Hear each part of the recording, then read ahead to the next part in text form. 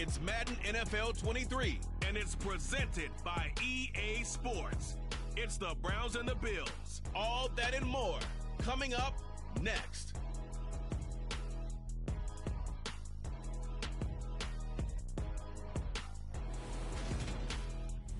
EA Sports coverage of the National Football League is on the air. Today, we're set for a good AFC matchup between the Cleveland Browns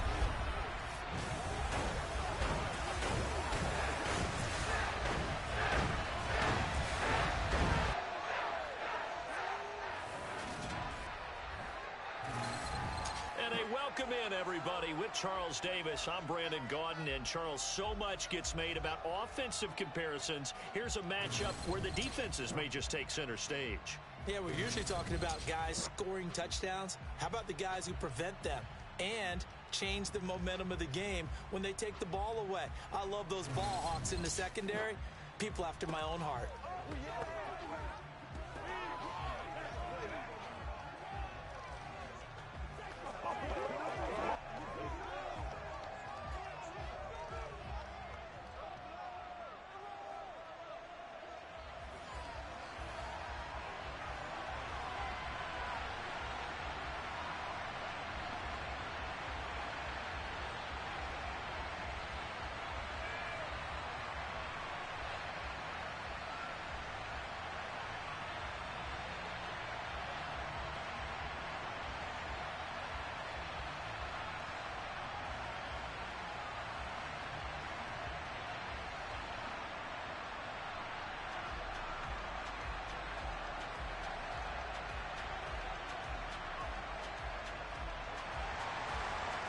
Set to go now on a beautiful sunny afternoon. And we are underway from the City Beautiful. And no run back here, so they'll bring it out to the 25. So here come the Browns for their first drive on offense. And they will be led out by their second-year quarterback. You want to talk about a driven player, partner. This guy is absolutely that person. He doesn't just have goals in this game. He wants to be remembered among the best to play the position, and he treats every game as an audition for that. It's a lofty goal to set for yourself, but we've seen his drive lead to some impressive games from him. Perhaps another one is in store today. They'll come out throwing here on first down. Complete. Smith has it. Yeah, this will leave him a yard short. Nice pickup of 9 yards on first down.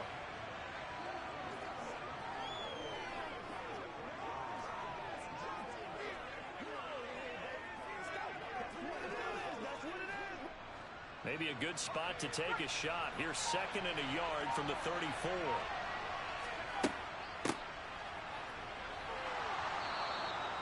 A gain of 5, good enough for the first down. That's a nice run right there, able to get to the outside, and so many times defenses say, okay, we've got you hemmed in. But if you're running the football, at least you know where everyone is coming from. You don't have to worry about the backside at all. That allows you to run with a little bit more confidence as you traverse down the field.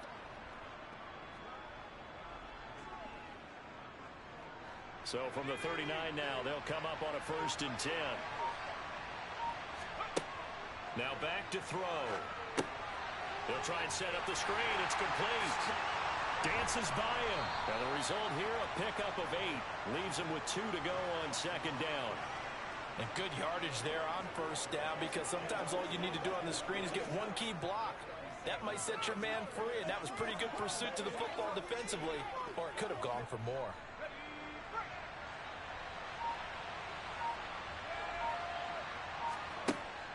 The play action fake. They'll look to throw. And his throw here is incomplete. Had an open man that time, but ended up putting a little too much heat on it, don't you think, partner? Absolutely. Just needed a touch more air under it. Instead, he fired an absolute bullet. After the incompletion, here now, 3rd and 2.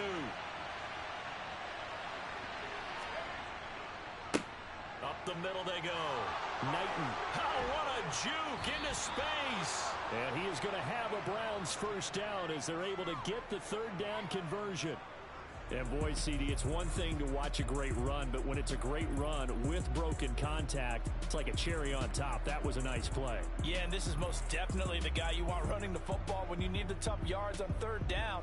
And he moves the chains and then some as he shakes off that first contact. And as they said in the 70s, he just keeps right on trucking. And the next-gen stats shows us the tale of how much yardage he was able to pick up after the initial contact. So on the other side of the field now, it's 1st and 10 as they've got things rolling on this drive. He'll look to throw. That's complete to Austin Eckler, the running back. And he's going to get this down near the 25.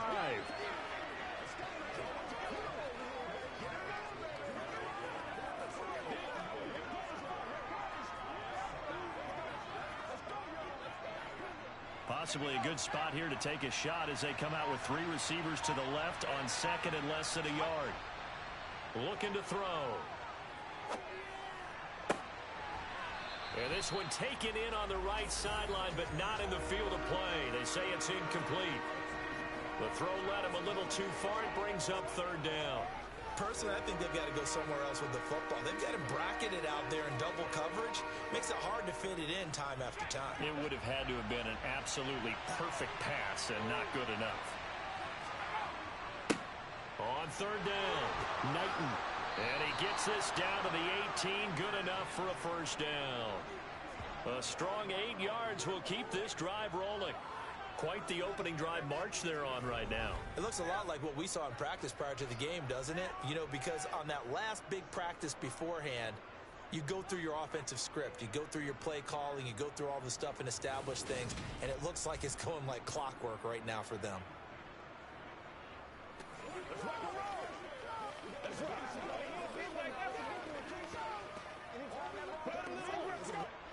So from inside the 20, here's 1st and 10 at the 18.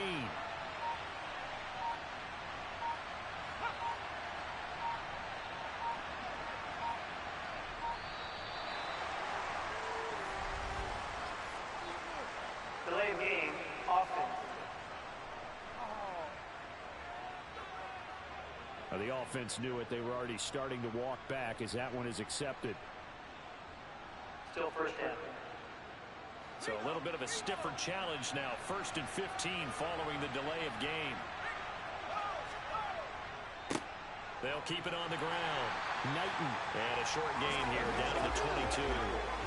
Couple of Bills team up to bring him down there. Now that's a mountain of a man that just made that stop, isn't it? But he's more than that. This guy's nimble and quick. More than a space eater. He just made a great play there. 2nd and 14.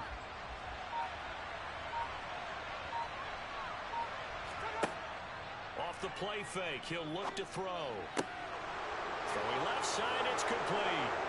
And he'll take this into the end zone. Now, hold on here. We do have a flag down. So let's see what this is about. Pass interference. Defense. So obviously they will decline the penalty there, and the result is 6 points. That penalty is declined.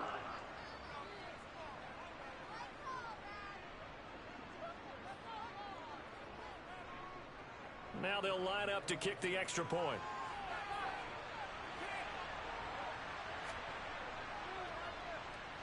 It's up and through to make it 7-0 Browns. So that one a pretty time-consuming 10-play drive. And it ends with a touchdown for Cleveland.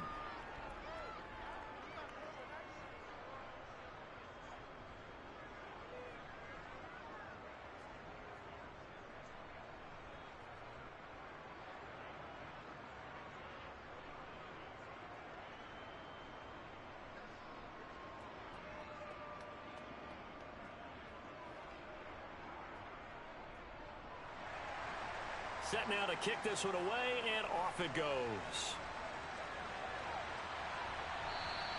And that'll carry over the back line of the end zone for a touchback. So here come the Bills on offense for the first time. At a glance at the man under center at 6'5", he always demands attention. If you ask coaches at any level to design their ideal leader of a team, I think they're going to check every box with this guy. He's got the poise to handle responsibility. He stays calm under any kind of pressure, and he brings out the best of his teammates each and every week.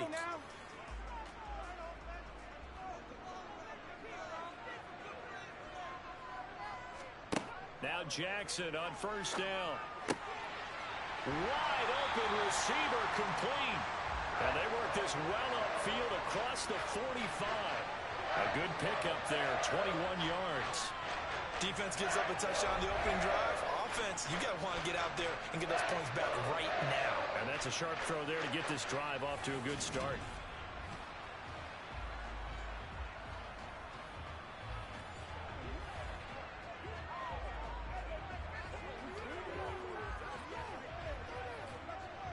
A big hitter to start the drive has him up near midfield here for 1st and 10.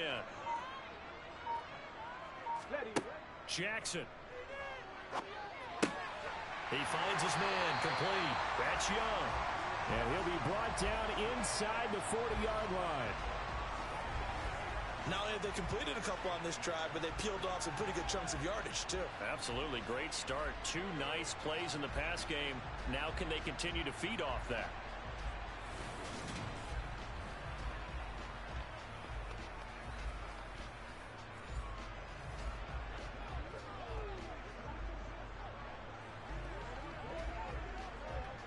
So a 1st and 10 upcoming from Browns territory now at the 39-yard line.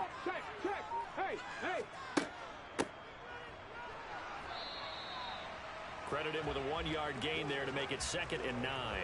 A 1-yard gain can look like a disaster, but it all depends on how the game is going.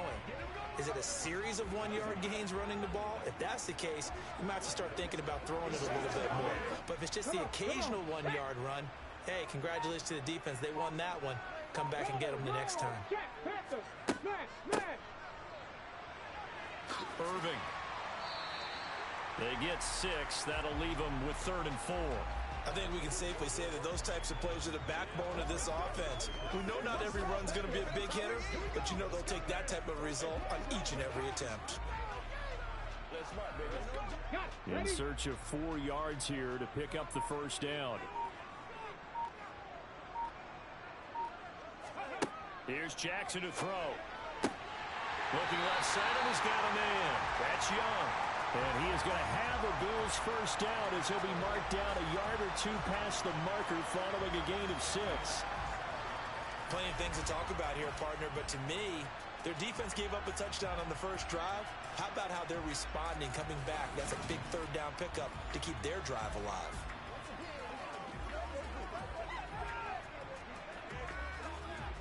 First and 10, and they've got 3 tight ends out there. A jumbo package look.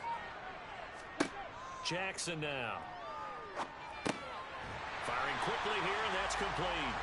And he'll be marked down right at the 20-yard line.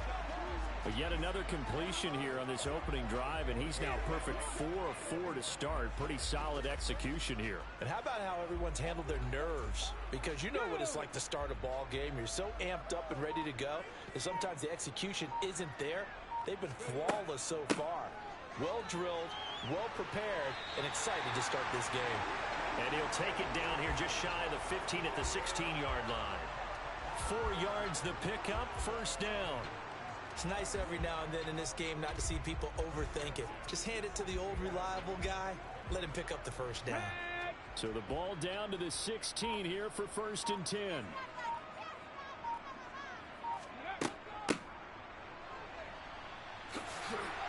And able to get him down, but he does reach the 5.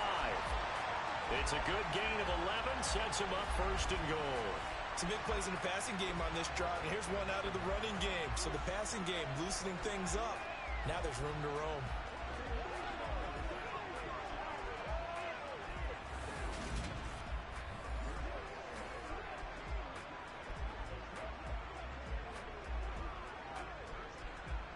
First and goal, and a chance to get that initial touchdown right back.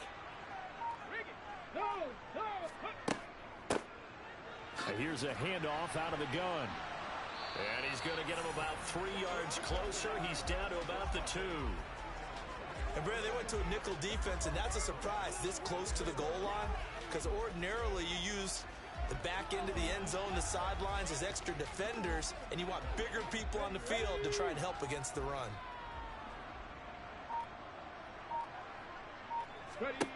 On 2nd and goal, Jackson, and he's got it. Touchdown, Chiefs. A 2-yard touchdown grab. And the Bills respond to that opening drive touchdown with one of their own. Extra point right down the middle. And we are tied at 7. 7-7, our score after 1. The Bills with the football as we start quarter number 2.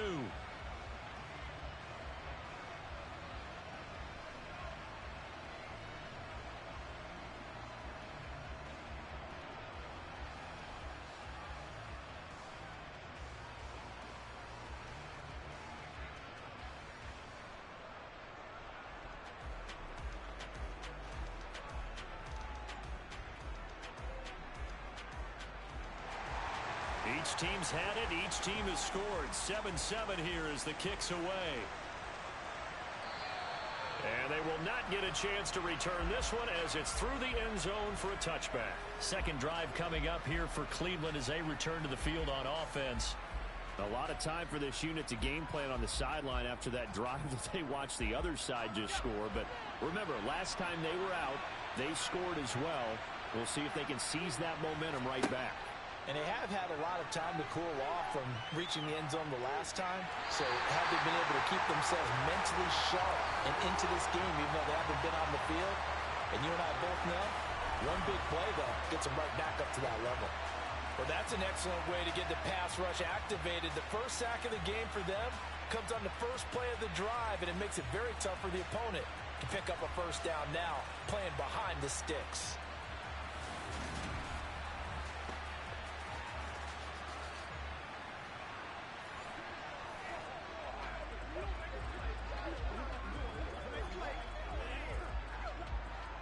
And the job becomes twice as difficult now after the sack. It's 2nd and 20. Out of the gun. They'll look to throw. Quick hitter here. It's complete. And they'll get 9 there as that sets them up better for 3rd down.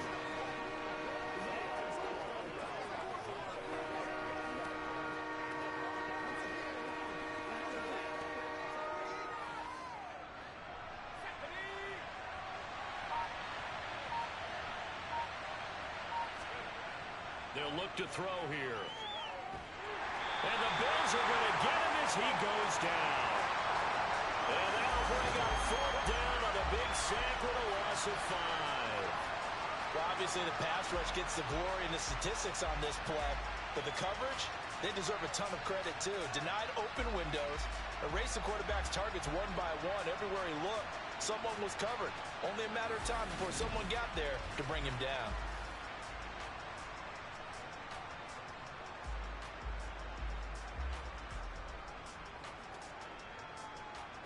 The Browns send out their punter now as he's on to kick it away.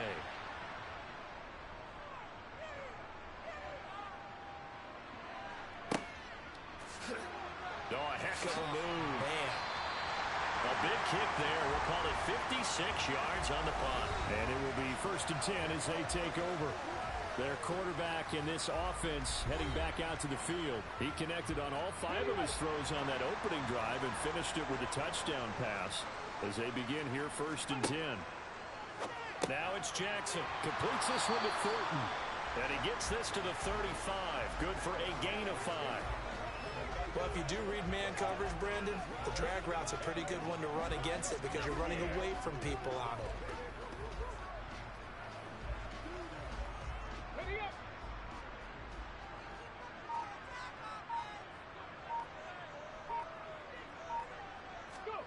From the 35 on 2nd down. Jackson got a man and he hits him in stride. He had the touchdown on the opening drive. Now he's got a 1st down. The start for them near flawless. Defense gets him a 3 and out. 2 quick pass connections on offense. So that's how a team works together. Just what you described. Get them the ball, give them a little momentum, and they're capitalizing off of that. Thanks a lot, guys. Throwing on first down, it's Jackson. And this one nearly picked off. Kind of surprising to see a defender of his caliber let it get away, but get away it does, and it's second down. Oh, man, that was close. The opportunity to change momentum, big play, right in his hands, unable to come down with it. A sigh of relief, no doubt, on offense that fell harmlessly to the ground. To throw again is Jackson. Throw left side complete. That's Thornton. And they'll get this down to around the 47-yard line. Well, they obviously read man coverage their partner, and he got downfield, broke down the defender, made him What do you mean by that, Burko? Yeah, he made him think he was going to run a different route. Probably thought he was going to take it upfield. Then he curls back inside for the completion.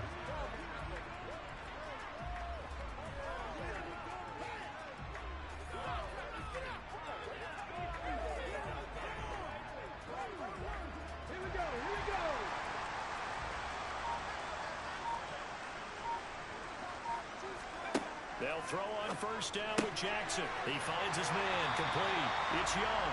And he'll go out of bounds right around the 40.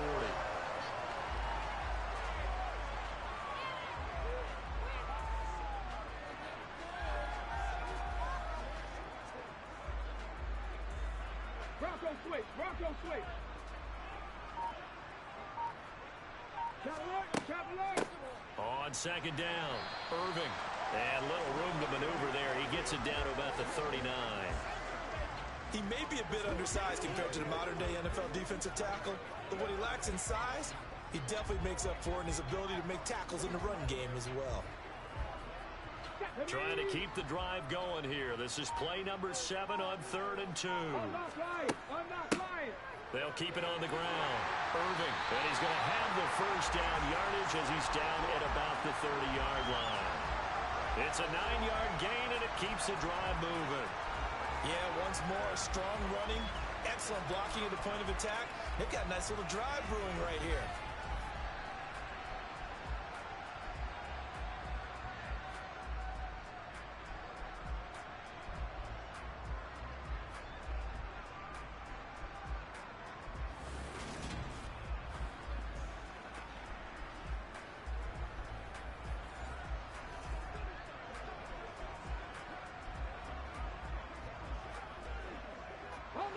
So 1st and 10 now from the 30. Now here's a little touch pass as they tap it quickly to their receiver. And they did get a little gain on this play, but all in all, a nice job defensively against the touch pass. They were able to string it out towards the sideline and never let him get the corner and turn it upfield for a bigger chunk of yardage. Okay, ready? 2nd and 6.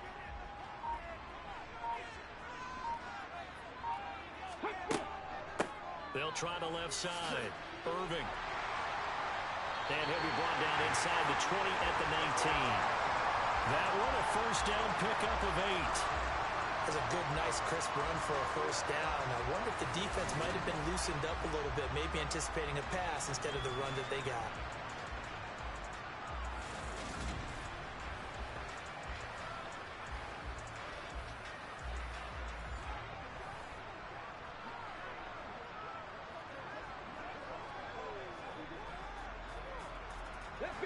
So here's a 1st and 10 now down inside the 20.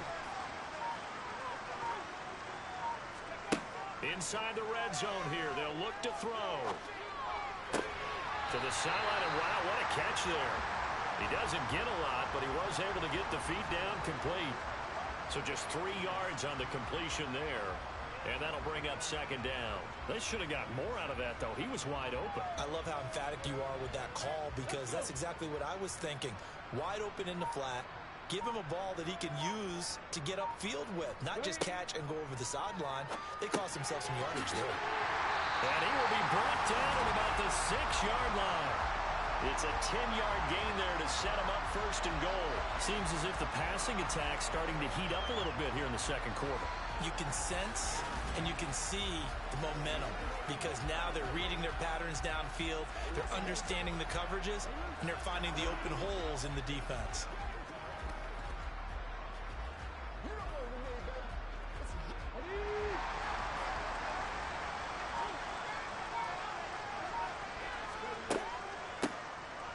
They'll try and run for it on 1st and goal.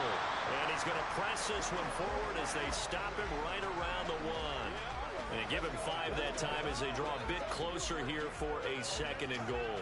That's a great run right there on 1st down. Didn't quite get into the end zone, but now you've set yourself up for at least 2, maybe 3 more shots from close range.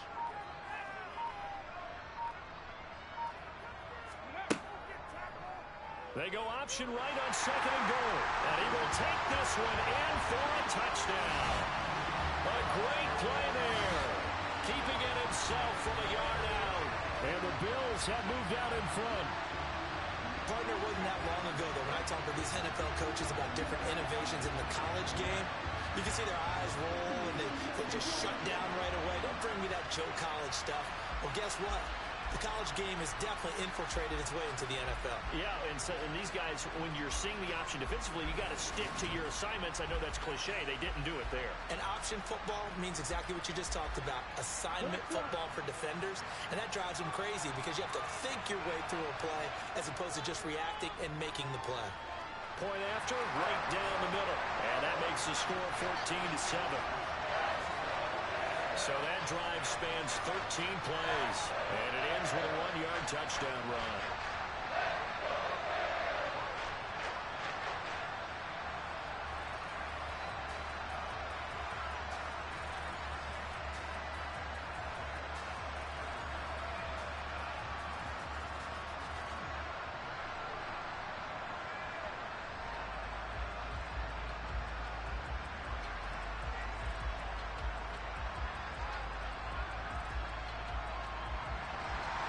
Here's the Bills kickoff unit now as they will send this one away.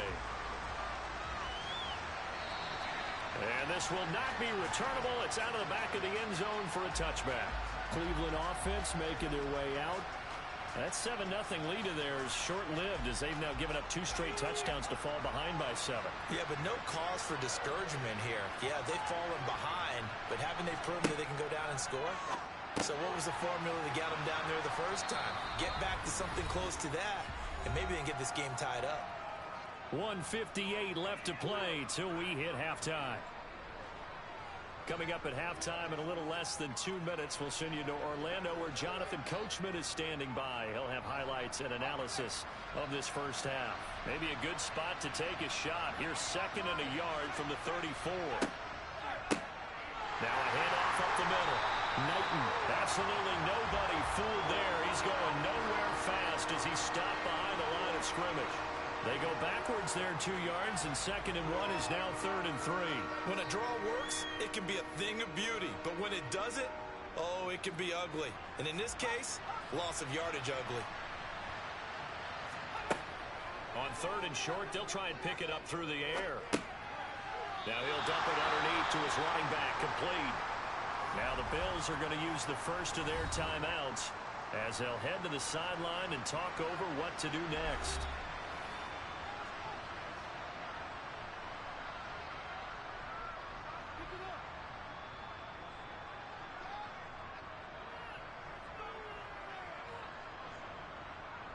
The Browns send out their punter now as he'll come on to kick this one away.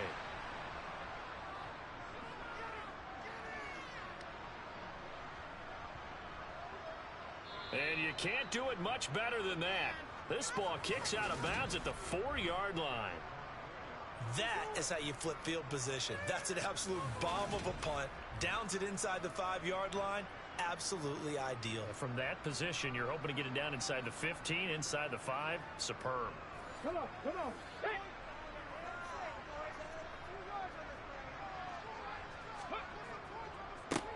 They'll start this drive out on the ground. And not a whole lot of room to operate there on the first down run. He gets maybe 3. And that's frustrating for a defense because they've got them pinned down deep. And on the first play, they gave up a run that keeps an offense on schedule. Yeah, because 3 to 4 yards, that's all you're looking for right there, right? That's absolutely perfect, really, as a play call. You get 3 to 4 yards on first down. That's what they talk about to us all the time, about being ahead of the chains or on target, ahead of schedule. They were after that run.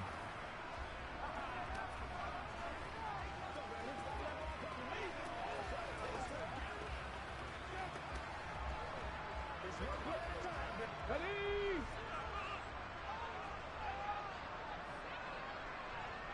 Ready.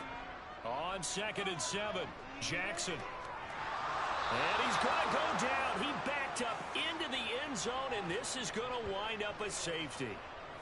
The goal here is about getting any kind of positive yardage in this spot because you don't care who, you don't care how. You just want to try and buy a little space and get away from your own end zone. But in this spot, the defense was all over that play and equally motivated to stick them with a safety.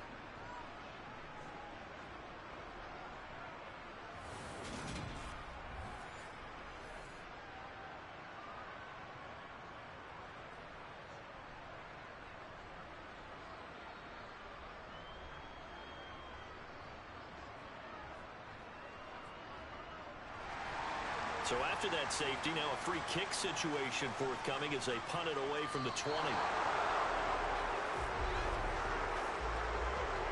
Free kick out of bounds. Kicking team. So they take the flag and the yardage that comes with it.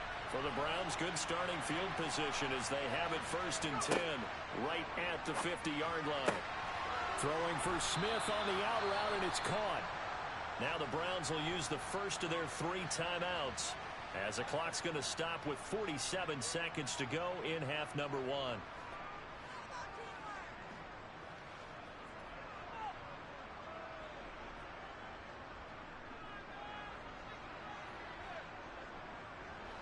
Here's 2nd and a yard. They're going to look to throw. Now they go screen. It's complete.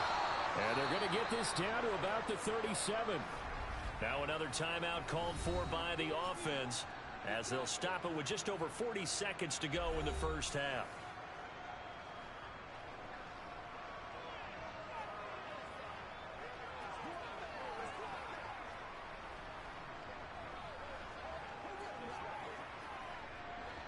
Line of scrimmage, the 37 on 1st and 10. Back to throw here. And they take him down. The Bills get to him. A well-designed corner blitz that gets him for a loss of 8 yards. And he continues, Charles, to be under constant pressure. And these sacks, they're starting to pile up. And if they want to have a realistic chance in this one, they've got to change their blocking assignments. They've got to do a better job to keep him upright. If he's going to be on the deck constantly, they've got no chance to win this game.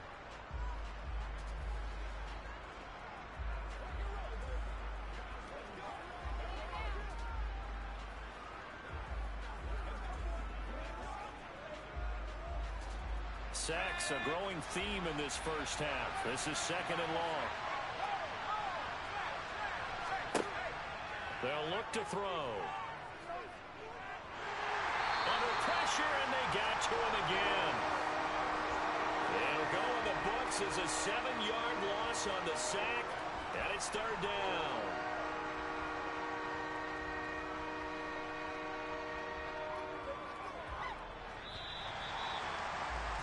So we've come to halftime in a 5-point game. As we'll send you across town to our studios here in Orlando and check in with the coach at our EA Sports Halftime Report. Okay, Brandon, thanks very much. And welcome in everyone to our downtown Orlando studios in this EA Sports Halftime Report. First things first, let's get a check on the next-gen stats from that first half for the Browns. And they did not do much at all in terms of throwing the football in those first 2 quarters. That's going to need to improve if they want to erase this deficit. Meanwhile, for the Bills, we check out their numbers on the ground as they'll try to keep the momentum going into the second half. Okay, Coach, thanks as always. This one's still anyone's game as we welcome you back for quarter number 3.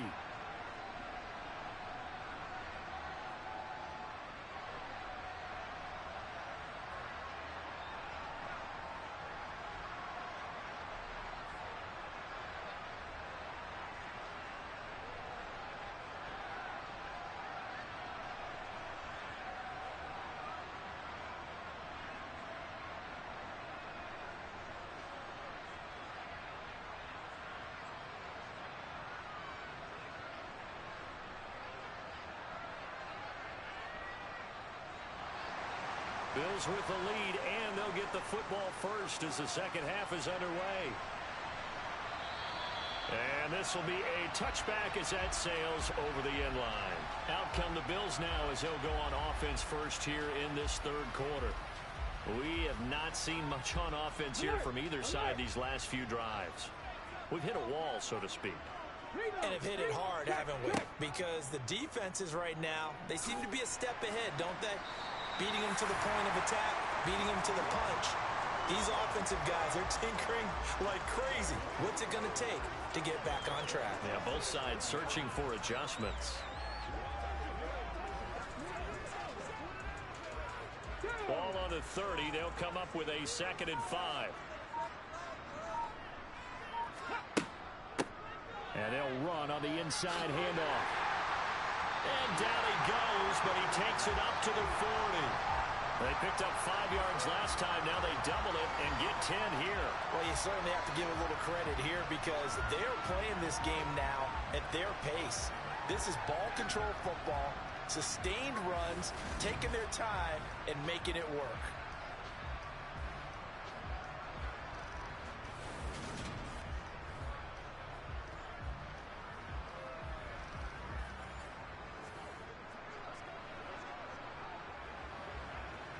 They couldn't ask for much more to this point in the second half. A gorgeous day, one-score game.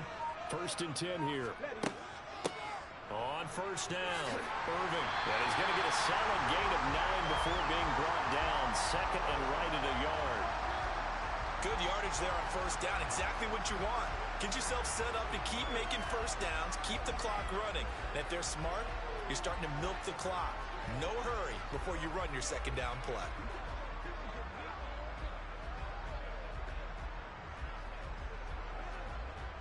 The last run got 9. That leaves him with 2nd and a yard.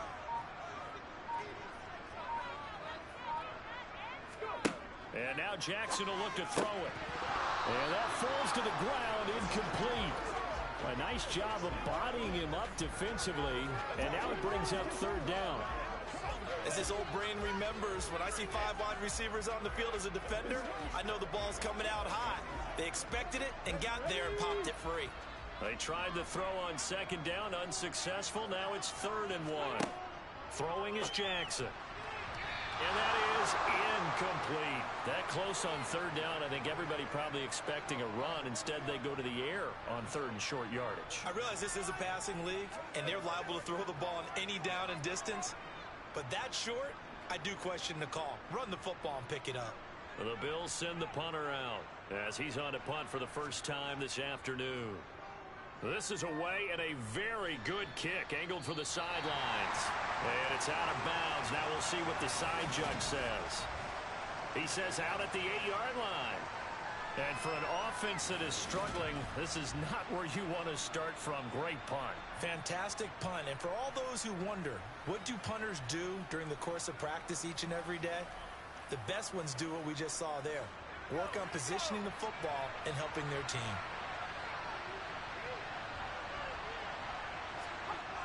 They'll try and start this drive in the air. And his throw is going to be incomplete. I certainly thought he had an open look beyond the first down marker to his receiver, but they just couldn't connect, and that will send them back to the drawing board.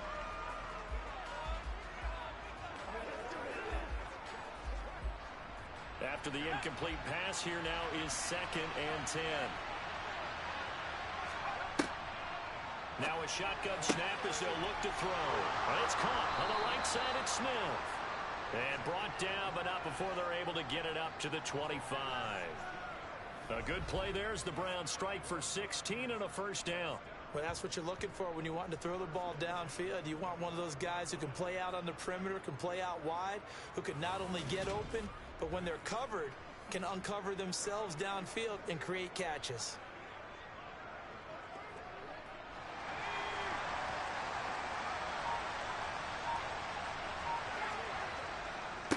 They'll run on first down. Knighton, they find some open field here. And he'll get this one way up just shy of the 45-yard line. Chewing up big yardage. Another nice gain there. This one goes for 20. At halftime, you had to feel like the defense had to be in a good position. They had to feel good about themselves. They'd had this guy boxed in all game long, but after that run, that might be the breakthrough that he's looking for. Now they may have some difficulty dealing with him the rest of today.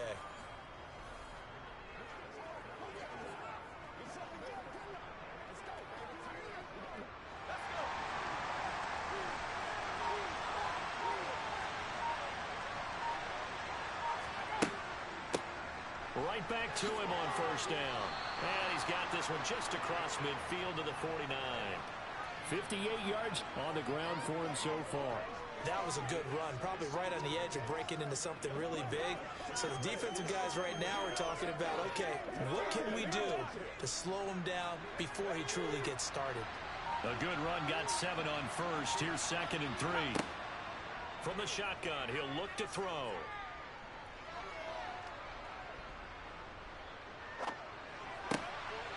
Oh, he's got a man wide open, complete. And they'll wind up getting this one all the way down inside the 20. That'll go as a pickup of 32 on the catch and run. A very nice job right there, working the middle of the field, able to create some separation and then utilize it to not just make the catch, but turn upfield once he got the ball in his hands.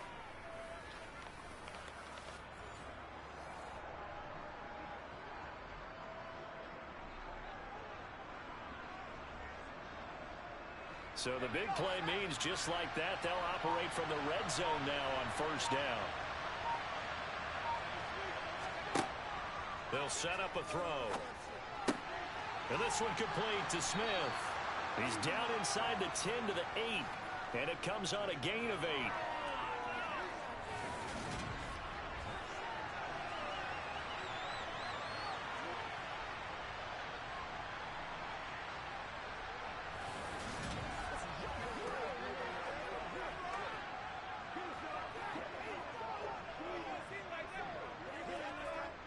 Ball on the 8, 2nd and 2.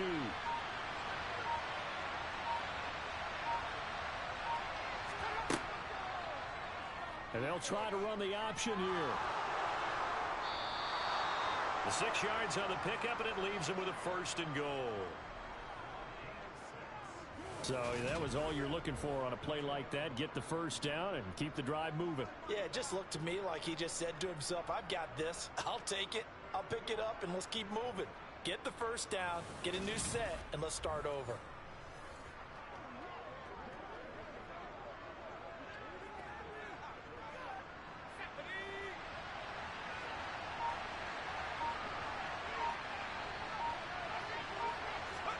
He'll drop to throw. And that's going to be caught for a Browns touchdown. A 2-yard touchdown grab. And the Browns go coast to coast and finish the drive off with 6 points. So a very strong first drive in the second half, Charles, as they've turned that halftime deficit into a third-quarter lead. And they were pretty purposeful there, weren't they? Measured in their approach. But, boy, they executed awfully well, moving the ball down the field. And now they'll empty the backfield here as they elect to go for 2. They'll try and throw for it. Steps away to his left. And he's going to go down. Can't get rid of it. So a sack on a 2-point try. And in the third quarter here, they were trying to push that to a 3-point game, but instead it'll stay at 1. And I'm a big proponent of not chasing points or going for 2 too early. But in this case, I understand why. You know, if you kick an extra point, you're just up 2, right? So a field goal still puts the other team ahead. So you go for 2 here and protect the field goal lead. They didn't get it done, though.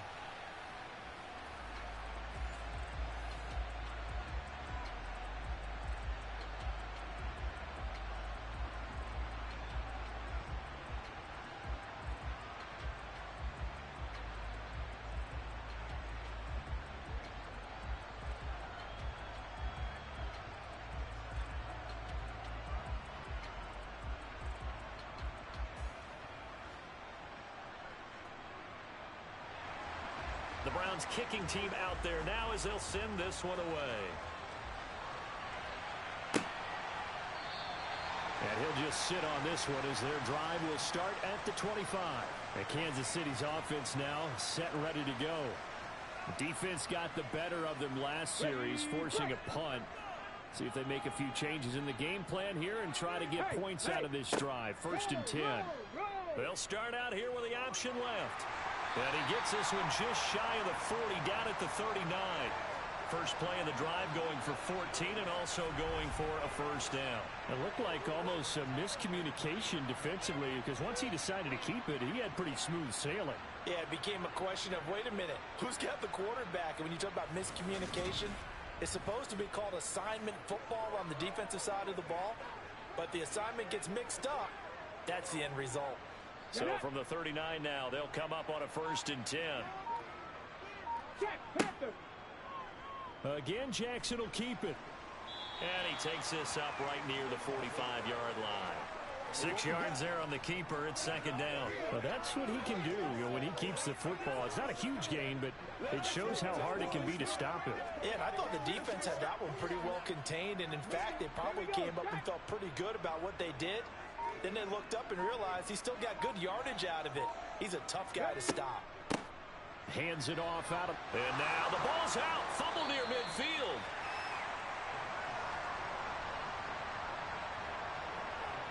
Wow, that ball gets knocked free, but a teammate comes along and scoops it up. It's almost like baseball. Guys at bat, people are on base in scoring position. One guy doesn't get him home. The next guy comes through and picks him up. And avoids the turnover.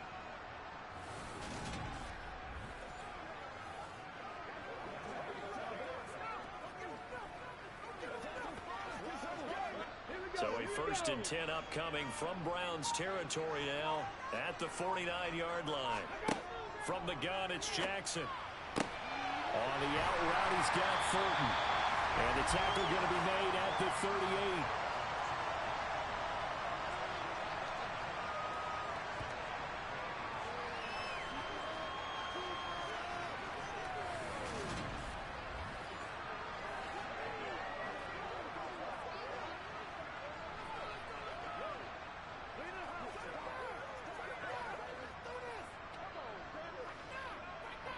Ready, set.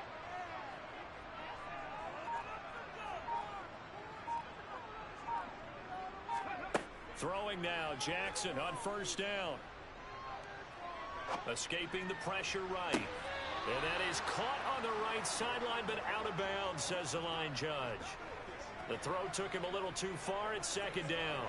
Well, defensively, they haven't let him just sit in the pocket and get comfortable, and that's opposite a lot of game plans in today's NFL. Ordinarily, you're trying to keep the quarterback hemmed in. In this case, they brought the heat, and if he flushes out, they're fine with that, and they force another incompletion. Again on 2nd and 10, it's Jackson. Throwing into traffic there, and that's complete. And they're going to have another 1st down as he's going to be tackled at the Browns' 25-yard line. 13 yards as the quick slant keeps the drive moving. And he's turning in a nice performance. Remember, he had the touchdown earlier, and this time he's able to beat double coverage to grab it. I think that if he weren't worried about a taunting penalty, he'd run by the opposing team's bench and say, guys, 2 is not going to be enough. You better get some more guys trying to cover me. He knows how to get open downfield. Let's go now.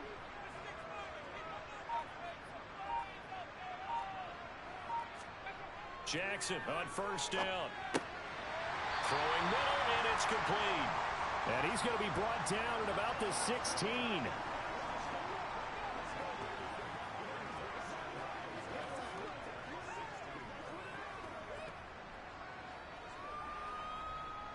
Let's go.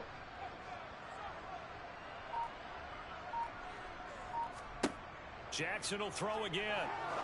Oh, it's a screen pass. That's complete. And he'll be taken down at the 2-yard line. Sets him up nicely. 1st and goal. It was a pickup of 14. And CD, we have seen some great runs the last few times we've been together, but I think we can at least put this one in our top 5. That was a determined gallop there. Yeah, and that's a run born out of ferociousness. He took on that initial contact, and in his mind just screamed, out of my way, and kept right on going and wound up turning it into a big play. And the next-gen stats shows us the tale of how much yardage he was able to pick up after the initial contact. Welcome back live to Orlando.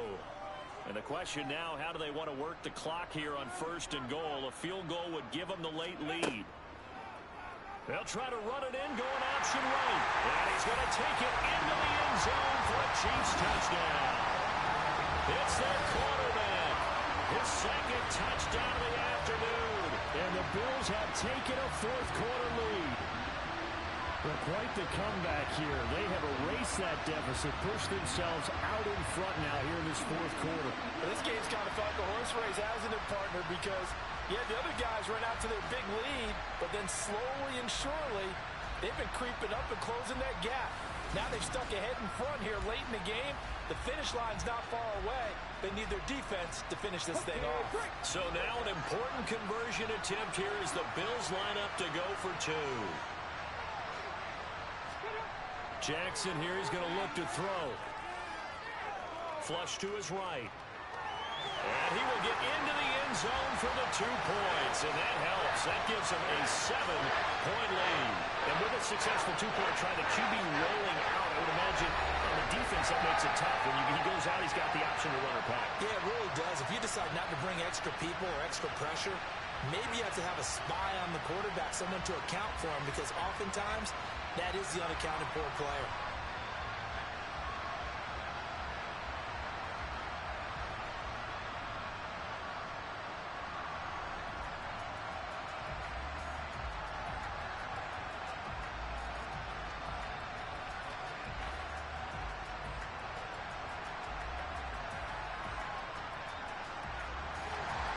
Here's the Bills kickoff unit now as they will send this one away. And he'll very wisely take a knee here as they'll bring this one out to the 25 on the touchback. And now Cleveland geared up to take the field. And now after the touchdown a moment ago, they work from behind in a 7-point game in this fourth quarter. Plenty of time on the clock.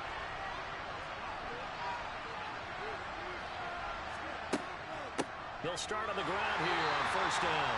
And he is met in his tracks behind the line of scrimmage. Officially, it's a 1-yard loss. That's going to bring up 2nd and 11. I think sometimes when you're trying to get after the quarterback, maybe it's better to be lucky than great. Because I think on that one, he's just trying to get upfield and rush the passer. Instead, the tackle for the loss landed right in his lap. A loss of a yard there to start out. That leads to a 2nd and 11. He'll look to throw. Over the middle, it's complete. And they're able to get this one across the 35. 14 yards, and it's a Cleveland first down. Tell you what, he's been able to put the ball in some tight spots all game long. That throw, no different. Yeah, a lot of people would call it a gutsy type of a throw. I think he looks at it as, I can do it, so it's not that big of a deal to me, and I'm going to keep firing.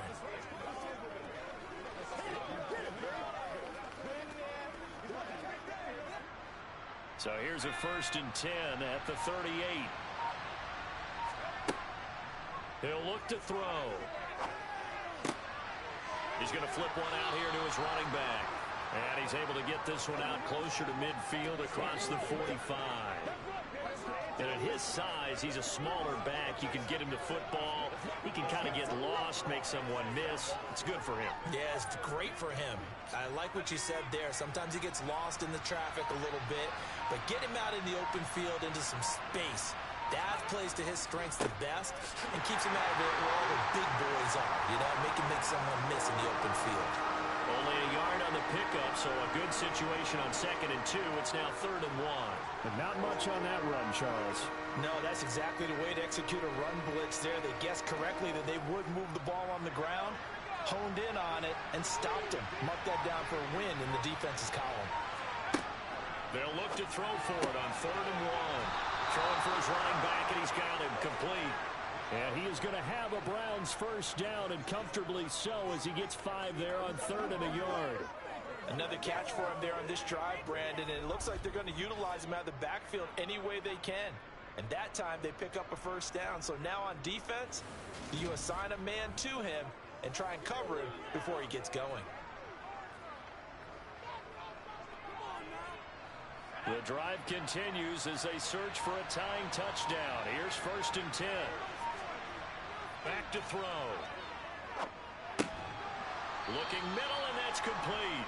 And he'll be brought down just shy of the 40. And there's a completion to the tight end. And look at the size of these players nowadays. At that spot, 6'4", 6'5", and up. A lot of guys used to be basketball players, somehow came back to football. That's really good for the game of football. You're getting better athleticism, great hand-eye coordination, guys who know how to control their bodies when they run their routes. He'll buy some time right. Nothing open downfield, so he'll throw it away. Oh, I saw this one with defensive eyes because even as he escaped the pocket and bought time, the coverage stayed tight. Nothing broke down. Throwing it away, that was his only option. This offense so far on third down, they've converted 3 out of 5 thus far. This time they face a 3rd and 2. Up the middle they go. Knighton. And they will touch him down, but not before he gets the first. They're able to convert with a gain of 4. They had yet to run the ball at all on this drive, but 3rd and short definitely was a great time to dial one up.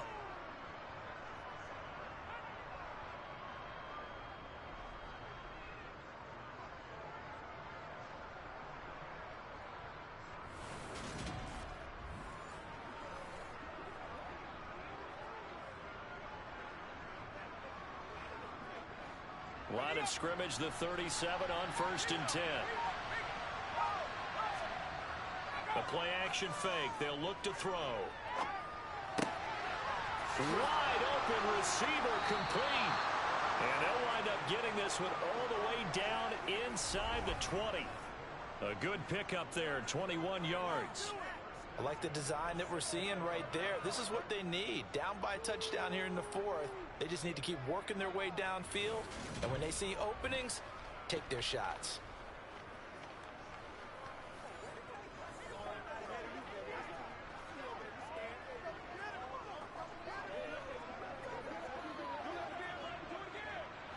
So the ball down to the 16 here for 1st and 10. From the red zone now, they'll look to throw. Now he'll dump it underneath to his running back, complete. And they're going to be set up now with the ball at the 13-yard line.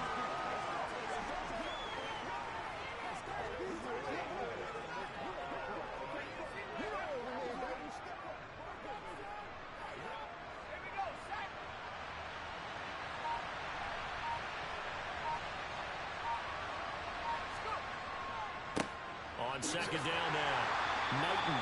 And he'll get about 3 just outside the 10, stopped at the 11.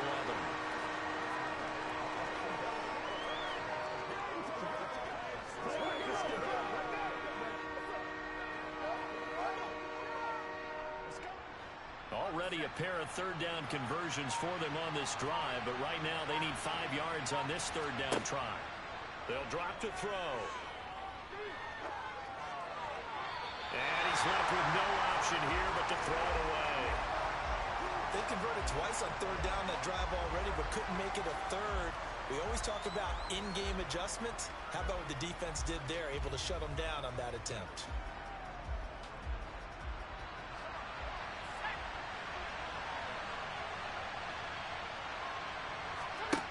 Got to try it here. He's back to throw. Touchdown, Browns.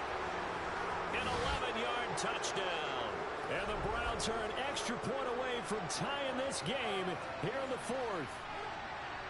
We are set up for a fantastic finish now. A 4th quarter touchdown here. We're an extra point away from a tie football game. And I know they're thinking about possibly going for 2, but I'd go ahead and kick this one and just get it back to level.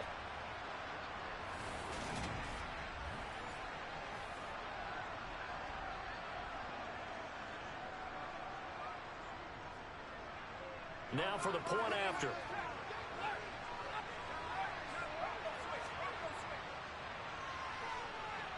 And no sweat. He puts it through, and we are tied here in the 4th.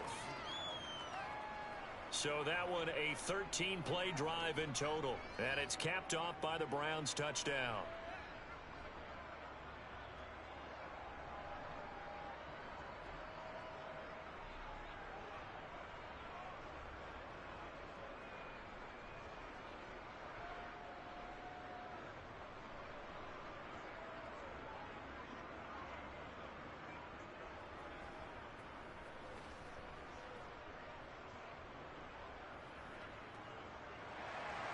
So here comes the kickoff now, all even here in this 4th quarter.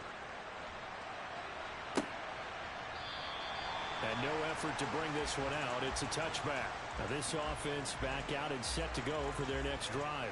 Well, they just gave up the score to tie it. That's the bad news. The good news, plenty of time in this fourth quarter to try to grab that lead back. They'll start this drive out on the ground. And they're able to get this one across the 35.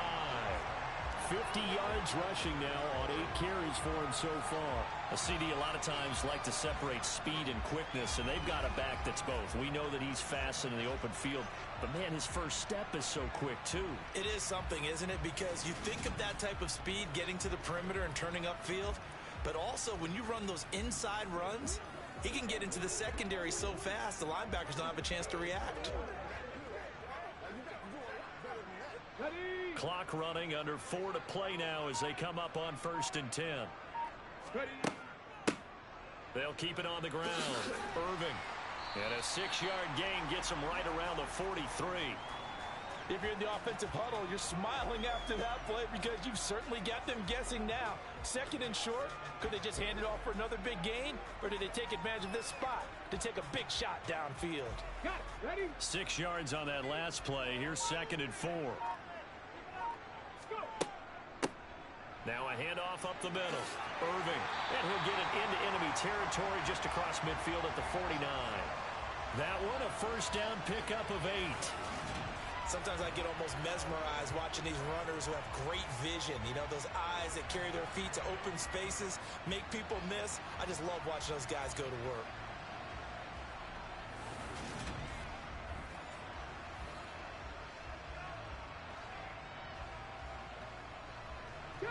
So a 1st and 10 upcoming from Browns territory now at the 49-yard line. To throw is Jackson. And that is caught on the right sideline, but out of bounds, says the line judge. The throw took him a little too far. It's 2nd down. Well, they've been back on their heels a little bit here in this drive, but a chance to exhale just a little bit there with incompletion on 1st down. Now they have to gear up, try and get 2 more stops, and escape this drive.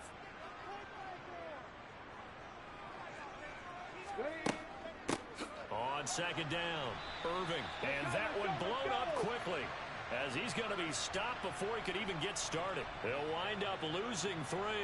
And now it's 3rd down. No daylight for him to run through there, and he ran into the defensive tackle, and that guy blocks a whole lot of daylight as it is. He is truly a big man who just made a big play.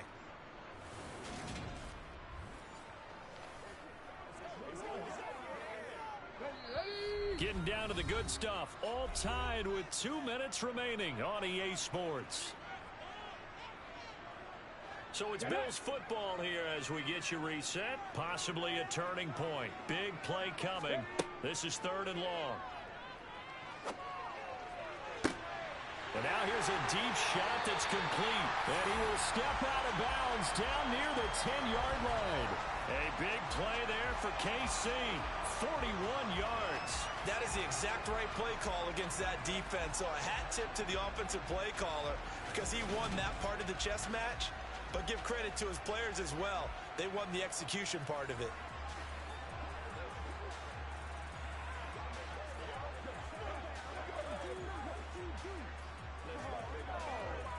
So now following the big play, they've got a 1st and goal all the way down at the 10. Now a give right side. Irving. And a short pickup there down to about the 9.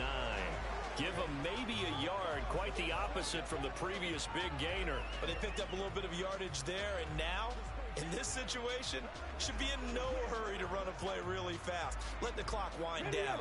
Here's 2nd and 9, just a yard on that last run. They'll keep it on the ground. Irving, and the stop will come inside the 5 at the 4. Now the Browns will use the first of their 3 timeouts as they'll head to the sideline and talk over what to do next.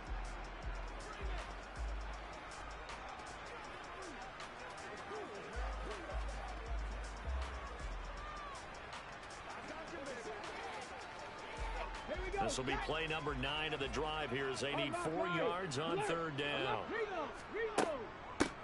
Up the middle they go. Irving. And he's brought down short. 2 yards there. Needed 4. Now a second timeout called for by the defense, as they'll head to the sideline and talk over what to do next.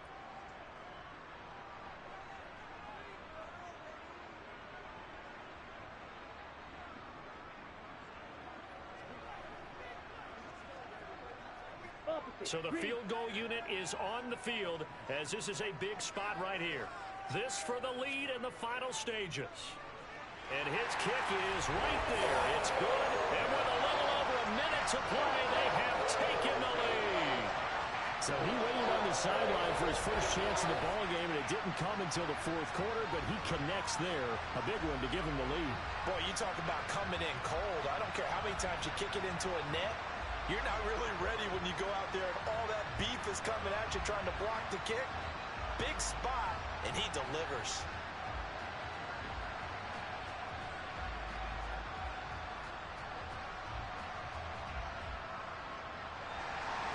Here's the Bills kickoff unit now as they will send this one away.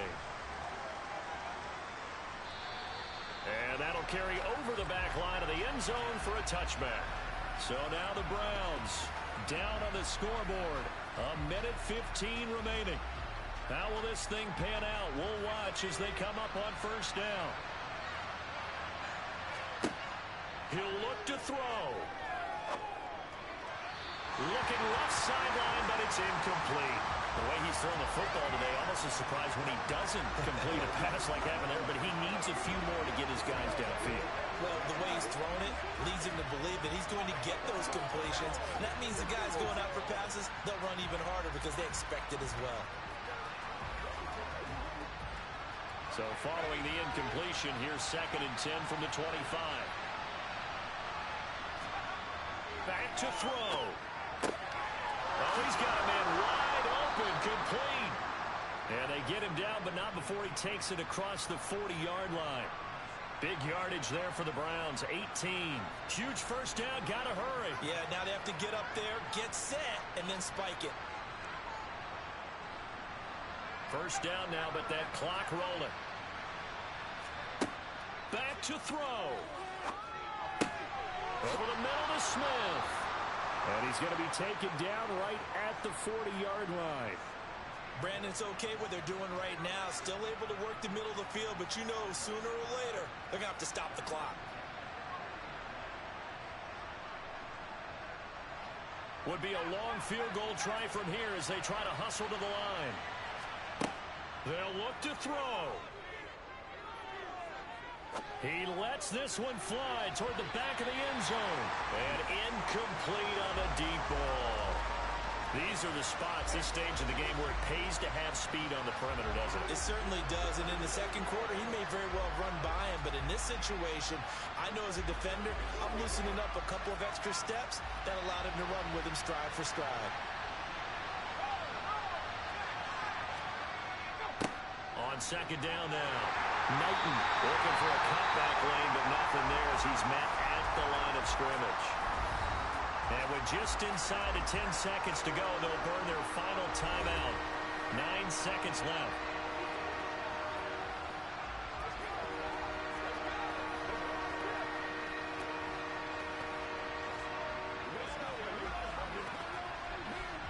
So here we go. Maybe the biggest kick of the game forthcoming. And we've got a timeout. 9 seconds remaining.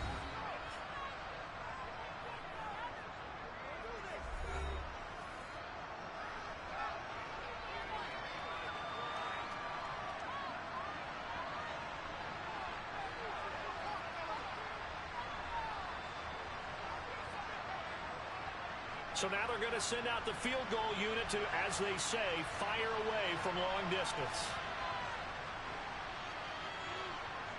And this is good from 57 yards out. That was bombs away right there. And they will tie this game here in the final seconds. So they hadn't called on him at all until this point, but he comes through here and buries one from long range. Yeah, that's awfully impressive because usually kickers like to get that first one out of their system in the first quarter, sort of get them into the flow of the game, but to come in this late and knock it down from long distance give him a lot of credit.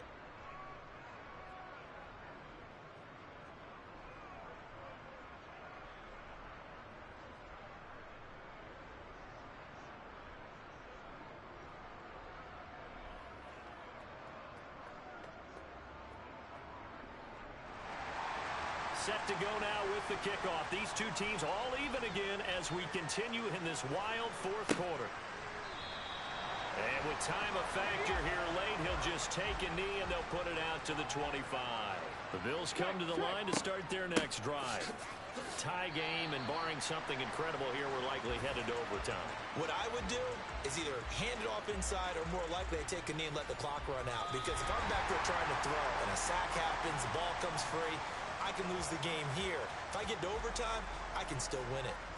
So a little teaching moment here. Overtime rules. Remind us how this goes, partner.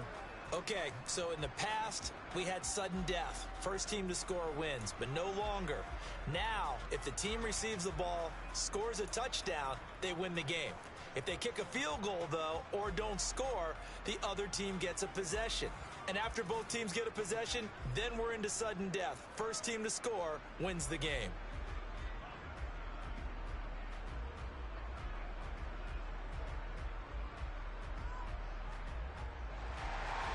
So the Bills going to be the first to get it as we are back underway here in overtime.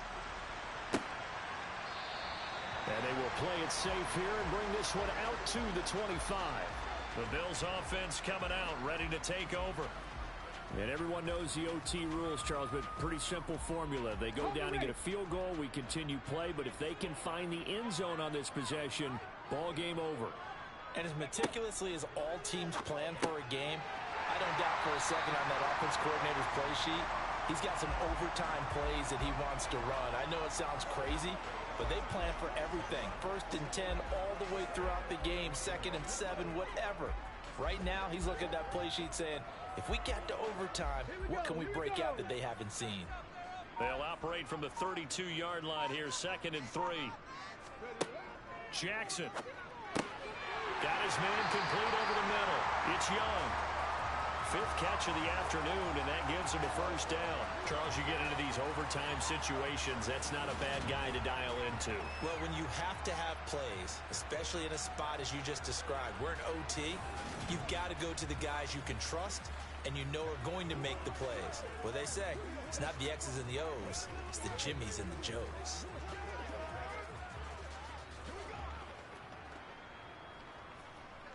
So here's a 1st and 10 at the 38. Jackson.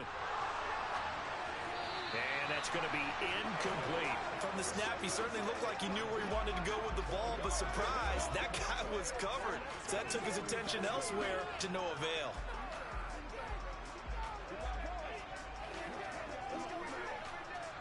So now 2nd and 10 after the incompletion on 1st down.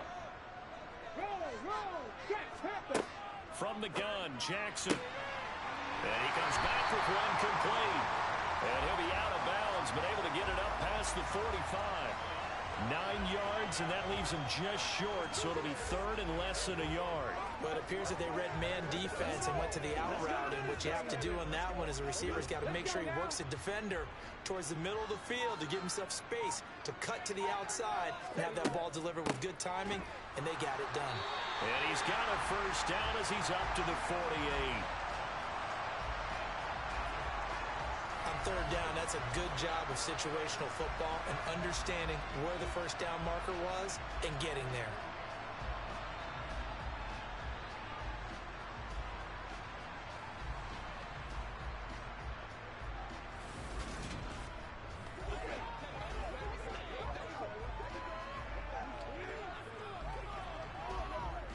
Two first downs have him up near midfield now on 1st and 10. From the gun, they'll try to run it. A second Jude. And he is tackled inside the 40, not quite to the 35. Give him 15 yards on that one. Kansas City has a first down. They go with the ground game, pick up the first, now in plus territory. And that changes the whole mentality of a play caller, doesn't it? Once they cross the 50, they feel like they're in the strike zone. All right, you don't have to be in the red zone to take those big shots downfield or go after the end zone. Right now, that might be available to them. And now this first drive in OT continues.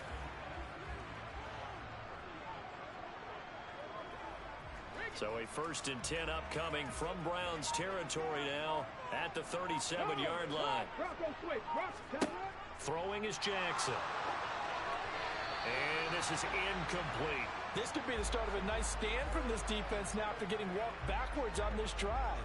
Come through with another one here, and you have them staring at a 3rd and long, and that puts the defense in a position to dictate to the offense.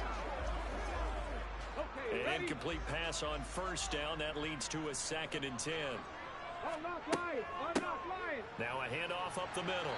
Irving. And he'll take this one down to the 36. They do get a yard there, but only a yard. Leaves them with 3rd and 9 looming. Pretty good little 2-play sequence there. You force the incompletion, then a very short pickup. Yeah, now maybe bring in an extra defensive back or two because you want to try and defend on 3rd down. They like to play those nickel or sub packages, don't they? Play action. It's Jackson. He finds his man. Complete. It's Ferguson. And they're going to have another 1st down as he's going to be tackled at the Browns' 14. A gain of 22. He did not have a catch till that moment. Pretty good time for his first one, though, here in OT. I would agree with that. And just think about how they had to cycle through all the play sheets, right? Tried to find ways to get a lot of people the football. In this case, as you said, he hadn't had a catch all game. Now they find him in a key moment. Really well done.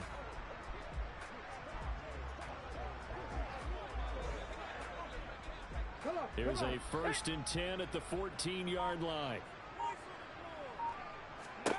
Inside the red zone here. They'll look to throw. Throwing middle, and it's complete. And he's taken down at the 7 after a gain of 7.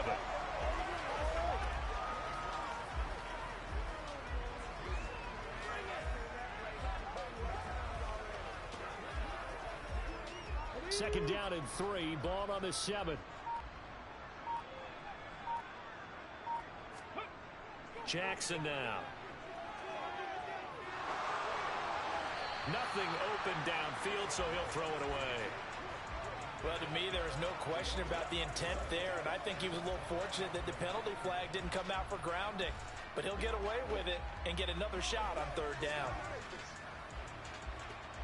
So a big play in this opening drive of overtime. Now looking at a 3rd and 3. And Jackson throwing once more. And this will be caught. Touchdown. They needed overtime to get it done, but put this one in the win column. So the game-winning touchdown came through the air in overtime. 4 quarters wasn't enough. We were treated to a really good one, weren't we, Parker? That we were, and I just love being able to be witness to a game like this. All the way through. Who's going to win it? Oh, what? We're getting overtime? Great for us. A lot of tension on the field. Very tough. Not a surprise it ended with a passing touchdown. That's the way we play in the NFL. But the execution was pretty darn good. Extra point splits the uprights, and they will take a 7-point lead.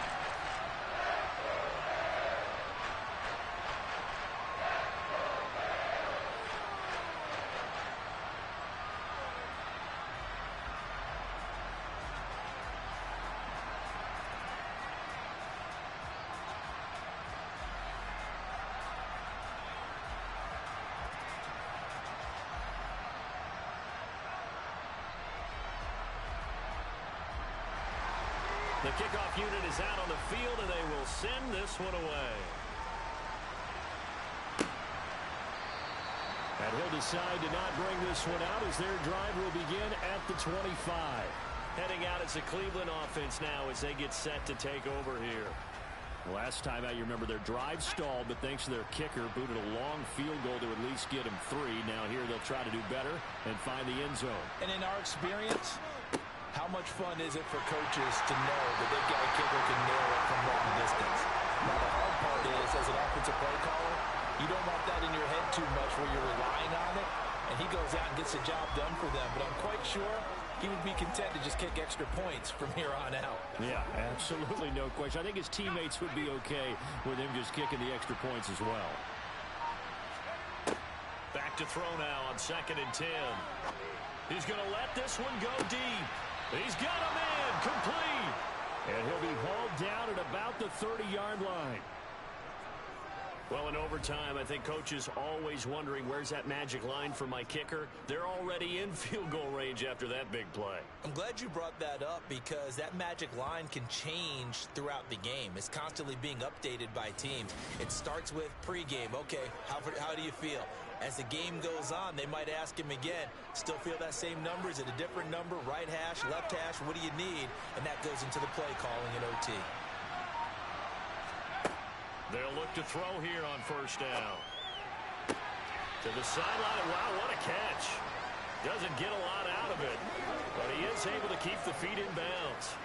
Not quite the success they had last play. This one goes for 3 yards. I know sometimes we can get fooled when we watch him make catches, as we just saw him do there, because he really looks like a wide receiver the way he goes about his business. Yeah, 230, 240 range. Yeah, not super huge. Maybe not counted on to be that inline point-of-attack blocker that we used to have in the good old days. But you can flex him out. You can run wide receiver routes with him. You can make him a primary target, and that's how he'll shred a defense.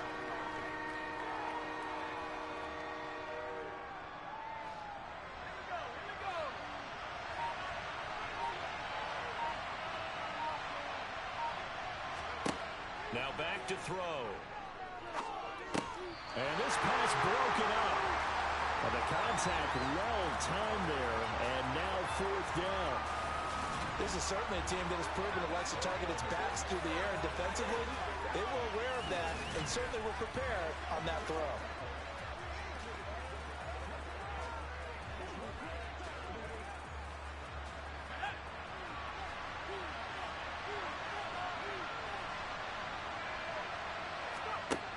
Now they'll throw here out of the gun. Complete. Smith has it. And he's going to pick up the Browns' 1st down as they manage to convert, and that'll keep the drive alive. They're able to keep the drive alive, 7 yards that time, and the decision to go for it proves to be a good one.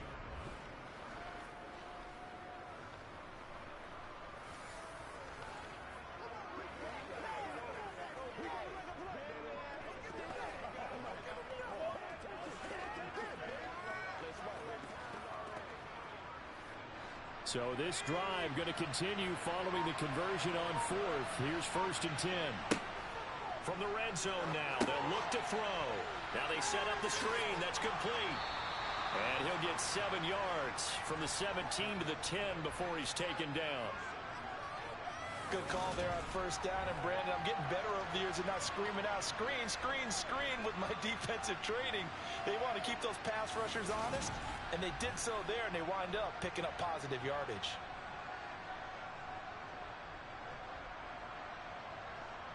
Facing a 2nd and 3. Ball on the 10.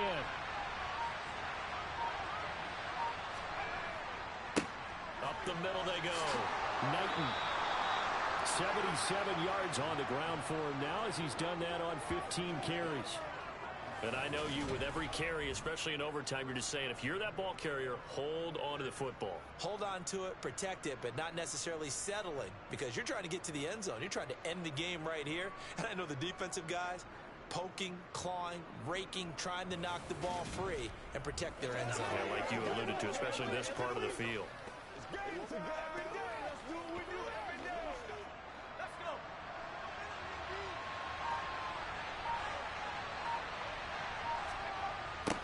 Running game working. They'll stick with it on 1st down. And he'll go backwards, losing yardage to the 5.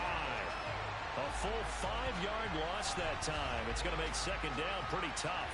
That's a really alert defense there because they saw the heavy look come in from the offense, countered it with extra linebackers who brought a little bit of speed and heft, and able to really make a big-time play for their defense. Back at the 5-yard line now, 2nd and goal. Back to throw here. And this is caught. Touchdown, Cleveland. I know Paul Revere talked about by land or by sea, right? You know, one by land, two by sea. He didn't mention air because right now we're seeing a big-time performance, aren't we? That's 2 touchdowns so far in this game. Where'd you pull that one from? And, you know, every now and then I actually listened in history class. And you're just a scholar all the way around. You're reading all the time. I like that you fit that into the broadcast. You know, I just grab a nugget when I can. Extra point right down the middle. And the decision to just kick the extra point winds up successful.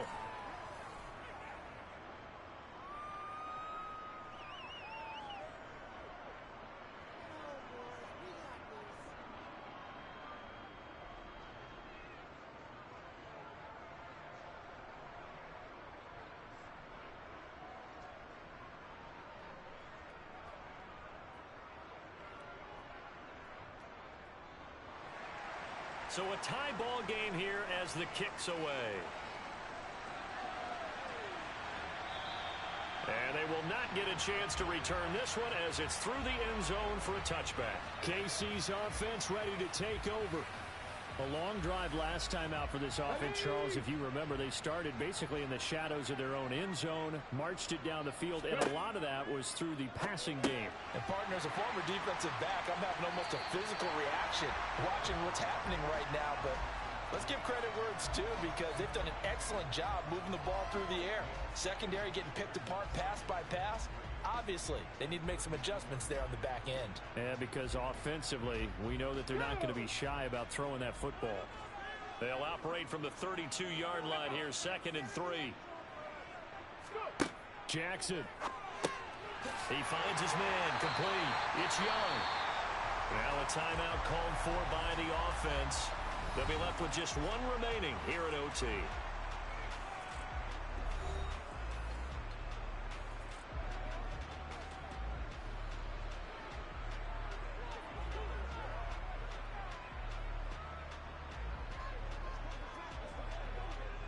Ready, break.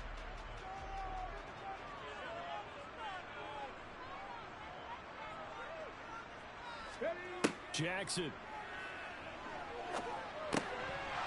And that one drops down, incomplete. Good coverage there, forced the ball free, and it's 2nd down.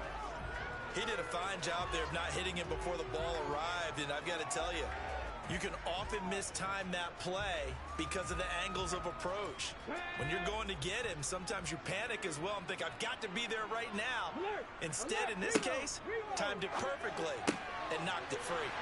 And he has a big gain inside the 40 before being dropped. A gain there of 21 yards.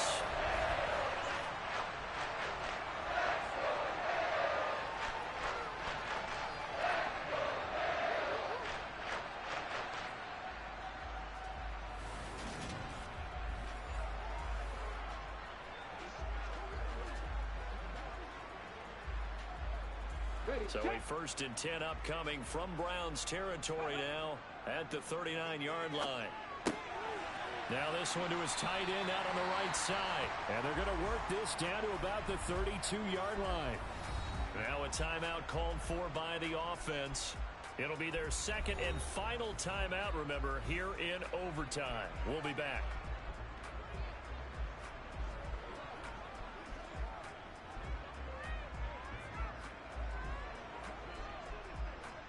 And now this game's going to come down to the right leg of their kicker. And now the Browns are going to take another timeout. They'll be down to just one remaining as we step aside here in overtime.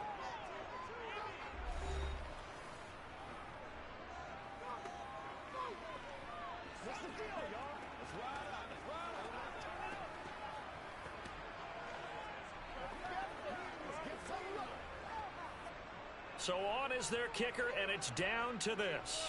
This to win it in overtime. And he got it.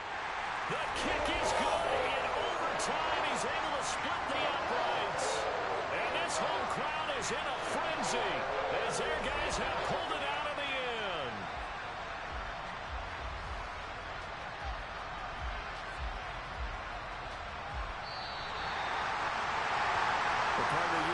excited for this one today, and certainly had its moments. Some good execution at times by both of these offenses. Defenses both made some plays as well. And always a joy to be up here in the booth next to you, my friend. Yeah, it's a privilege to be up here in the booth next to you as well. Thanks for taking the time, and let's go ahead and get ready for our next one, right? I'll see you in the film room. Get that preparation started now.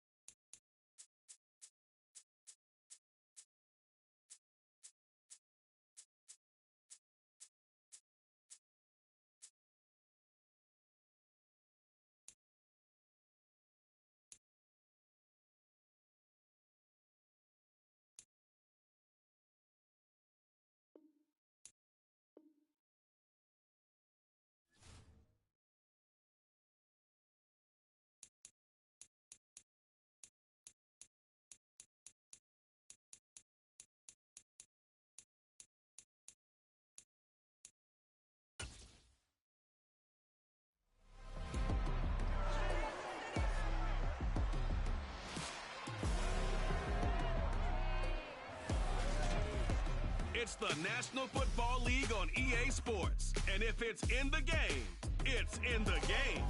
It's the Ravens and the Chiefs, and it comes your way next.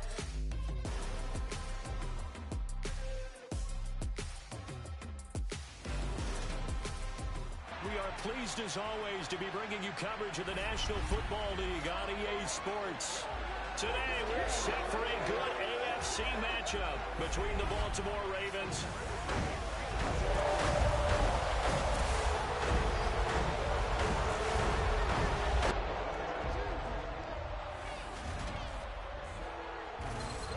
and a Welcome in, everybody. With Charles Davis, I'm Brandon Gaudin, and Charles, so much gets made about offensive comparisons. Here's a matchup where the defenses may just take center stage. Yeah, we're usually talking about guys scoring touchdowns. How about the guys who prevent them and change the momentum of the game when they take the ball away? I love those ball hawks in the secondary. People after my own heart.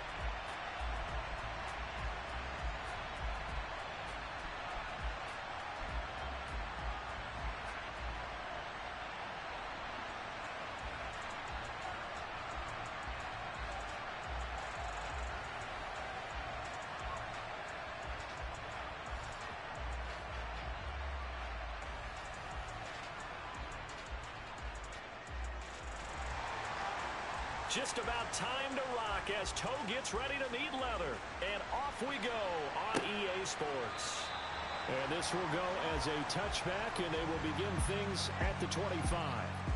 So now the Ravens getting ready for their first go on offense. And they will be led out by a man in his sophomore campaign as the quarterback. The secret to his game and his success, incredible chemistry with each and every one of the guys who catches passes with him. And not only does he ask them to stay after practice or meet him before practice, he actually demands it because he knows if they have that kind of chemistry built up, they're going to be hard to beat each and every ball game. And he takes this up to the 40-yard line before being corralled. Give them 15 yards to start their first drive of the game. We use the word relentless a lot with guys who are aggressive on the field. In this case, it really fits, doesn't it? How about his ability to break tackles and his feet never stop moving?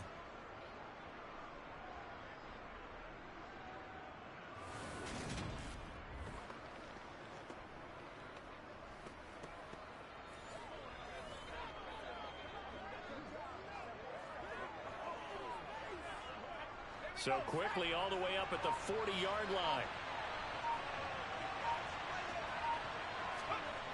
Here's a play fake as they set up to throw. Now he's forced out left. And he'll be out of bounds just shy of the 40. I guess no need to force it when you can do that instead. First down, 18-yard gain. Give him a little extra credit there. His head was cool as the play broke down. Didn't force a throw, and in the end, got to show off his athleticism with a nice gain to bring up a new set of downs.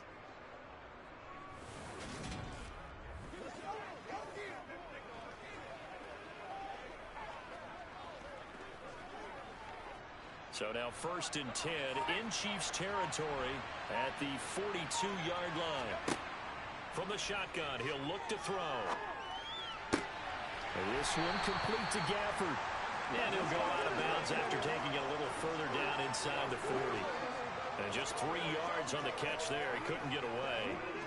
And that'll make it 2nd down.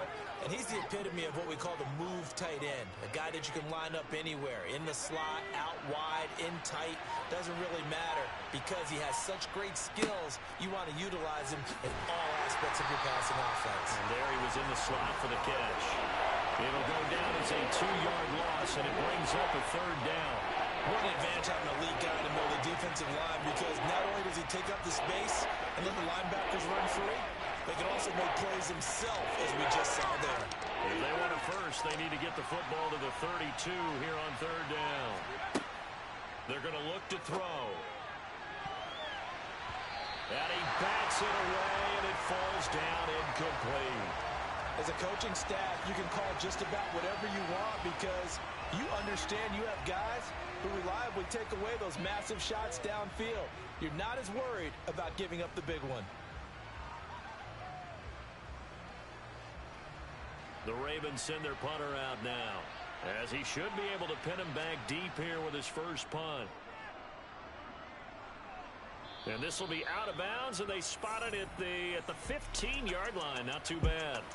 So here are the Chiefs now under their veteran head coach, Andy Reid. And trotting out there, their tall quarterback standing at 6'5". Every quarterback in the NFL has a little bit of his own signature style out there, but for this guy, he really plays the game in a different way. It's led to a couple double takes from us up here as we see him as something truly unique. It's not that he's just the strongest passer or the best athlete to ever play the position.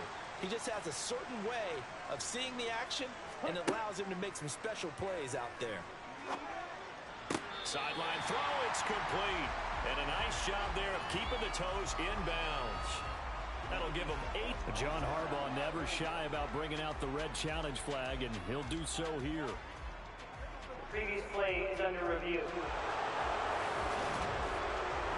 Did he keep those feet in bounds? That's the question they've got to decide. And I got to say, watching it in real time, it was awfully close. Yeah, it certainly looked like a heck of a catch because he didn't appear to bobble it, which could complicate things. But even with the benefit of replay, that's pretty tight. Well, here's the call. So that a good call by John Harbaugh in tossing out that red flag.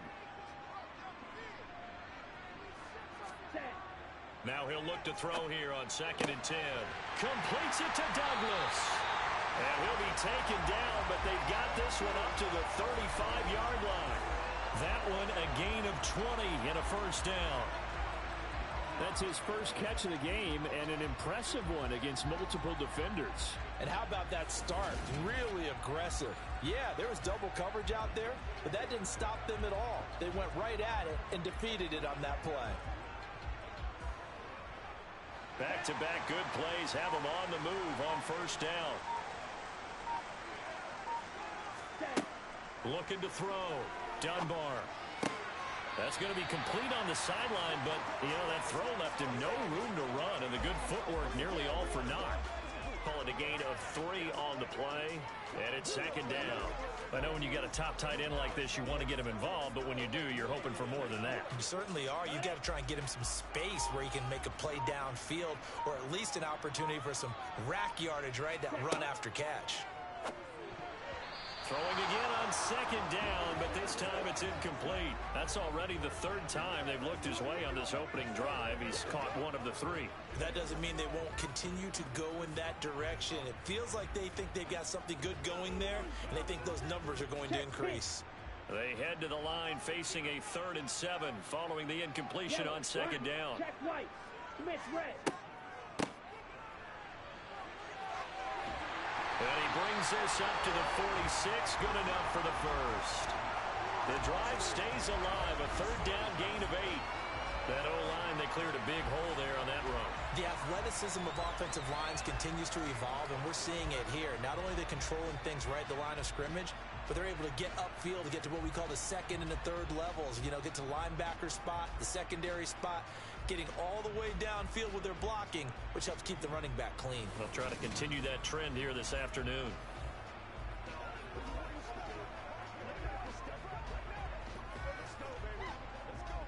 Couple of first downs to kick off the drive. Here's 1st and 10 up at the 46.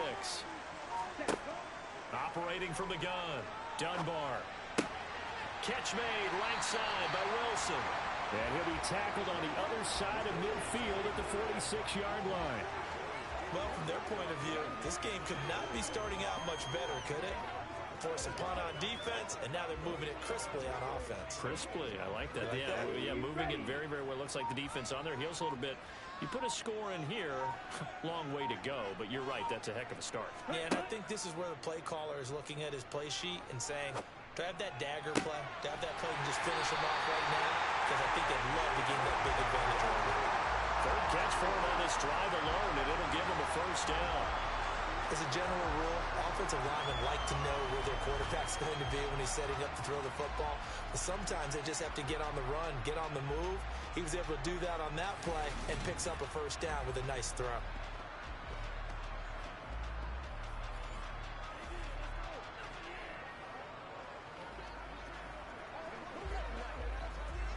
Counting down toward the midway point in quarter 1.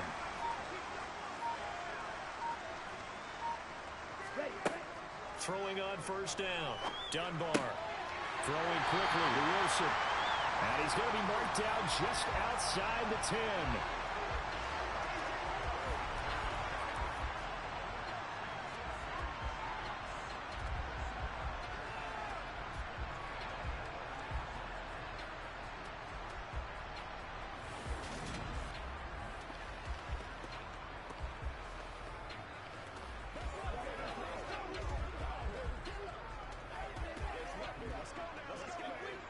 Now a 1st and 10 at the 11.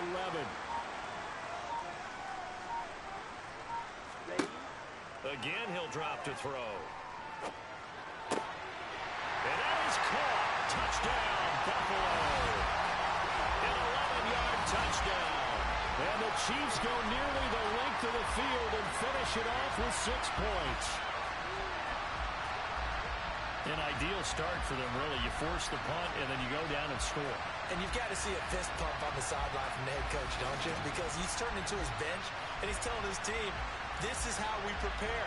Force the punt, go downfield and score. I told you guys, it's just like a boxer in the gym preparing for the fight. Now we get to turn it all loose.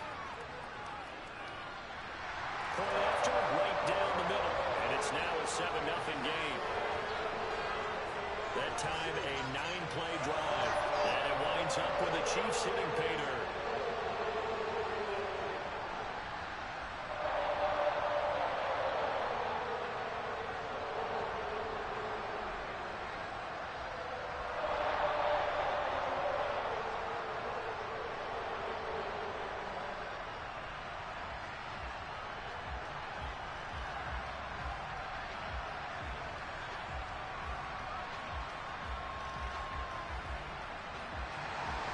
Here's the Chiefs kickoff unit now as they'll send this one away. And Davis content just to bring this out to the 25-yard line. Baltimore set to take over here for their 2nd possession of the game. Over on the sideline, hoping to hit that reset button between possessions. Last time out, they had to punt it away. This time hoping to finish this thing off in the end zone. They'll come out throwing here on first down. And that's going to be incomplete. Too tough to hold on to that one. It's 2nd down. I have to give some credit to the defender on that when he read all of his keys perfectly and got a great break on the ball and able to force that incompletion. So the incompletion, and now it's 2nd and 10, again from the 25-yard line. One back in the backfield, he'll get the carry. And not much to speak of. Call it a 1-yard gain up to the 26. Early down stuff to put this offense in a precarious position. We know that securing the point of attack, especially against the big-bodied guys in the middle of this D, has got to be priority 1. Now on 3rd down, an extra DB out there for the Chiefs. They'll drop to throw. Finding his safety valve here. That's complete. So he'll be stopped here for no gain. And that's going to bring up a 4th down. Well, the good thing about covering any game I do with you is I know that there's no problem with rhythm. Now, what we're watching offensively, a little bit of a problem there. Yeah, punt on the first drive, looking at another one here. Just a little slow. You know, they were talking about a fast start, but that hasn't been the case. Yeah, and let's face it, any team we cover always talks about a fast start. That's true. But it's not necessarily going to happen just because they say so. And whether it's the script, whether it's, you know, just what they're going through, whether they're seeing different defenses, they're going to have to figure it out as this game moves on. This is taken at the 15. When it's said and done, it's a 58-yard punt. And it's Chiefs football, 1st and 10. Back onto the field comes this offense, ready for their 2nd drive. They've got the 7-0 lead. Now they've got the football back after their defense got the stop, CD. And you get the feeling if they could score here, they really have all the momentum on their side. And you just wonder right now, is the quarterback and the play caller totally in sync? Are they of one mind that, hey, what worked last time? Let's keep doing it until they stop us. Or do they go to a different section in the playbook, show them something different?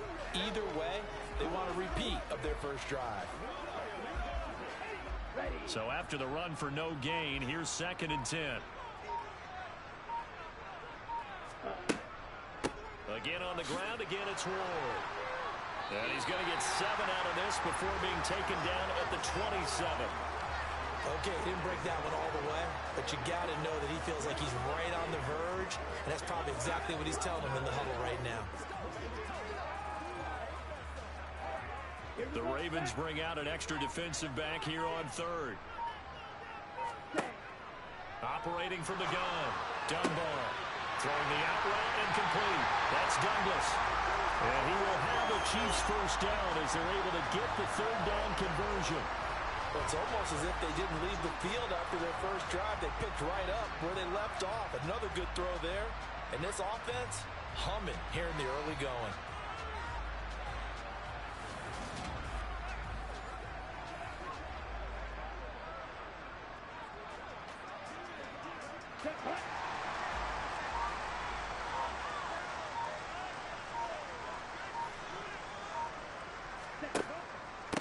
Now Ward. And he takes it past the 45 and down at the 46. 5 yards is the tally on first down. That brings up 2nd and 5. That's a really nice, tough run inside, and they gained 5 yards on it. And to be frank about it, most offenses don't expect to get 5 yards on a play call like that. So when they do, they go back to their huddle with a little pep in their steps. They're starting to think that they're starting to dominate the line of scrimmage. Now a throw here to his running back. And they'll get him down on the other side of midfield. The result, only 4 yards there on the play. And that will bring up 3rd and 1.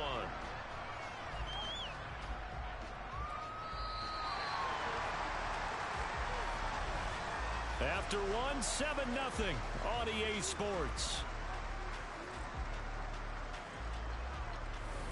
The Chiefs with the football as we start the second quarter. Heavy set out there on 3rd and 1. On 3rd and short, they'll try and pick it up through the air. And he'll go down, but not before getting this inside the 30. Forget the run on 3rd and 1. They shock the D and rip off a pretty big play. They brought in a heavy set on 3rd down, and that usually means running play. But we have seen them throw out of that formation. And sure enough, they snuck the tight end out on that one. Wound up hitting him for a first down.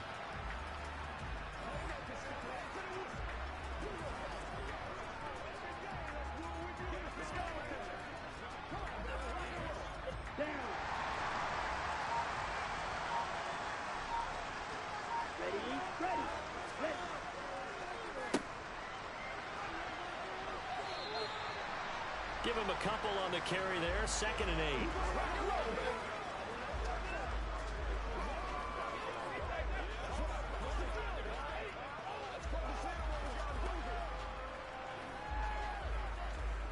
Ready up.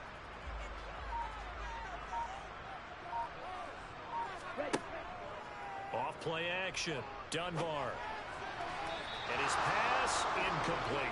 He was looking to get it to his running back, Lamar Miller. But now it'll be 3rd down. I think he could have scanned downfield forever, but there wasn't anything available. Ends up throwing an incompletion, and I think he'll take that. In search of 8 yards on 3rd down. They've already converted 2 of these on this drive, 2 for 2. Ready. Back to throw. Dunbar. That's Ward, complete right side. And they're going to get this down to about the 17-yard line here. Well, they've had a great, impressive drive going here, and that pickup ensures the drive continues. And not only do you continue the drive, which is demoralizing for the guys on the defense side of the ball right now, but you make your own defense happy. They're able to get a little more rest over on the sidelines while this one continues downfield.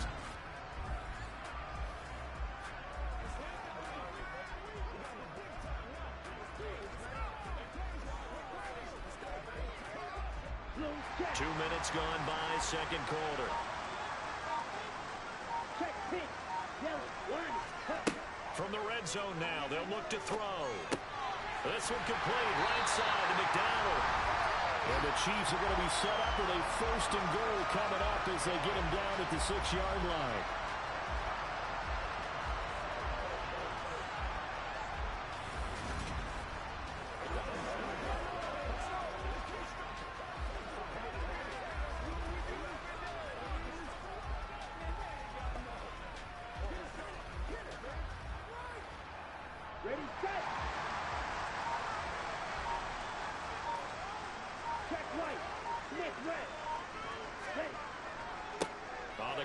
forward. And he's going to be met at the line of scrimmage and taken down. They'll say no gain on the play, and it'll be 2nd and goal. This defense, tough to run against. And those linebackers, they'll go side to side up the field, and there they get them for no gain. If you can't get linemen upfield to the 2nd level to occupy them, they have a field day just running to the football and putting ball carriers on the ground. Not many yards after contact when they wrap up like that. And he is into the end zone for a Buffalo touchdown. A 6-yard touchdown run. And the Chiefs have taken a 2-touchdown lead now. So a toss play there does the trick as he's into the end zone. And you don't run this unless you're sure you've got a guy who has the speed who can get to the edge, because what you're hoping for him to win the race to the corner and turn it upfield to the end zone. Now the try here for the extra point.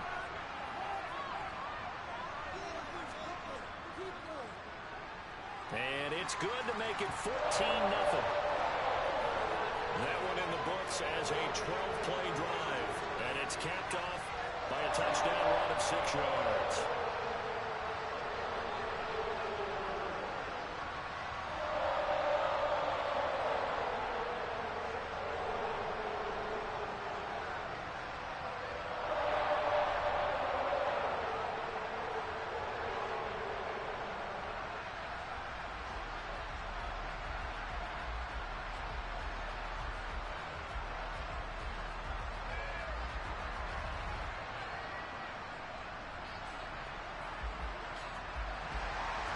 Here's the Chiefs kickoff unit now as they'll send this one away.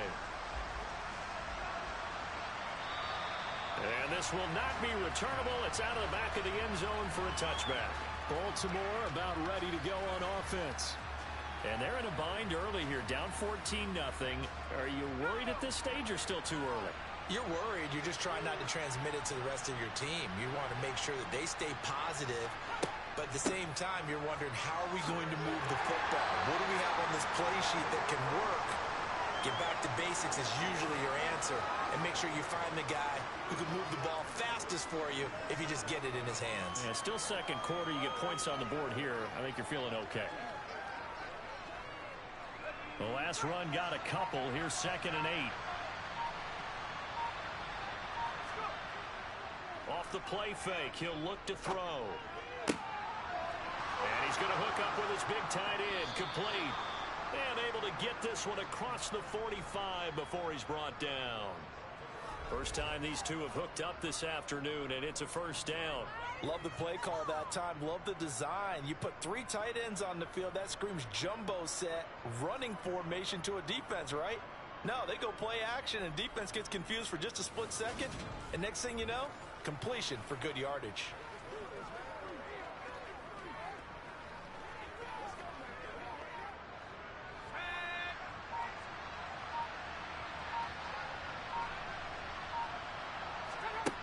They'll look to throw now on 1st down. And he's taken down. A Chiefs sack. It'll be a loss of 7 on the sack, and it brings up 2nd.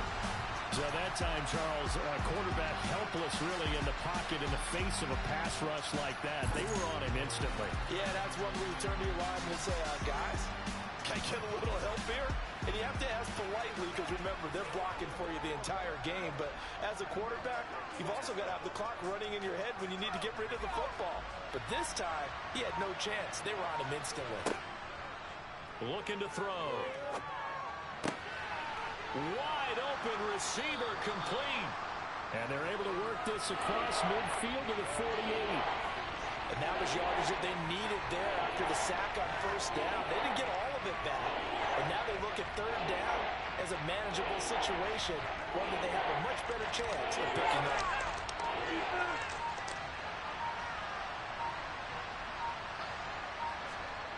Out of the gun now on 3rd down. Now he'll dump it underneath to his running back, complete. And he will have a Ravens 1st down by about 3 yards or so as they wind up getting 7 there on 3rd and 4. I'm not sure that was necessarily a safety valve or a check down throw on 3rd down. Sometimes just try and find the open guy and get him the ball. He did exactly that and found a way to pick up a 1st down.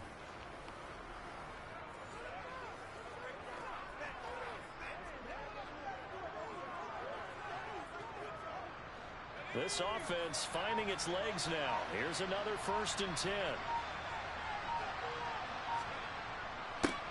One back in the backfield, he'll get the carry. And he'll manage to pick up about 4. It's 2nd down.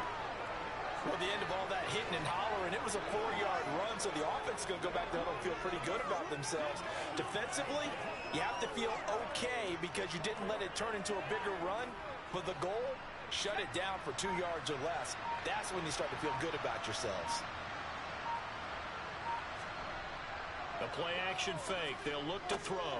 And this is caught by Evans. And some space here. And he'll be brought down with a 1st down as the tackle's made at the Chiefs' 17-yard line. 19 yards to pick up there. Move the chains. You don't always expect tight ends to be big in terms of run after the catch, but after that play, he joins a growing band of players that's putting that stereotype right on its ear.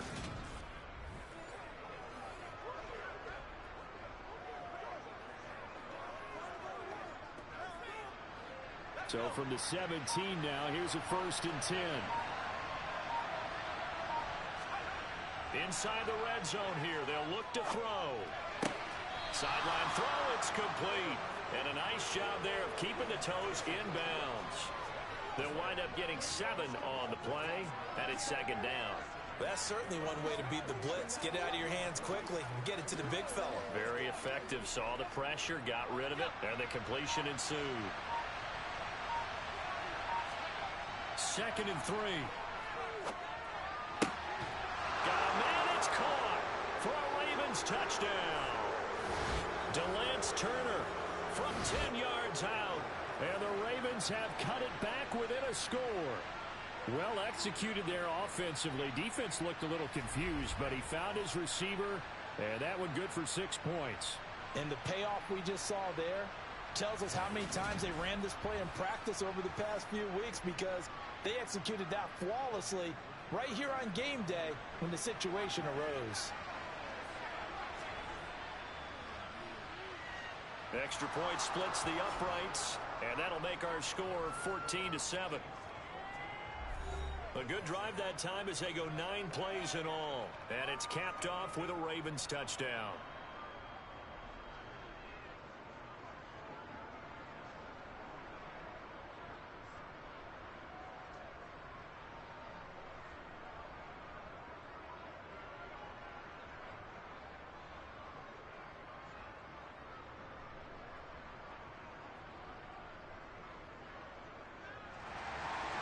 This game back within a touchdown now as the kickoff's away. And this will be a touchback as that sails over the end line. Buffalo set to get the football back here.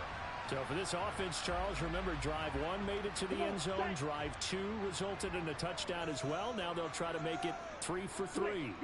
Yeah, and you know, they told us all week that this was the plan and this is what they wanted to execute, but did they really believe it would happen this well, this efficiently? I know they'll take it, and afterwards they'll say, there's never a doubt in our minds we were going to be successful in this one. Here's a 2nd and 2 now from the 33. Looking to throw. Dunbar.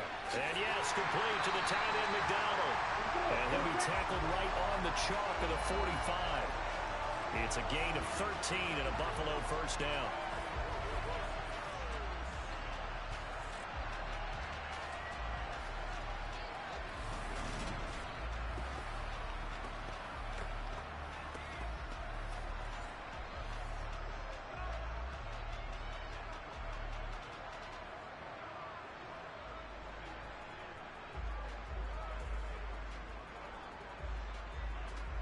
Okay, ready?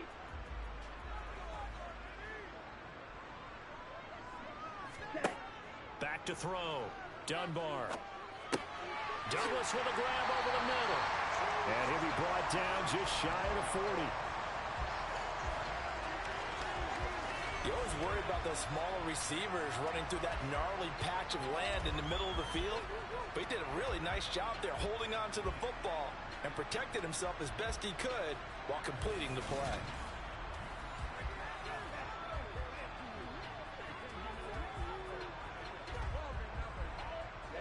Ready?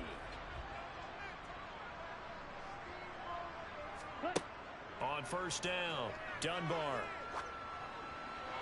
To the sideline, and that is a heck of a catch as he was able to get both feet in. Back-to-back receptions for him, and it's another first down. Well, we know he's got the speed there. He needed the speed and the hands. A great catch. And because of that speed, you have to respect it as a defender. So you have to either play off or make sure you're somehow in contact with him, and he's able to do exactly what you said. Use the speed to his advantage and go up and get the football. That's a big-time play right there. And I believe they buzzed down. They're going to take another look at this play with all reviews coming from the replay official here in the final 2 minutes of the half. Did he keep those feet in bounds? That's the question they've got to decide. And I got to say, watching it in real time, it was awfully close. Yeah, it certainly looked like a heck of a catch because he didn't appear to bobble it, which could complicate things. But even with the benefit of replay, that's pretty tight. Well, here's the call. So that challenge, a successful one. They'll stick with the passing game as he looks to throw. Looking left side, and he's got a man. That's Daniel. The Chiefs will use the first of their timeouts as the stoppage will come with a little under a minute to go in this first half.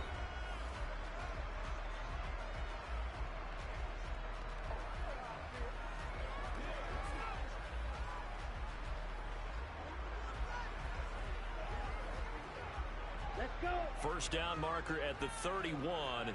It's third down. Back to throw again. Out to the right here to Wilson. And he's going to have a first down here as they're also into field goal range at the 28.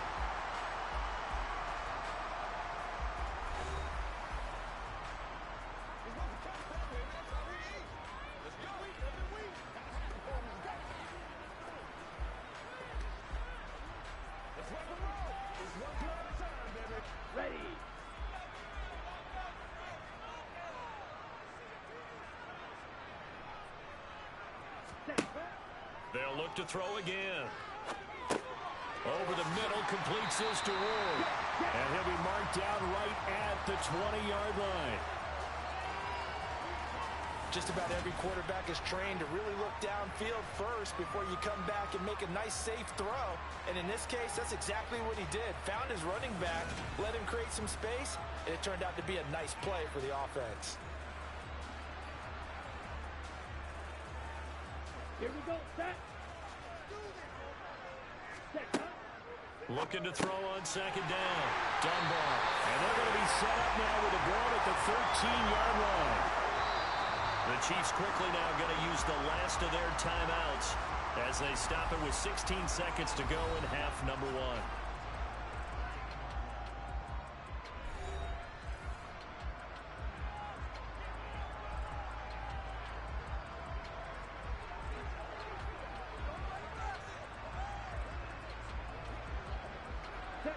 From the 13 now, they work on 1st and 10. Operating from the gun, Dunbar. And that's going to be incomplete. 12 seconds left. His back has been a dependable safety valve all game, so he went back to him when his first read was covered. Just unable to connect, so the play results in no gain.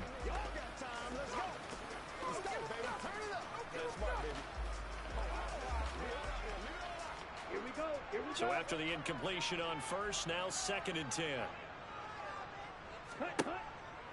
Looking to throw. Dunbar. That's complete to Ward. He's going to be brought down there in the field of play. And the clock will run, no timeouts. They will not have the chance to bring out the field goal unit. So we have reached halftime with a touchdown. That's the difference on the scoreboard. As we send you cross-country to Orlando, Jonathan Coachman is there and has our EA Sports halftime report. Okay, Brandon, thanks very much. Back to you guys in a bit. But first, we welcome everyone to our EA Sports halftime report. First, let's get a check on the next-gen stats from that first half for the Ravens. And they did not do much at all in terms of throwing the football in those first two quarters. That's going to need to improve if they want to erase this deficit. Okay, Coach, yeah, adjustments likely going to play a big role in this third quarter in what's been a tight contest so far.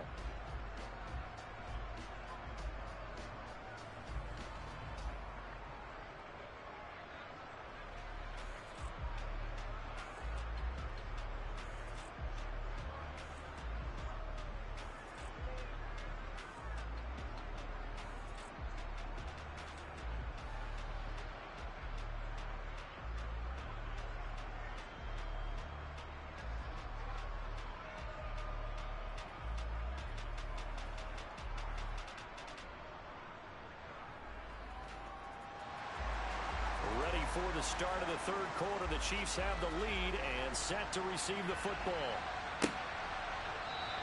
And no fireworks to start the half. This will be a touchback. Here comes the Chiefs offensive unit as they'll have it to begin quarter number 3. And Charles, they've got the lead. Put your coaching hat on here now. What's the game plan for the second half? I think getting the running game going a little bit more, because I thought in the first half they didn't get it moving the way that they would like. They had success throwing it. But I think these first couple of drives, they want to get those running backs going and give them more opportunities. And I will guarantee you that those guys were lobbying for them in the locker room at halftime. Nothing fancy on first down, but a very consistent type of a play. Hit that slant. A lot of people call it an extension of the running game, and it can be if that pass is completed, because you hit a guy on the run like that, you often can go for big yardage. Sets him up nicely for second down, staying ahead of schedule. On second down, here's the option. Give him 4 yards as he does it himself, and it's a first down. Right, if you're going to run the read option, typically, you've got to keep an eye on the defensive end. And what does that mean? What are you looking for with a defensive end? Well, you want to play off of what he does. If he collapses inside towards the running back, then you pull it and take it yourself outside in. If he stays outside, you go ahead and leave it with the running back. In this case, pulled it and got good yardage himself. And this winds up a pickup of 2, maybe 2.5 to about the 39. That was a pretty good job defensively to hold them to a 2-yard run, but I've got to think this offensive line, they're asking their quarterback for a different type of a run, one that they rely on, one they have confidence in, one they feel like they can block. Off the play fake, Dunbar. Over the middle, complete. That's Douglas. And he'll have it past midfield almost to the 40 before being taken down. He continues to deliver a first down here. He had 4 catches in the first half, and this one number 5. They like going to him in the slot. He catches another one. I think this comes under the heading of, until they stop him, why not go back to it? He has something going really well. Great working relationship with the guy throwing the ball, and they keep making the connection.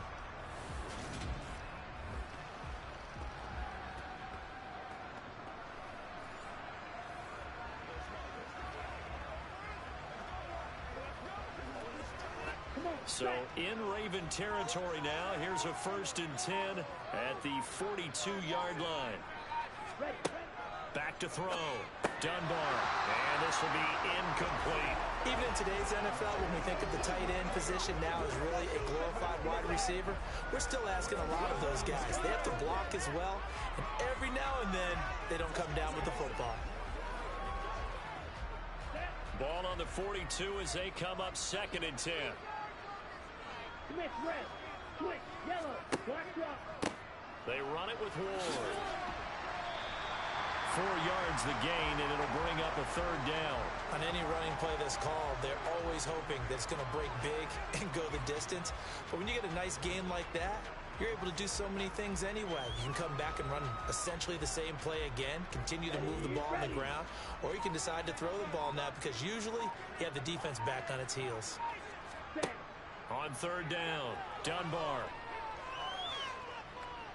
Eluding the pressure right, and he'll just get rid of it. Fine work by the Baltimore defense to help bring up 4th down.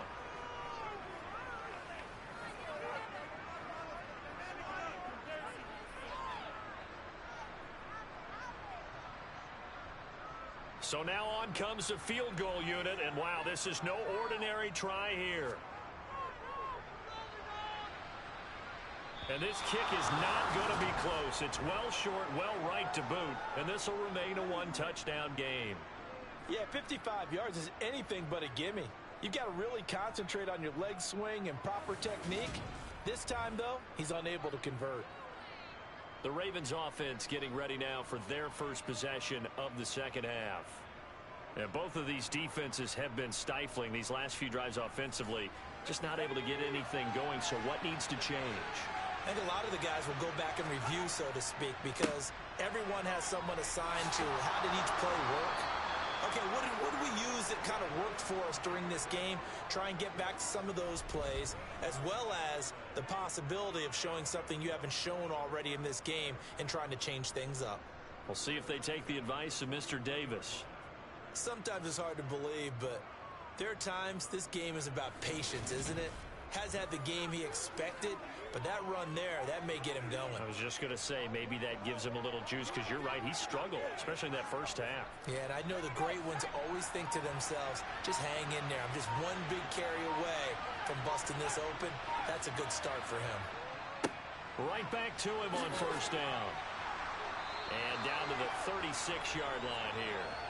40 yards rushing for him now in the ball game. And after that type of a run, there's some talking going on down in the field, but it's not trash talking. The guy who just carried the ball, he's going back and telling his offensive line, great job, keep it up, and we'll break that one soon.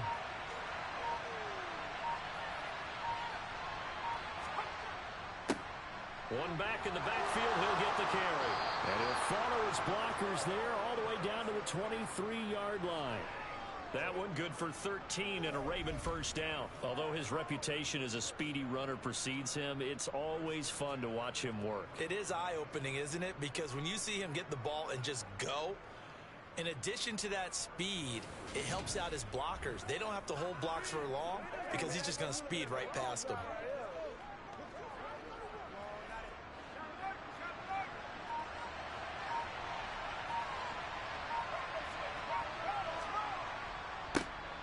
First down, they'll go to the ground attack. And they're knocking on the door now. As a good run there, going to take this to about the 10-yard line. 13-yard gain yet again, just like last play. They're making it look easy out there. Another first down. So far on this drive, let me do this little bit of math here. 4 plays, 3 first downs. That's a pretty good recipe for success.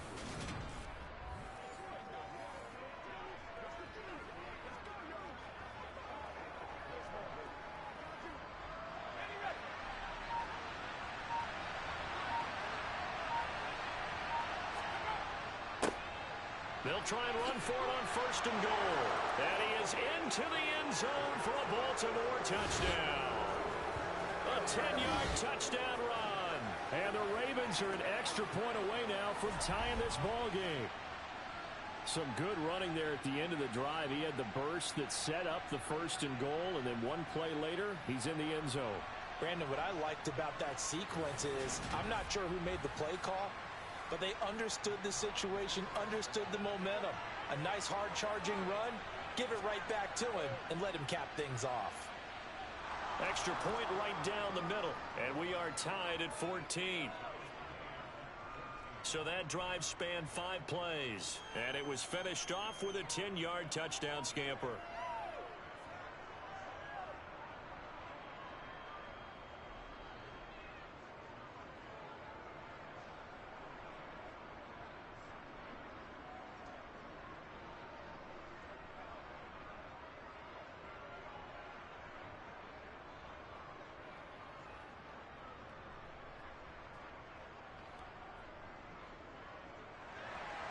So we're right back where we started, all even as the kick's away.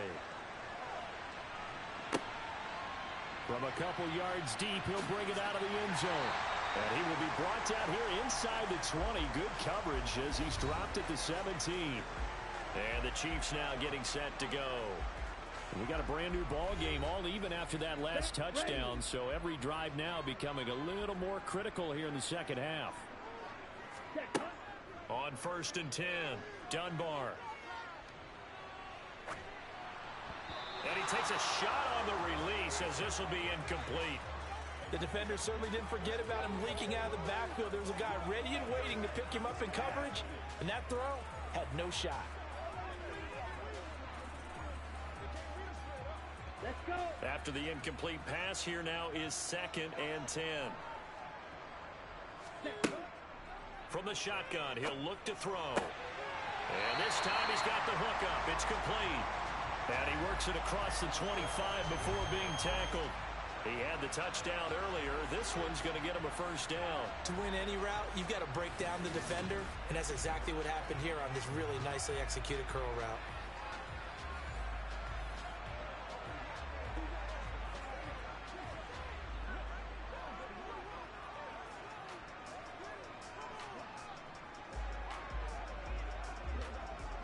Inside 4 minutes to go, third quarter.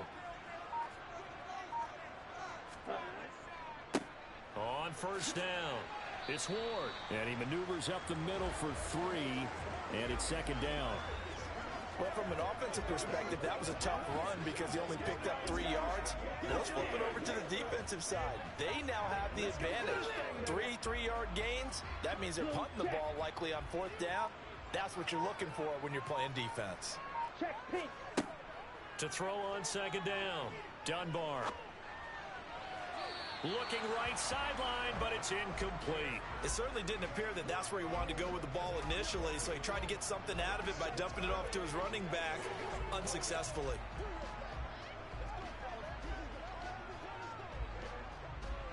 They head to the line facing a 3rd and 7 following the incompletion on 2nd down. Check white. Smith red. Looking to throw, Dunbar. And he's got his man, the tight end, McDonald. And he will have the Chiefs first down as they're able to get the 3rd down conversion. We often hear the phrase sure-handed tight ends, and he certainly fits into that category. Plus, he's got a quarterback who knows to look his way when they need a big pickup. And on this play, he finds it for the first down.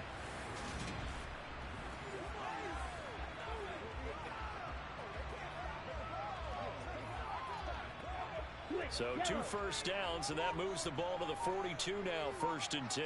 Black swap. Opposite. Green. Ready. Now a handoff up the middle. It's Ward. On a determined run there as he's going to take this all the way down near the 40. 60 yards rushing for him now as he's run it 11 times. Blocking at the point of attack there was very strong. He had a couple of running lanes. And I never want to overlook the offensive line, but that's what they get paid to do. How about the quarterback? Everyone thinks all he's going to do is throw the football. His movement and deception can help a running game as well.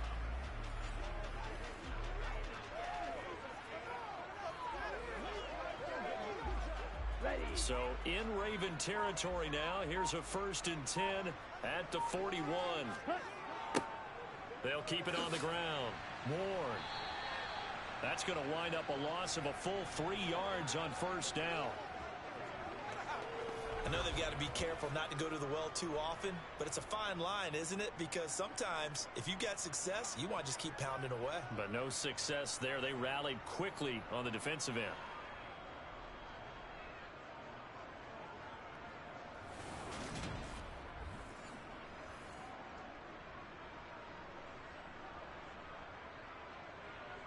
Here we go. So their task a little bit more difficult now. 2nd and 13 that they're walking up on. Ready. Back to throw. Dunbar. He'll get this to Ward. And he's going to be taken down just shy of the 35.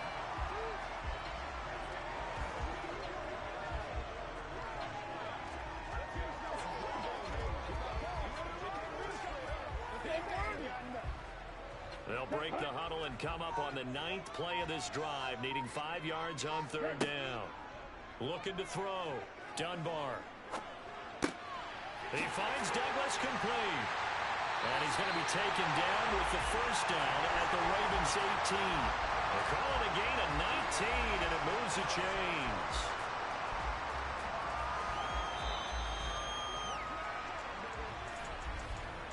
And that is going to do it for this 3rd quarter of action.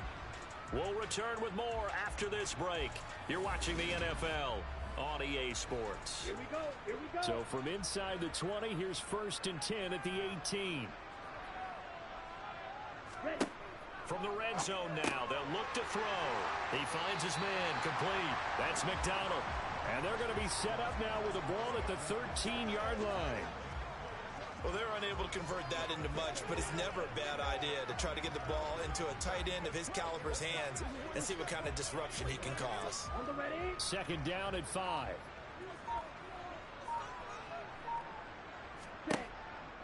Out of the gun, they'll look to throw.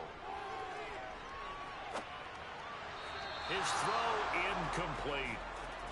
Not sure what happened out there, but it looked like the timing was a little off on that throw. Well, you know I'm a defender, so what am I going to say? Great defense. And darn right, they did something to disrupt that timing. Already a pair of third down conversions for them on this drive, but right now they need 5 yards on this third down try. Operating from the gun, Dunbar. And in for the Chiefs touchdown. A great effort there. The second touchdown of the afternoon. And the Chiefs answer back with a touchdown of their own to break our tie and take the lead here in the fourth. So, Charles, this game feels like it has been punch, counter-punch all throughout, and that touchdown breaks our tie here in the fourth quarter. You're making me want to get back in the gym and start training again. You talk about those punches and counter-punches. I also think this is where you and I start thinking to ourselves, who's going to make the play to change that, right? Who's going to get out of this little cycle that we're in right now and make a play and give your team a firm advantage? Point after, right down the middle. And the lead is now 21-14.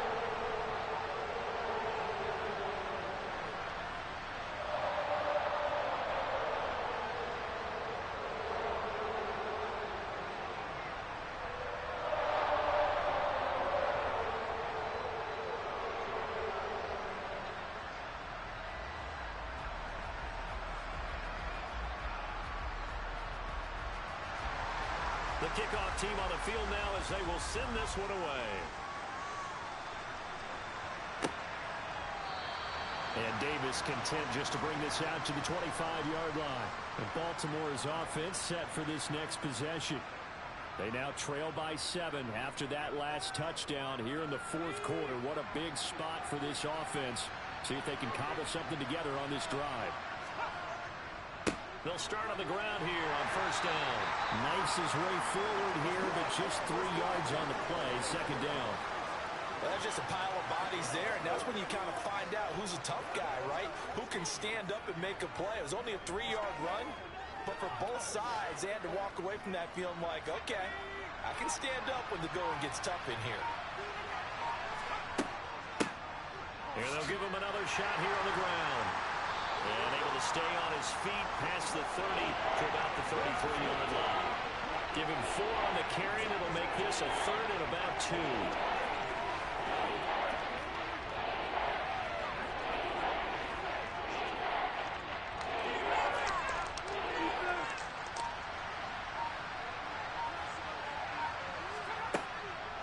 Now back to throw.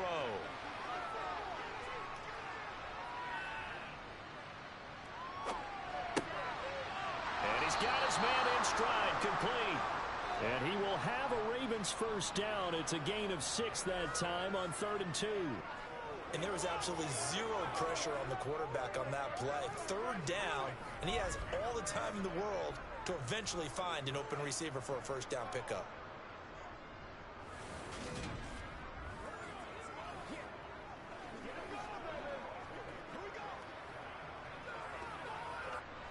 So from the 39 now, they'll come up on a 1st and 10. They'll look to throw. And he wisely will throw that one away. We've got to give out a little applause on that play. It has to go to the defense. More good work by them.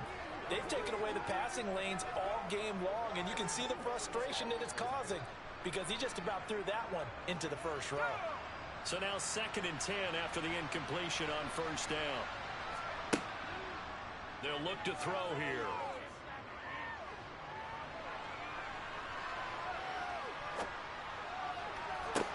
And that's caught inside the 35.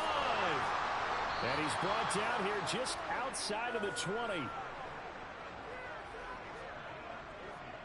We always talk about the guy who paid off the play, don't we? A guy who caught it or ran it. But how about the elements that go into making a big play? This one in particular, able to scan the field, pocket held up nicely. What a terrific job by the offensive line. The route, well run, and the football, right on the money. So the big play gets him all the way down to the outskirts of the red zone here for 1st and 10. One back in the backfield, he'll get the carry. And they're knocking on the door now. As a good run there, going to take this to about the 10-yard line. 93 yards rushing for him now as he's carried it 13 times. Another carry for their leader and a good one. It's crunch time. They'll need him to continue to be productive in both the run and passing game in order for them to try and snatch a victory.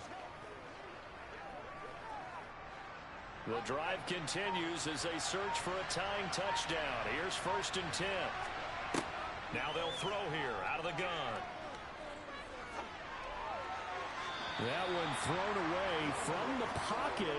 The officials kind of looking at each other, but they'll say there was a receiver in the area, so no penalty, just an incomplete pass. No sense risking anything there on 1st down. Even though he's still in the pocket, he had a receiver out to his side, so just put that in a spot where the only people who can make a play on it are the trainers and the coaches. Well done. And running room hard to come by here. He gets it down to the 8. A minimal gain there on the 8th play of the drive. The best defensive linemen, they play with great leverage so they can get low and not get bowled over by offensive linemen. They have excellent hands. They can throw people off on a play. We just saw a great example of a really good run stop by a guy playing the defensive tackle position. Here comes the blitz as they look to throw. And this is caught. Touchdown, Baltimore. Sean Wilson from 8 yards out. And the Ravens are an extra point away from tying this game here in the 4th. Well, on that connection, it looked like they maybe had some pre-play communication. Maybe one of them noticed an area that was open to the defense to get the pass to. When you put the time in, sometimes you have that great silent communication that you just noticed right there, because the best quarterback-receiver combos in the NFL, they know how to make those adjustments at the line of scrimmage when they see something pre-play, and they got it done there. Don't forget the extra point. It's up and good. And, partner, we've got a tie game here in the 4th.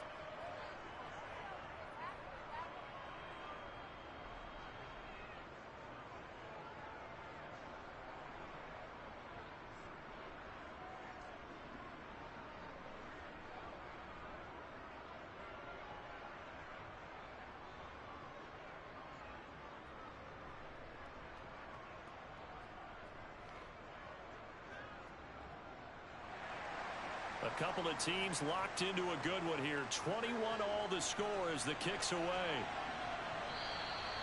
And that'll carry over the back line of the end zone for a touchback. Here's the Buffalo offense now as they get set to take over here. The offense coming back out here. Plenty of energy, ready to roll, looking to just add to what they have been doing after scoring a touchdown, Charles, their last time out. And that's a great feeling to have on the sideline, partner, knowing you just won the battle against the opposing defense. And since they came off the field, I'll guarantee you all they want to do is get back out there because they know they have the upper hand on that defense right now. And he'll be out of bounds just shy of the 40. A big play on the catch and run, covering 34 yards. Well, partner, I'm not sure how this drive's going to end, but how about the way they flip field position there? A nice attacking play. They picked up a heck of a chunk of yardage.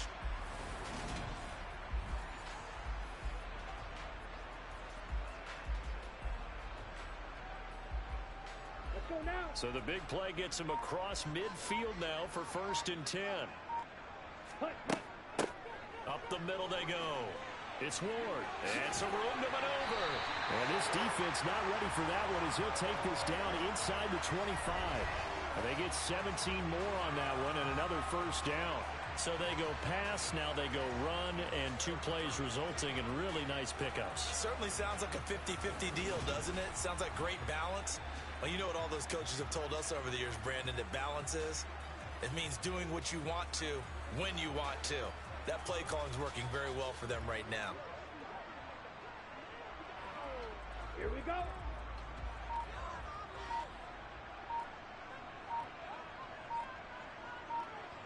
Ready? Throwing on 1st down. Dunbar. And McDonald here over the middle. And they're going to get this down inside the 20.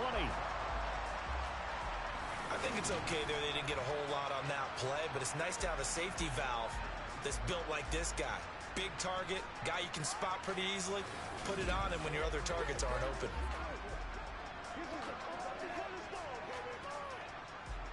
Let's rock and roll. Ready, break.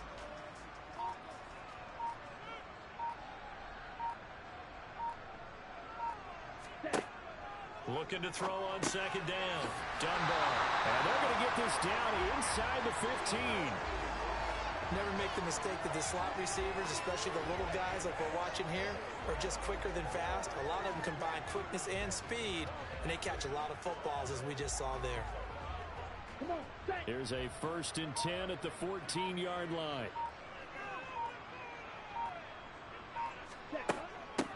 Now a handoff up the middle. It's Ward. And stopped a few yards shy of the goal line at the 3.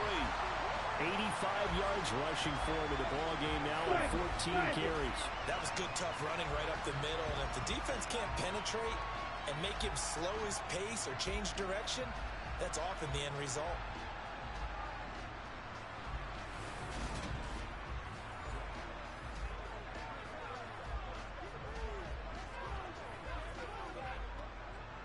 A field goal could get them the lead, but it might not be enough here as they come up on 1st and goal. Ready? They'll keep it on the ground. Moore. And the D not yielding much there. He's only going to get a yard to about the 2. All of a sudden, those lanes that were there earlier in the drive dry up near the goal line. That's a good job defensively to diagnose the run and stop it for a very short pickup. Ready. Getting down to the good stuff. All tied with 2 minutes remaining on EA Sports. So the Chiefs in possession of the ball as we welcome you back. They've got it 2nd and goal as they look to grab a late lead. On 2nd down, it's Ward. And I think they stopped him again. They did at the 1-yard line. No gain on the play there. They're going to need to come up with something better here on 3rd and goal. Partner, you've got about 20 coaches on your payroll, but there's 60,000 of them in the stands. I don't think any of them like that play. And the later we go, it's starting to sound like 100,000 in here. On 3rd down, it's Ward. And he's going to be taken down right at the line. Now the Ravens going to use one of their timeouts as they'll get it with just under 90 seconds remaining.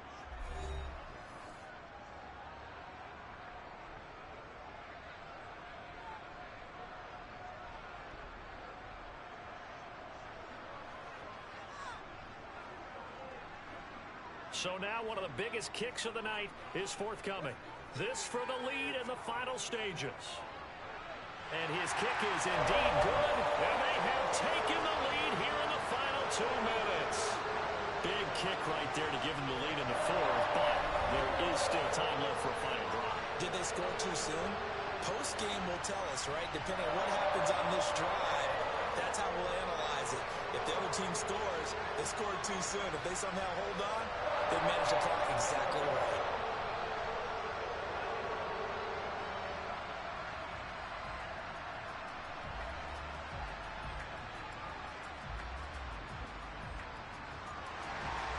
Out is the kickoff unit as they run up and send this one away.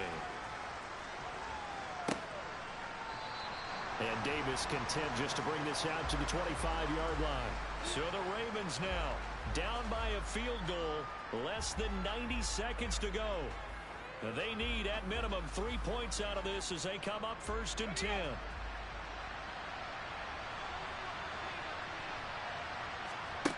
He's back to throw. To the sideline, and wow, what a catch there. He doesn't get a lot, but he was able to get the feet down complete. They'll give him 4 yards there, and that's going to bring up 2nd down. Was that a receiver? Yeah, actually it was. It was a running back who was a receiver on the play. Ike's been spending time in the receiver drills getting his feet down. Well, those guys out of the backfield, they got to be good, agile with their feet. He showed the agility there with a toe tap. No doubt about it. As Ike went to ballet school, got the toes down and stayed in bounds. 6 yards the pickup, and that's a 1st down. Obviously a big first down right there. Yeah, they still got to hustle. They got to get up to the line of scrimmage and get set. But I don't think necessarily you need to spike it. But they've got to continue to move quickly. First down now, but that clock rolling. He'll look to throw. Throwing left side here, and it's complete. And able to get this one across the 45 before he's brought down. 12 yards to pick up there. Good for a Raven first.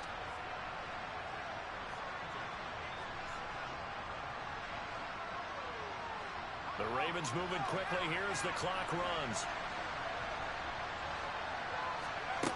Back to throw. He's going to flip one out here to his running back. And they're going to get this to about the 44-yard line. The Ravens going to use the second of their timeouts as they'll stop the clock with 24 seconds to go in the game.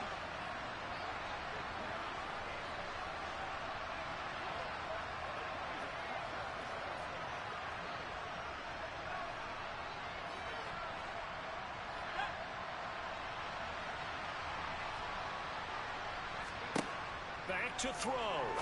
And a quick throw here, that's complete. And he's going to be taken down right at the 40-yard line. Now the offense will burn their third and final timeout. And as the two teams talk it over on their respective sidelines, we take a break.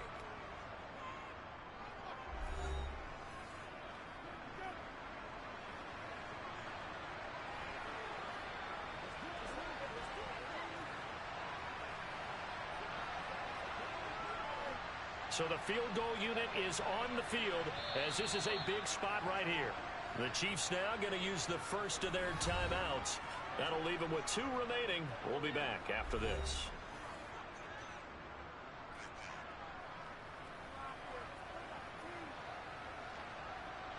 So coming on now is the field goal unit. They're going to try for 3, and he'll need all the leg he's got here. And this is good from 57 yards out. That was bombs away right there. And they will tie this game here in the final seconds. We've seen some big kicks in the NFL the last few years, and that one might just rank right up there. And you know, you can hear the crowd react, right? But I was focused in on the sideline and watched them absolutely erupt. I don't know how many of them thought that he was actually going to make that kick, but how about how they felt when the ball went over the post?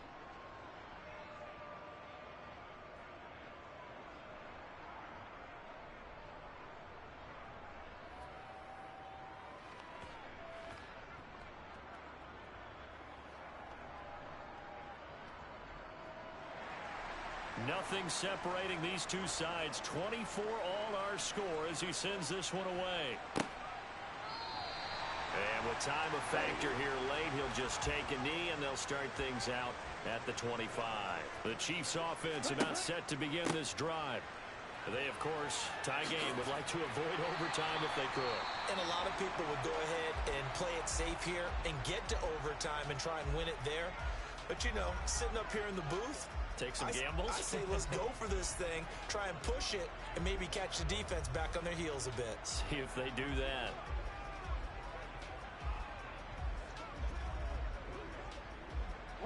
The first down run got 5. Here's 2nd and 5. Back to throw. Dunbar. And his throw's going to be incomplete. And we need overtime to decide this one after 4 quarters of play. We're all even. The extra session in a moment. This is the NFL on EA Sports. And here in overtime, if the team that receives the ball scores a touchdown, it's over. If they don't, we can still have some more football. That's exactly right. If they go down and kick a field goal, the other team gets a possession to either match it or score a touchdown to win the ball game. If both teams kick field goals, the next team to score wins. But if the receiving team throws a pick 6 or fumbles the ball and it gets picked up by the defense and they score, the game is over at that point.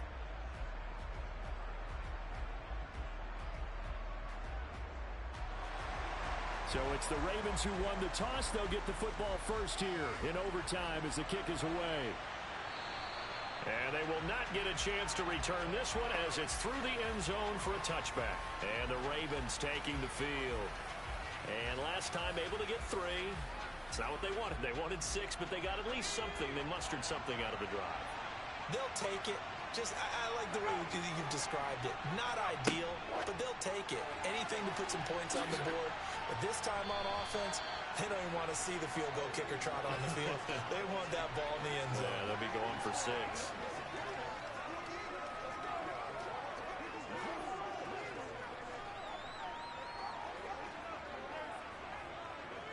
Second and 6, just inside the 30. He'll look to throw. Going right side here, and that's complete. And brought down, but not before reaching the 45-yard line. 16 yards on that one at a Raven first.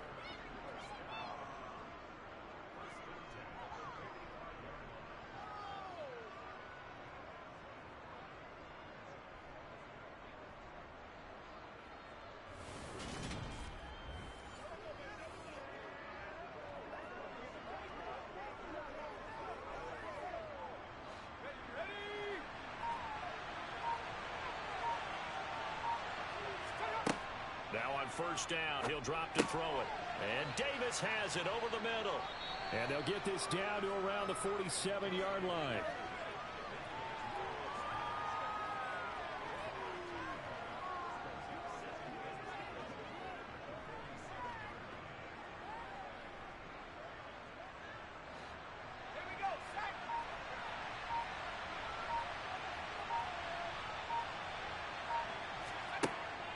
Play action fake. They'll look to throw.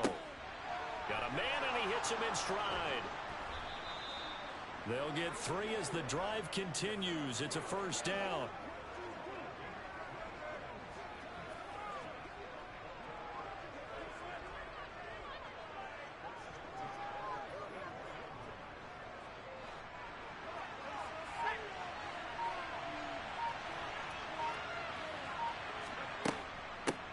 From the gun, he'll hand this off. Down to the 42, second down.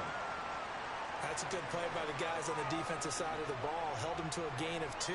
And that changes the playbook a little bit now for the guy calling plays. 2nd and 8.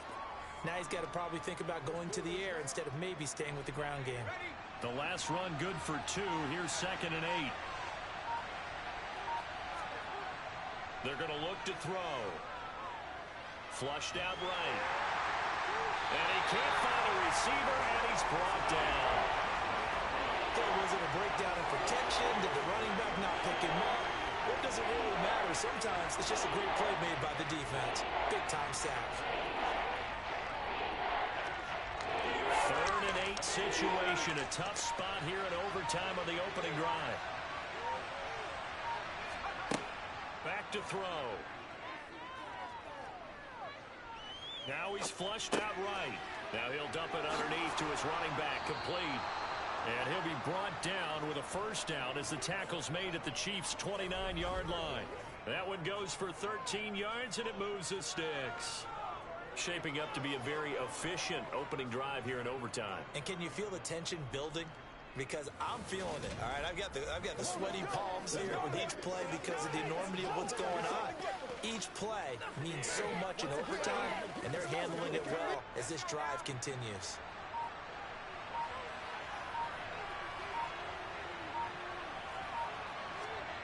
They'll look to throw now on first down. And he's going to go down here. A sack. They push him back to the 34. The sack recorded. It's a loss of 5, and now it's 2nd down. Well, they sent him on the blitz from that linebacker spot, and boy, he got there quickly. He certainly did, and obviously he could have used a block from his running back, but I think you nailed it right there. The defender got into the backfield so fast, it's hard for anyone to react.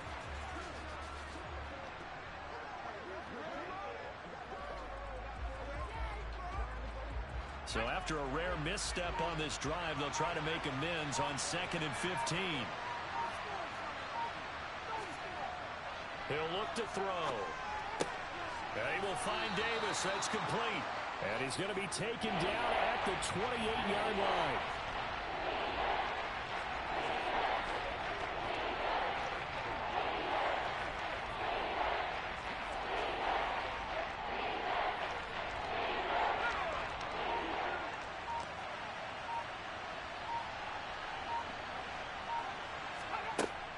third down. He'll drop to throw.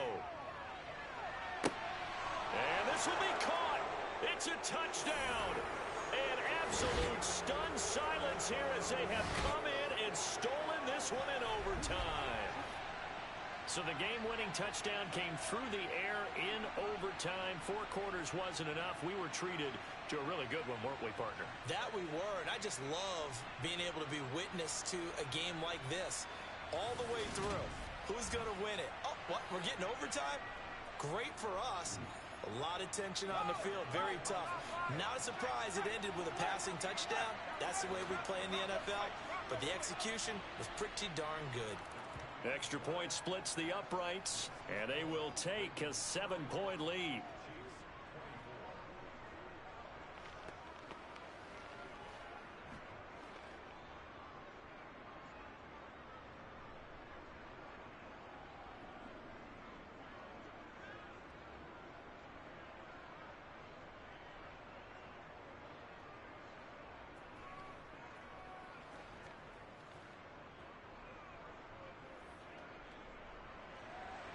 Here's the kick unit now for the Ravens as they'll send this one away. And this will not be brought out. It's a touchback. Here's the Buffalo offense now as they get set to take over here.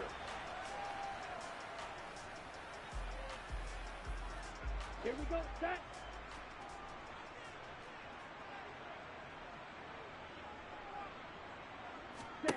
Now a first throw here in overtime. Over the middle, it's complete.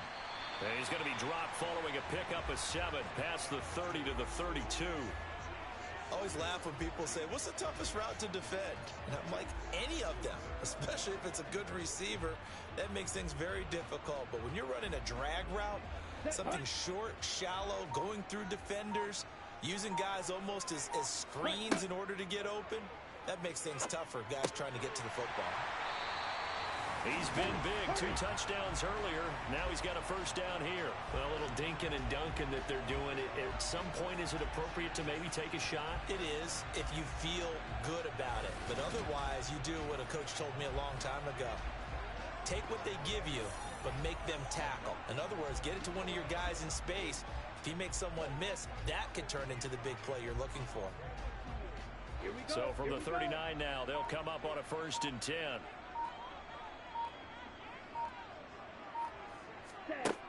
Operating from the gun. Dunbar. Douglas with a grab over the middle.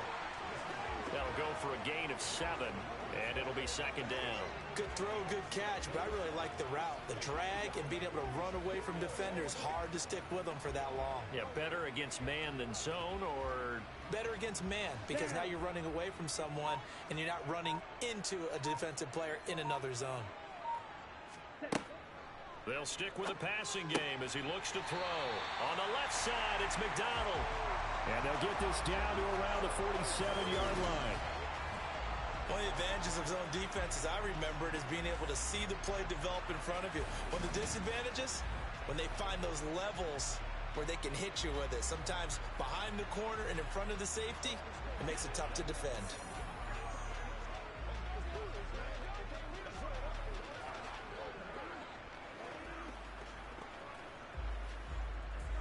So in Raven territory now. Here's a 1st and 10 at the 47. Back to throw again. Sideline throw, it's complete. And a nice job there of keeping the toes inbounds. So give him 5 yards there on the pitch and catch, and it'll be 2nd down. He's padding his already great numbers here in overtime. More importantly, though, moving his guys downfield. And I think that's exactly what's going through his head right now. Moving them downfield, putting them in a position to win the game. The stats, that's for the fantasy guys. I know they're enjoying that show. Now a toss left side into the hands of his tight end. And he'll be brought down just shy of the 40. As a defense, you're more balanced when you're in zone coverage because you're able to keep your eyes on the quarterback and see the play develop in front of you. You're able to keep the quick pass in front of them and stop it right at the line of scrimmage. Play number 7 now coming up on the drive. 3rd and 5. Now whistles come in. We're going to get a timeout here by the offense. They'll be left with just 1 remaining here at OT.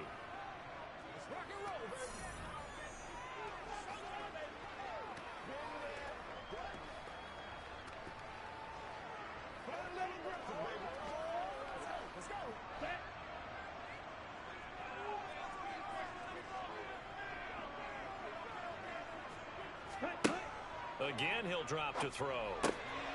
Throwing quickly to Wilson.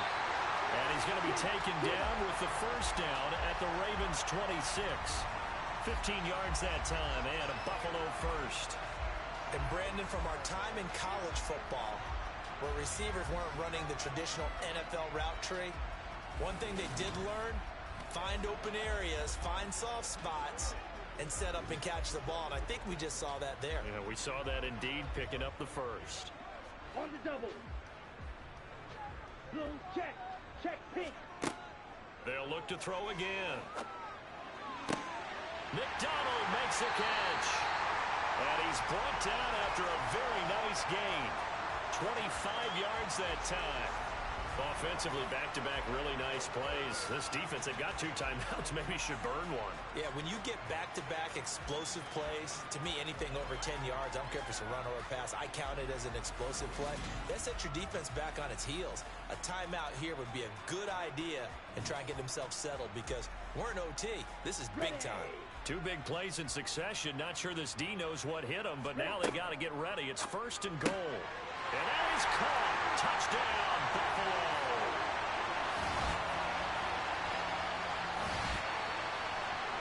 There was no going through the progressions on that touchdown pass. Yeah, nor was it necessary. His receiver won that route early, presented himself.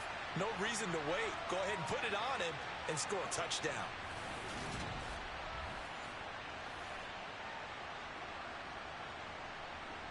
Now the try here for the point after.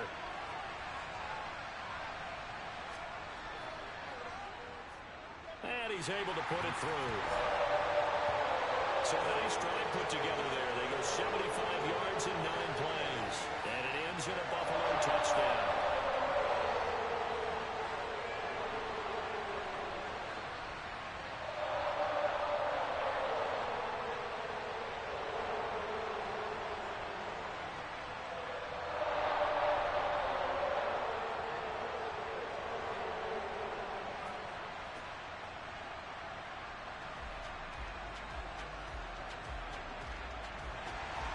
So a tie ball game here as the kick's away.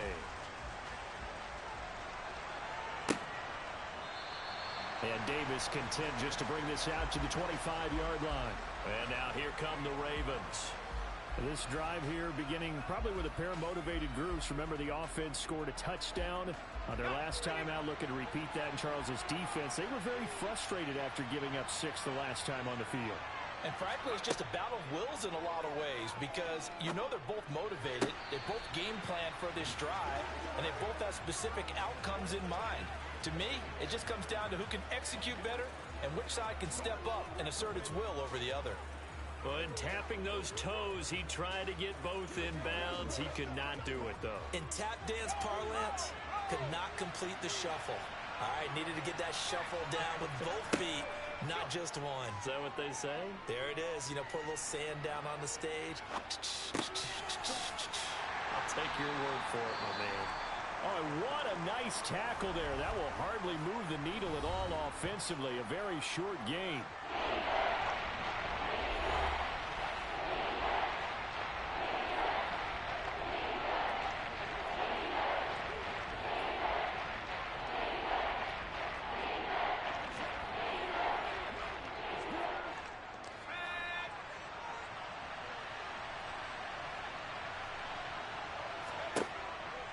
Gun now on 3rd down. He's going to hit his man out of the backfield, complete. And he's out of bounds, able to take this one up to the 35. A gain of 8 and a first down. Well, you can absolutely feel the thought process there. They just gave up the touchdown. So in the huddle, they're telling each other, you don't want to give it back now on a 3 and out. Nice job of making sure that they wouldn't, and they pick up the first down. They'll look to throw here on 1st down. Nowhere to go here. He lost the football. And it's picked up by the Chiefs. And he brings it back to right around the 26-yard line. And a costly mistake. Coaches talk so much about ball security, and in overtime, so paramount. Partner, do you ever wonder if maybe they talk about it too much? Too much, yeah. Doesn't seem like you can, but maybe by discussing it time and time again, and you know they overemphasized it here, it almost became self-fulfilling. And any points beat them here. Field goal or a touchdown now. And play is stopped here. Timeout. It's the defense calling the timeout here. That's their second and last timeout here in the overtime session. We'll be back. Let's rock and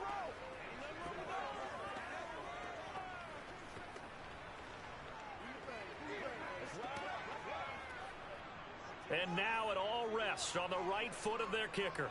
This to win it in overtime. And he got it. The kick is good in overtime. He's able to split the uprights.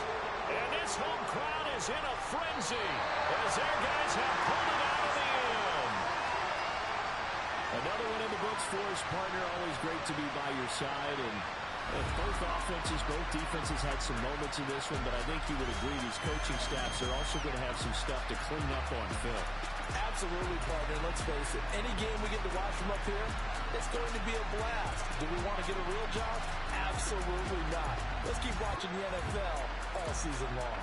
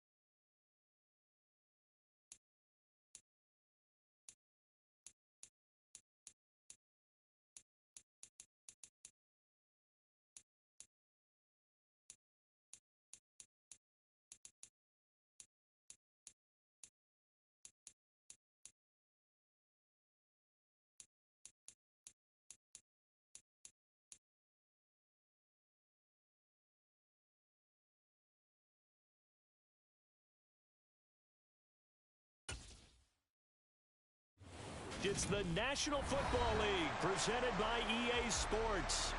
Tonight on this fine Thursday night, we've got a good one in store between the Cincinnati Bengals and the Chicago Bears. And this will not be returnable. It's out of the back of the end zone for a touchback. They'll start this drive out on the ground. And they'll get him down after a pickup of 8, 2nd and 2. A nice run here early on. It doesn't take a great play caller to realize you want to establish a guy of his caliber with runs like this early because they'll pay dividends as the game progresses. Here's a 2nd and 2 now from the 33.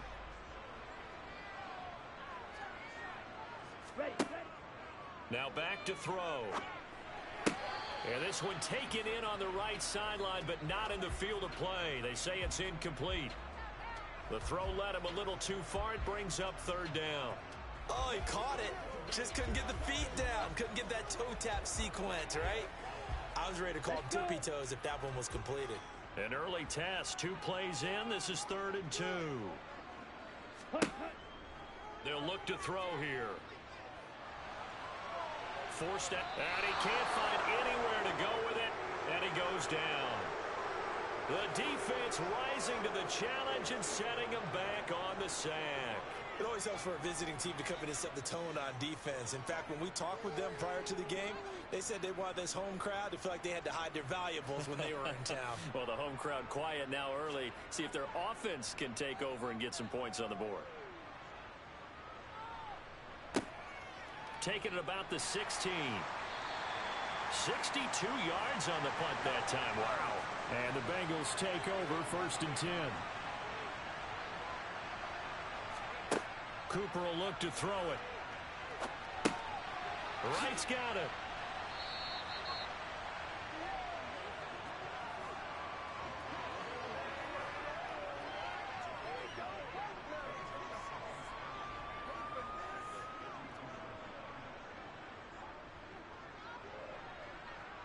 They'll come up now on 2nd and a yard. Here's Cooper. And right with it here over the middle. A gain of 5, good enough for the 1st down. That was a pretty favorable situation there. What would you call that? 2nd and manageable? Smart play, too. Didn't force it downfield when he didn't have it. Just checked it down, let him get the 1st down, and that's exactly what he did. So from the 36 now, 1st and 10. Now Cooper looks to throw. Toward the sideline, and look at that catch. Dragging the toes, and that's going to be a 1st down. Well done. A solid gain of 15 yards, and the sticks move. Well, another completion right there. And again, Charles, good time in the pocket. That offensive line on this opening drive been really solid. They've been more than solid. They've really tamped down the pass rush and kept him safe in the pocket, able to look around, find the pressure, and he's taken down. A Bear sack.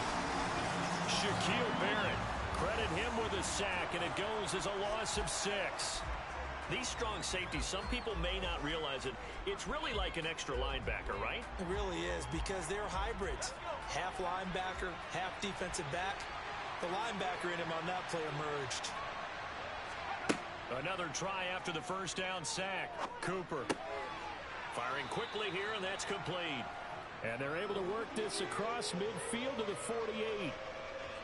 In so many ways, throwing the hitch route is actually one of the safer things an offense can do. Get the ball out to the receiver as fast as possible, hope he's got man-to-man coverage, and hope that his athleticism wins on the perimeter.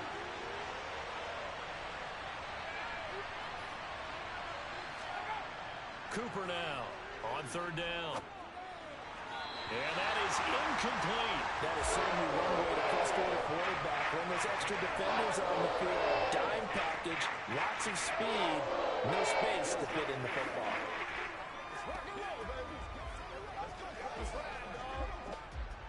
The Bengals bring out their punter now. Adam Humphries deep to return. And the punt over the side in the air, and the spot will be inside the 35. The Bears offense ready to go for their next drive. These guys definitely hoping for a better showing than their last appearance. They couldn't really even move the football much beyond the shadows of their own goalpost, Charles. We'll see if they can get a better, more sustained drive going here. Yeah, and every team that we ever talk to says the exact same thing. When you start a drive from that deep in your own territory, the goal is a minimum of at least 2 first downs, because even if you have to punt then, you change the field position, right? You flip the field a little bit. They didn't get that done. This time they want to string together a nice drive and help themselves out. Now a nice throw here right side. He hauls it in. And they'll get it up just short of the 45 at the 44. A Chicago 1st down there on a gain of 11.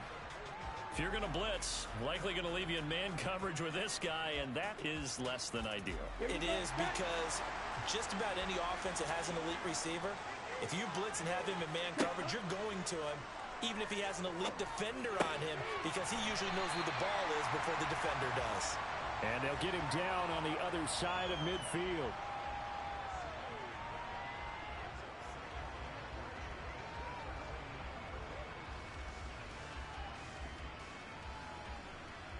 Three yards remain for 2nd down. They'll look to throw. Got his man complete over the middle. It's Chambers. And he's got another 1st down as the tackle's going to be made at the Bengals' 38-yard line. Give them 11 yards that time and a new set of downs. So here's a 1st and 10 at the 38. Check right. Smith red. Up the middle they go. Shipley. He'll be hit down at the 33, 5 yards on the play. And that's exactly what you want on a first down run. Pick up 5 yards, bring up 2nd and 5. The defensive line, though, they've got to figure out a way to out-leverage the guys up front because the offensive line is winning at the point of attack. After the pickup of 5, here's 2nd and 5. They'll set up to throw. Quick hitter here, it's complete. And he's going to get this down near the 25.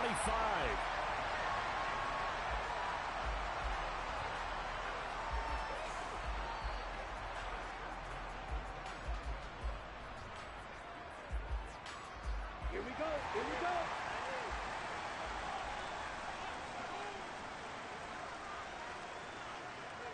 Ready? On 1st down, he'll drop to throw. He finds his man, complete. It's Chambers. And they've got this down to about the 12-yard line.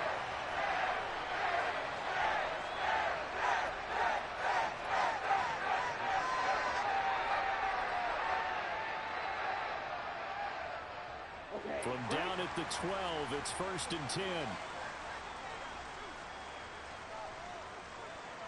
Ready? Go. Ready? Well, they'll run it here on the jet sweep. And he's going to work this one down to about the 5. It's a 7-yard carry to set them up with a 2nd and 3. The success there, Charles, coming on the outside of the field of the ground game. Curious to see if that continues as we progress. Yeah, we often talk about a variety in play calling and usually between run and pass. But in this case, with strictly the run game, you can be creative there as well. Run it inside, run it outside, keep the defense off balance. And this won't be enough to pick up the first. A gain of 2, 3rd and 1. If they're going to get a first down out of this, they're going to have to earn it because there's been tough going in the interior there. And here we are on 3rd and 1. Be prepared. Brace yourself. Going to be some contact going on. And a nickel look here for the Bengals as they try to defend this on 3rd. Blitz forthcoming as he'll look to throw. Got his man, and it's caught for a Chicago touchdown. From 3 yards out. And the Bears put the Knights' first points on the board as they take the early lead. Well, it was 3rd and 1. I was expecting runs, so much for that. They pass it, they score it. That had the feel of the head coach telling the offensive coordinator, you've got 4 downs here. We're going to go for it on 4th down unless there's a disaster on 3rd. Go ahead and take a shot if you want to. And he gratefully accepted the opportunity and did exactly that. If they didn't get it there, they had the feel that they would come back and try it on 4th down.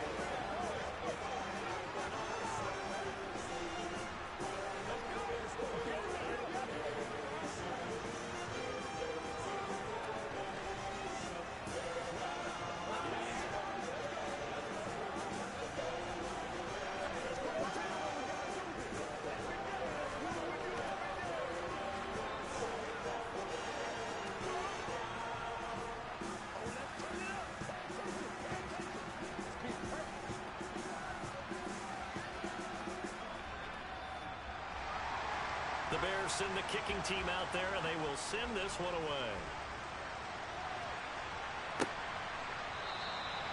The return man down to a knee, and this will come out to the 25-yard line. The Bengals drive about to get going.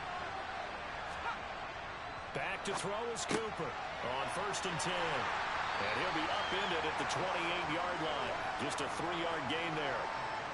Not a big window to throw. Coverage wasn't too bad there. Yeah, they had him under wraps pretty well, but somehow able to muscle his way open and catch the ball. Here's 2nd and 7 now from the 28.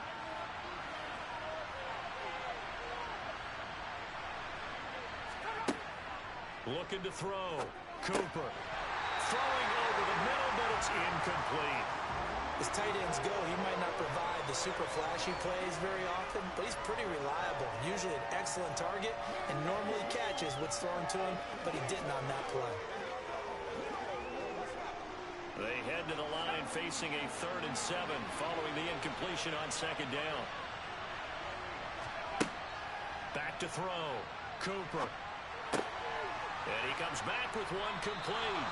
And he is going to have a Bengals first down as they're able to get the 3rd down conversion.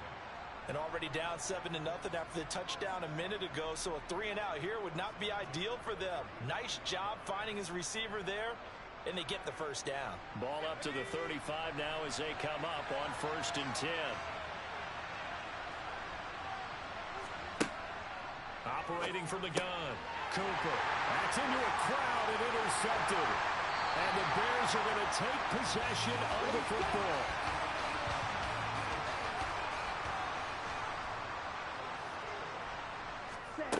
They'll come out throwing here on 1st down. He's got it. The tight end, Allen. And he'll be marked down at about the 26-yard line.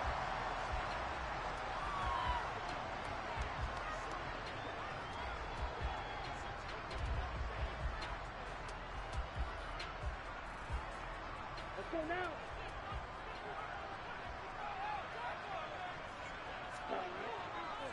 On 2nd down now.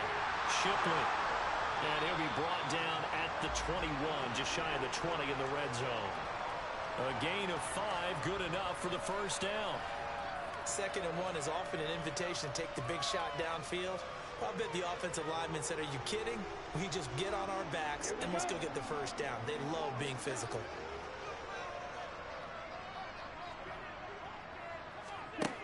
Back to throw now on 1st down.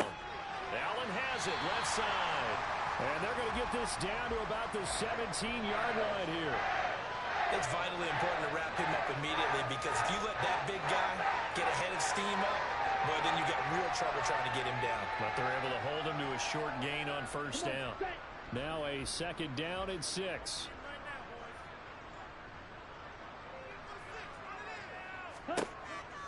From the shotgun, he'll look to throw. That'll be caught by Shipley.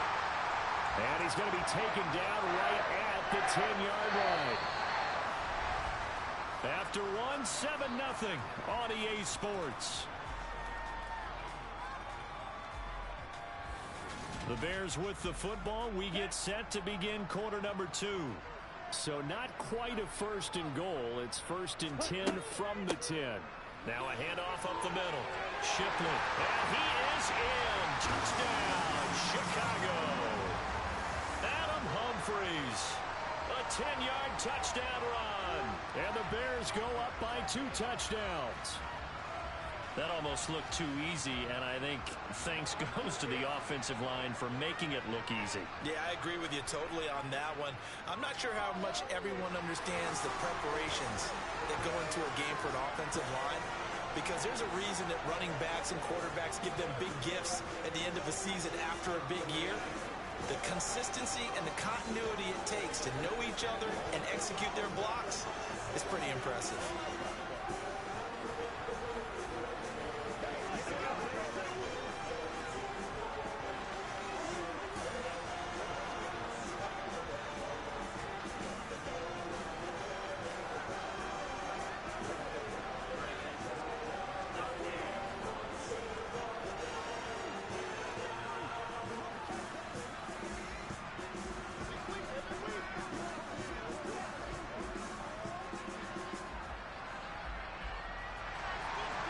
Set now to kick this one away, and off it goes. And this will be a touchback as that sails over the end line. The Bengals drive about to get going. And we'll see if they can bounce back from that last drive, in particular, if they can bounce back at the quarterback position, Charles, after throwing their first interception of the ball game. Yeah, and some guys, you know they're going to want to try and get a big play right away and take control back. Others, they're going to look to hit a couple shorter passes and get a little momentum back that way. But for the defense, that goal's not changing a bit. They want another pick. You're exactly right about that. In fact, you got to watch them a little bit, because in coverage, they may cut down their gaps a little bit. Even faster. And he'll get it out near the 40 to the 39. 4 yards the pickup, first down. Now, we all know that an offense coordinator and a quarterback, they're aligned at the hip. But when you've got a runner who can get you that kind of yardage, That guy's invaluable. So from the 39 now, they'll come up on a 1st and 10. Operating from the gun, Cooper. And a quick throw here, that's complete. It'll go as a gain of 4, and it'll be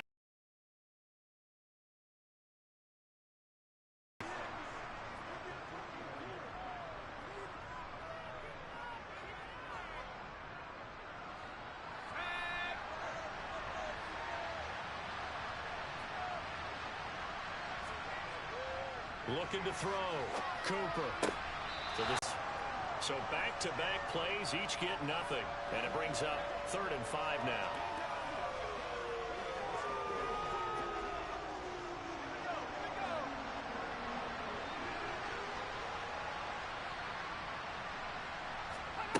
Back to throw. Cooper. Complete to right. And he'll be stopped well short. Only 2 yards there. 4th and 3. Always important as a defender on 3rd down to keep the play in front of you and make sure you don't give up enough space that they can make a move on you in the open field. Try as he might, he wasn't able to get to the 1st down marker. Excellent defense, good tackling. The Bengals bring out their punter now as he'll kick it away for the 2nd time. And no return possible here as they angle this one out of bounds. At the line, prepping for their next drive, the Bears offense. It's been a good first half so far. They're up 14-0. Points here, they could really put them in command before intermission. Yeah, and it's all well and good what they're seeing and how they're feeling right now. But this is the NFL. How many times have we watched 14-0 leads evaporate and quickly? So how have we seen them combat it? Continue to run your offense, but don't back off at all. Don't start looking at the clock. Don't start thinking about, hey, just take care of the football. Keep attacking. Usually the best way to maintain control. And on the left sideline, he caught it, but out of bounds, according to the head linesman. Incomplete, so the ball a little late getting there, and it's 3rd down. Great coverage there all around. Really didn't have many options to throw the football. Very little chance that that one was going to be completed. Every receiver was locked up. So the failure to connect on 2nd down, that leaves him staring up here at a 3rd and 8. Now a shotgun snap as they'll look to throw. And that will be incomplete. Give them credit for excellent coverage, tight coverage. They're doing a lot of things that we talk about in basketball. They're causing disruptions in the passing game. And as long as that continues, it'll be tough for them to gain any momentum throwing the ball downfield. Here comes the Bears punter now as he'll punt it away for the 2nd time. He steps into this one, and this is a rocket. The Bengals drive about to get going. Cooper throwing on 1st down. Over the middle, complete. That's right. And he'll maybe get back to the line of scrimmage, but no more than that. So nothing doing there, and that will bring up 2nd down. Well, that was a simple throw and catch, but even with that completion, 0 yards gained. So they're behind schedule on down and distance. I think they were hoping to get it to him. He could make a man or 2 miss, but that window closed quickly. On 2nd down, it's right. And forget about finding a lane. He barely had time to look up before he was planted in the backfield. That's a big loss of 3, and it brings up 3rd down. Plays like we just saw there, that's why they're up right now. And the defense, they're doing their job. Yeah, it starts with the guys up front. So when you talk with GMs who are putting together a team, a lot of them say we're going to build from the inside out, because if you control the line of scrimmage, you control the rest of the ball game, and that's what we're seeing here. They're actually playing in the offense's backfield, not necessarily just playing at the line of scrimmage. Now a 3rd down throw, but it misses the target, incomplete. Obviously searching for their first touchdown this game, partner, and that quick 3 and out, that's not going to achieve that at all. Give victory to the secondary there. They brought out tight coverage on that 3rd down snap. And he puts a little something extra into this one, by far his best of the night. Shifts by him. All told, a 54-yard punt, 13 on the return. And the Bears take over. The Bears offense ready to go for their next drive. They'll start on the ground here on 1st down. And he'll take this ahead for about 4. 2nd down coming up. End result of that one, a nice 4-yard gain, so you can use that to set up your play-action game. or you can come right back and continue to run the football because as an offensive play caller, you're on schedule and feeling pretty good about your next couple of calls.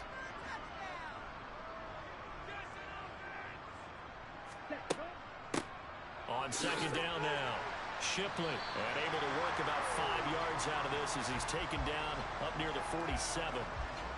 Not a ton of room available on that one, but he made use of what space was available and gained decent yardage.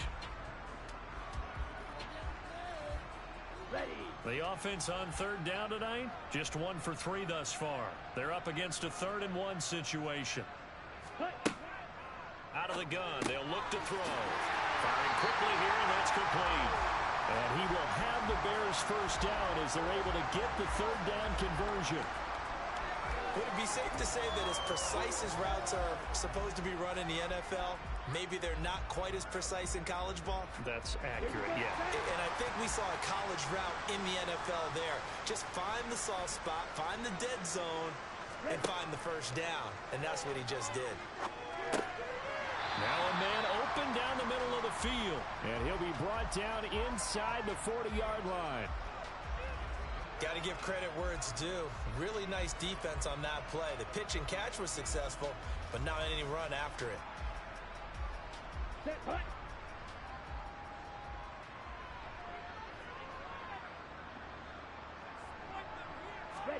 Second and 5. The Bengal pressure gets him that time. Down he goes. Multiple players getting home there for an 8-yard loss. There's a little bit of defense right there. Nickel set, 5 defensive backs. They just snuffed out every route that was going. Quarterback never got rid of the football. Going to need a crafty play call here. 14 yards is what they need to try to convert this thing. He finds his man complete. That's Chambers. And he's going to be stopped here at the 43, and that is not near enough to pick up the first. Short completion, just 4 yards, and it'll be 4th down. So on trots the field goal unit, and wow, this is going to be a challenge here. They spot it on the midfield stripe, so it is a 60-yard attempt here. And this won't get there, won't be on line either. It's no good. Off to the right. Well, they tried the field goal from just inside of 70 yards. It missed, and now this offense set up nicely at midfield. And good penetration here. He'll get this down only to about the 49-yard line. Just a yard on the first down carry, so it's 2nd and 9. Defenses always talk about earning the right to rush the passer on 3rd down. And you know what offenses want? Win first down so they can set things up for themselves better. And that wasn't helpful there. Not a big impact on first down. On 2nd and 9, Cooper. It's a short one here, complete to his tight end. And he'll go down inside the 45 before going out of bounds. It'll go down as a gain of 6, and now it's 3rd and 3.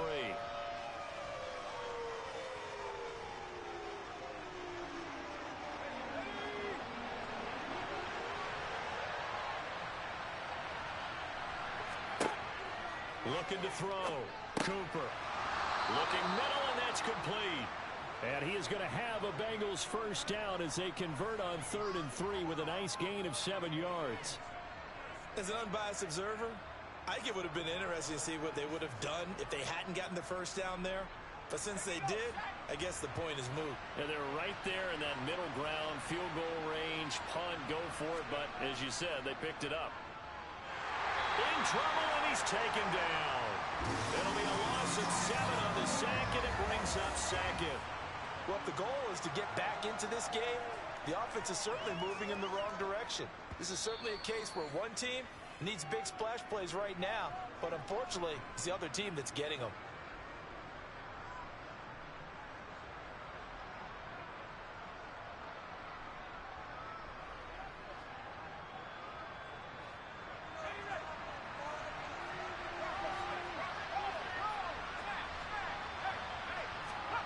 Throwing on 2nd and long. Cooper, he finds his man complete. That's right. And he's dropped right at the 40. Gain of 3. Good reactions there defensively. That screen was a little slow in developing, and they shut that one down with little gain.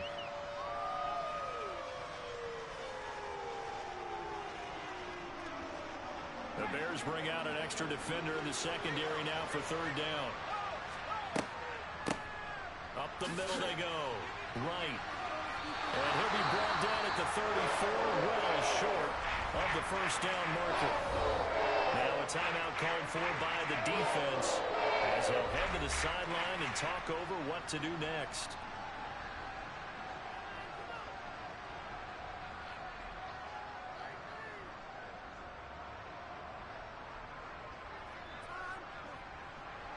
Fourth down, so Zach Taylor sends out the field goal unit. On the right hash, officially this will be a 51-yard attempt. And this is good. He got just enough to clear the crossbar as he drops it in from long distance. And they will get themselves on the board here at 14-3.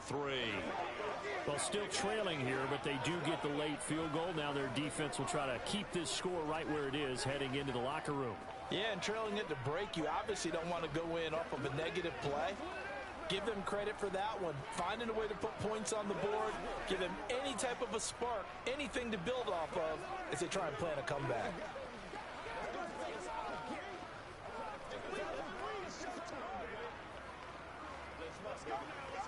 What's the deal, y'all? Me and you, man. Me and you. Let's go.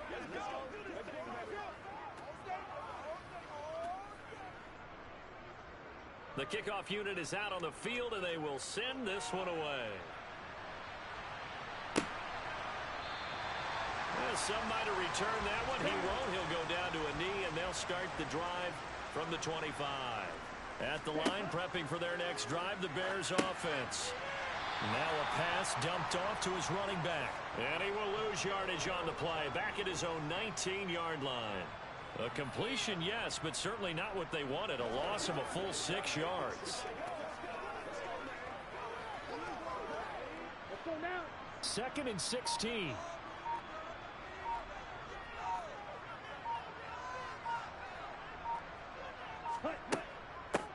Now a handoff up the middle. Shipley, and he goes across the 20 to the 22. Now the Bears going to use the second of their timeouts as the clock will stop with 37 seconds to play in this first half.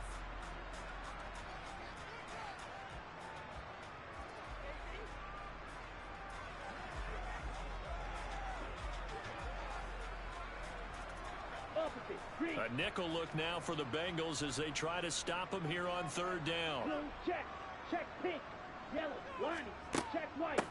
They'll keep it on the ground. Shipley, and this effort will not get it done. He stopped well short of the first down at the 29. Now a timeout called for by the defense. It's just their first, so they'll have 2 remaining here before we get to halftime.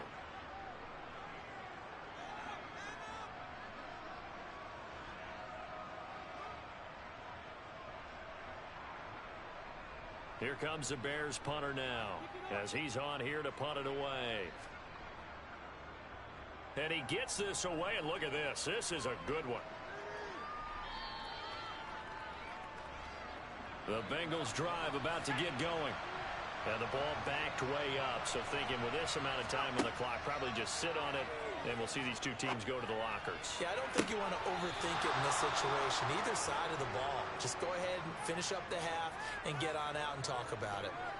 I believe they buzzed down. They're going to take another look at this play with all reviews coming from the replay official here in the final 2 minutes of the half. This offense finding its legs now. Here's another 1st and 10. Back to throw. Cooper. It's a short one here, complete to the tight end. The Bengals going to use the second of their timeouts as they'll stop it with 17 seconds to go in this first half of action.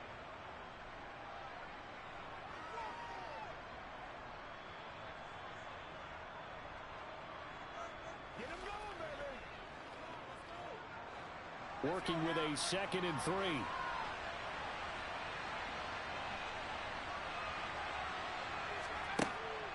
Now they'll throw here out of the gun. Quick hitter here, it's complete. And he's going to have another first down as the tackle's made here at the Bears 33. Now a timeout signaled for, and they'll get it with 10 seconds to go before halftime.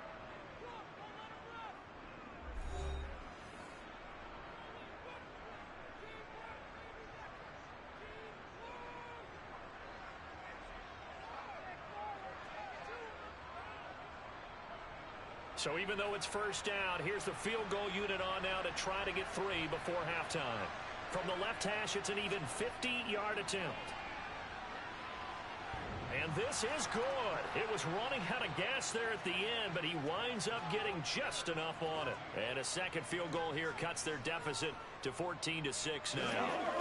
So a big play before the end of the half to get them into this spot, and they cash in with 3. How about the 1-2 to the solar plexus on that one? The big play, the field goal, not much time left on the clock. That's the way to go into the half. Dominate this. We gotta be big time now. Let's go, baby. Let's have some fun. Let's ride. Come on, baby. Get low. Let's play. Let's play now, baby. Let's play. All day, baby. All day. All day. We'll take it. Let's do it. Hey, let's go. So 6 seconds, all that remains of this first half as the kick is away. And not wanting to risk anything here late in the half, he'll just take a knee and they'll bring the football out to the 25. Ready? And with time running down, they go down to a knee. So we have reached halftime here in what's an 8-point game. As we'll send you back over to Orlando with our EA Sports Halftime Report, here's Jonathan Coachman. The Bengals with work to do in this third quarter, but they'll get the football first as we are back underway. And the half will begin with a touchback. The Bengals drive about to get going. Charles, it'll be interesting to see what adjustments this offense made in the locker room. Haven't really been able to get anything going offensively, virtually nothing in the ground attack either. So certainly something has to change here in quarter 3.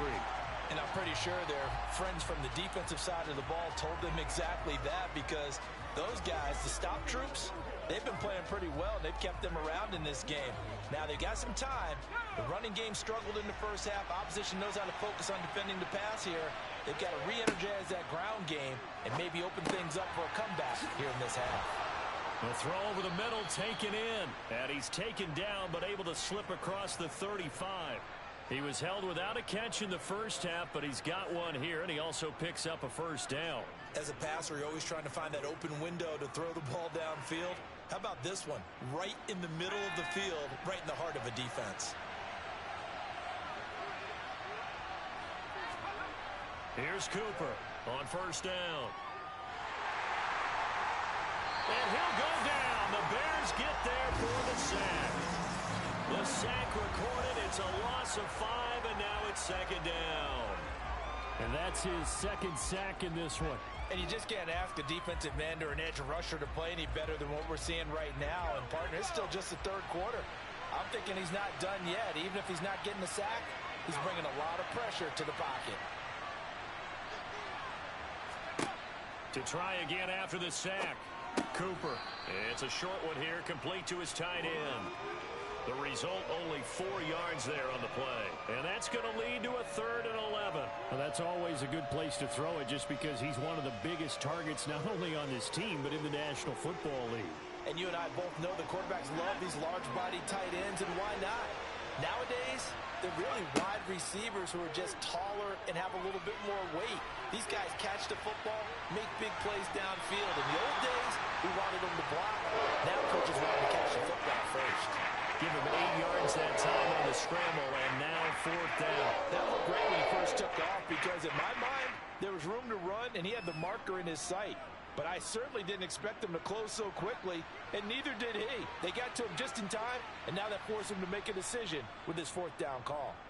And this is away. It's a high kick, and he got all of it.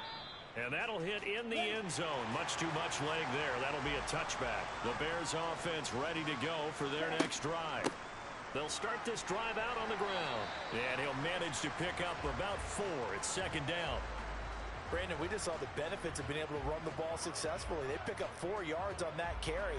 So now, if you're a play caller, you could do just about anything you want, but on the defensive side of the ball, you scramble a little bit. Now you're behind, trying to figure out, do I need to blitz him? Do I need to pressure him? How do I gain an advantage on this snap? On second down, Shipley. And he'll be stopped up at the 26 after a gain of only a couple.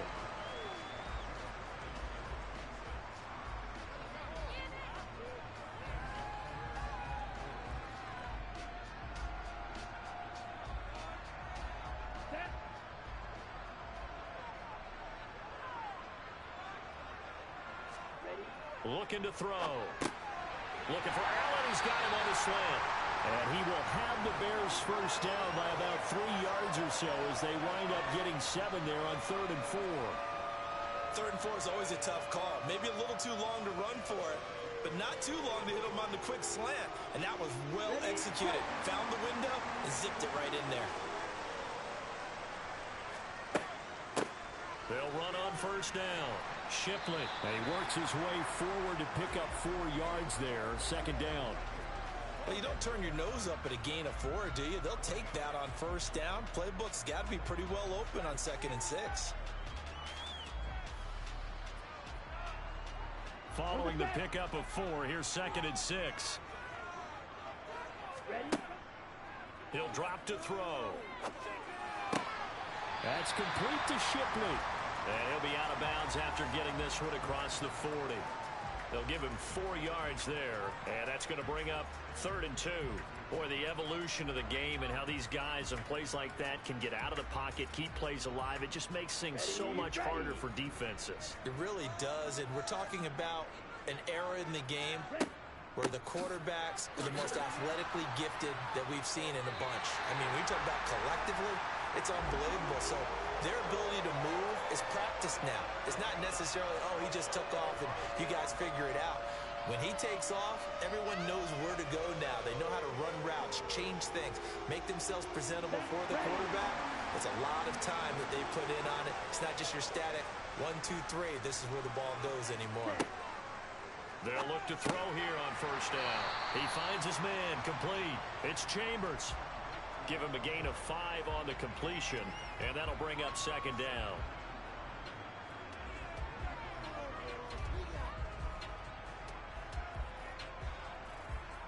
Let's go.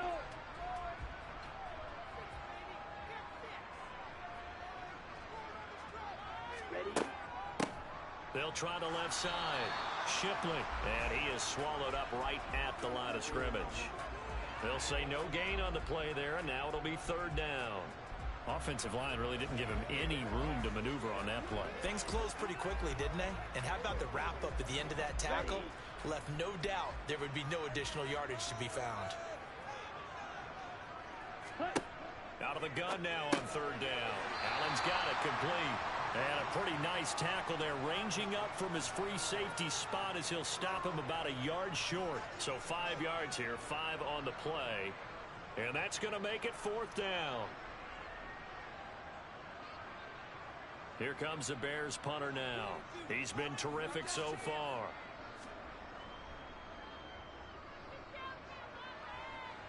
And they won't risk defending a return here. That one's out of bounds, and it'll be spotted at the 14-yard line. The Bengals drive about to get going. And, Charles, they're certainly still right in this game, but they need that offense to wake up and in a hurry. Yeah, I like the way you put it. They certainly did seem to sleepwalk a bit in the first half. Now that their defense has done its job, it's their turn now to go out and try and get some points.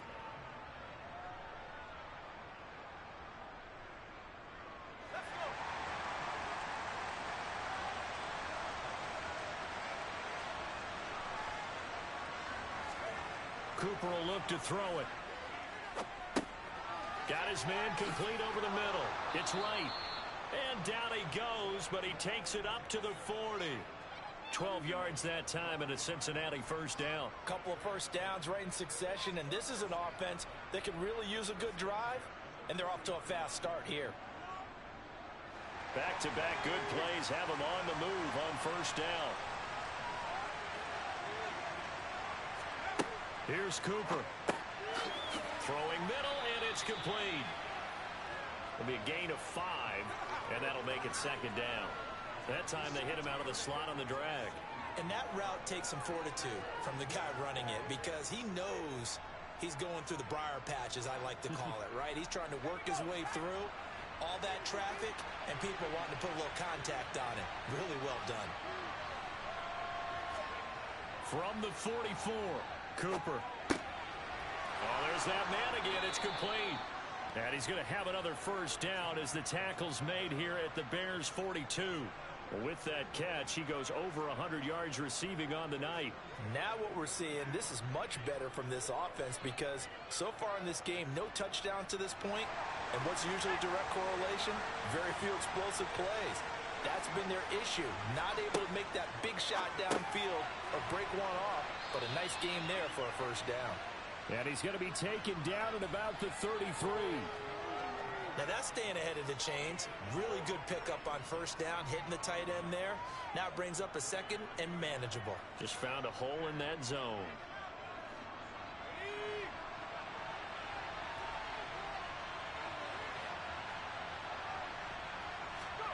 Throwing again on second down. Cooper. Wright's got it. And they'll work this down inside the 30. Well, they certainly had success throughout this contest, getting him the ball in the passing game, and there he picks up another first down. Whatever they saw going into this one, they've been able to capitalize on it, and no adjustment has been made to take it away.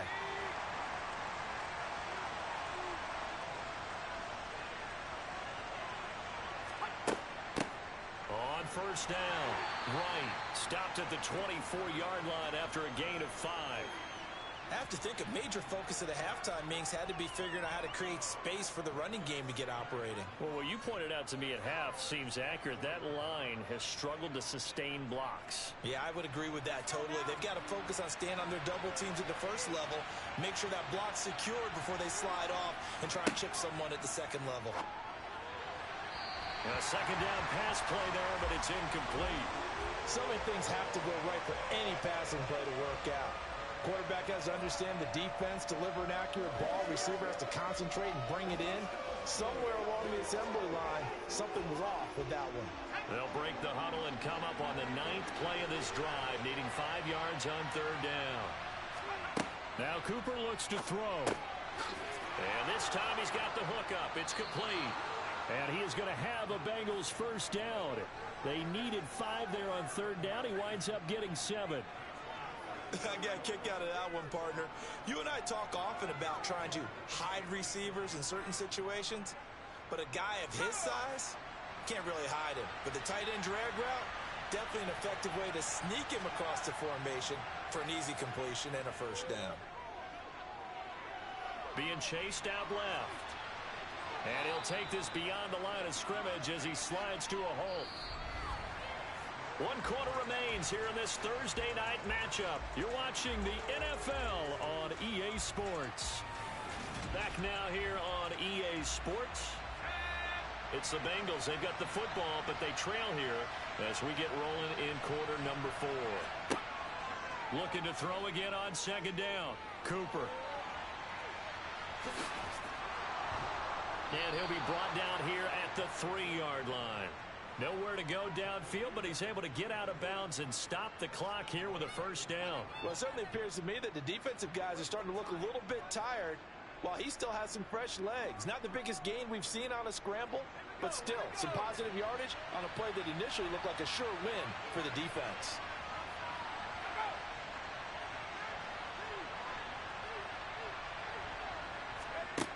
Looking to throw. Cooper. Touchdown, Bengals. From 3 yards out. And the Bengals have a chance to tie things up as they trail by 2 here in the 4th. I wonder if he changed anything on his play sheet or they just executed better. Because they had 2 previous drives that ended in field goals. Before this one, they finally were able to put into the end zone. Well, whatever he did, speaking of the offensive coordinator, might be using that formula going forward. It worked there. Yeah, it works very well. He and his field general in pretty good sync right now. They're starting to move the ball well.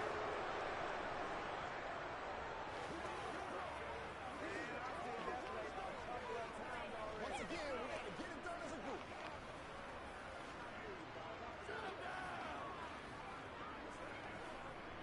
Let's go. Let's go. That's right, baby. Play it to the whistle. Let's go. Let's go. Let's go, boy. Let's go. That's what it is. That's what it is, baby. Come on, baby. Get low.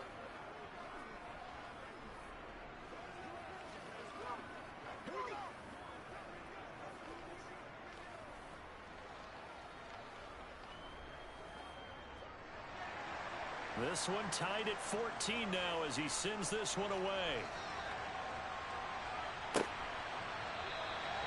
And there will not be a return here. It's a touchback, and it'll come out to the 25-yard line. At the line, prepping for their next drive, the Bears offense. They had that 14-0 lead, but that has evaporated as they go to work here, 1st and 10. 3 yards on the pickup there, and it'll be 2nd down. Give credit to the defense for stringing that play out, and they gave up no cutback angle. You know he was trying to dart through. No place for him to go. A nice job there, only giving up a 3-yard gain.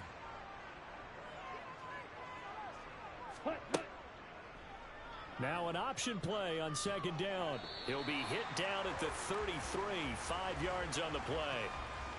A little do-it-yourself run right there and a nice gain. And I like that he knew that that was about all he was going to get. So he did a nice job of protecting himself, took care of the football, took what the defense gave him. If they continue to allow him to do that, they'll find their way taking what they can all the way to the end zone. On 3rd down, Shipley. And he's not even going to get back to the line of scrimmage. Tough sledding. They lose a yard there on 3rd. That had to be a nightmare as a ball carrier. You look up and see his big bear claws coming at you right away. No chance. And just think how the game continues to evolve. We always worried about the defensive ends and the outside linebackers bringing pressure. How about the play now? It's not just eating up blockers for these guys inside, is it? It's eating up blockers and making plays in the backfield. And just eating. The Bengals drive about to get going. Excellent job by their defense to force the punt and provide them with this opportunity, all tied in the 4th quarter. No gain on the play there, 2nd down. That's a familiar call during this game. A lot of runs have been stopped right around the line of scrimmage. And how about the big D tackle there? Not just eating up blockers, but making the tackle himself. We're seeing a lot more hand movement from those big guys up front to shed blockers and then go get ball carriers. There's a throw over the middle. It's taken in by his tight end. And he's got it past the 30 before he's hit and dropped. 8th catch for him now. He's been a big factor. And it's a 1st down. I like how they work the tight end on a nice little under route there. And if you're going to give him that much space, he's not even going to catch the football. He's going to run away from you a little bit, and that's exactly what he just did there, picking up extra yardage. They go play action here on 1st down. And a quick throw here, that's complete. 2 yards on the pickup there, and it's 2nd down. Well, they were unable to make anything really big out of that, but it's not a bad idea to find your tight end and give him an easy completion and keep moving things forward. Almost as bread and butter as a good running back dive play.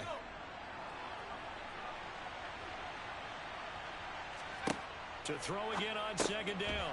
Cooper. It's a short one here, complete to the tight end. It'll go as a gain of 4, and that'll make it 3rd down. Hey, let's face it, you can put any Halloween costume on him. You're not going to be able to disguise him because for a tight end of his size, difficult to sneak him anywhere, but that's what they tried to do. Lined up on his right, tried to work his way back to his left, but just a minimal gain as the defense was able to react quickly.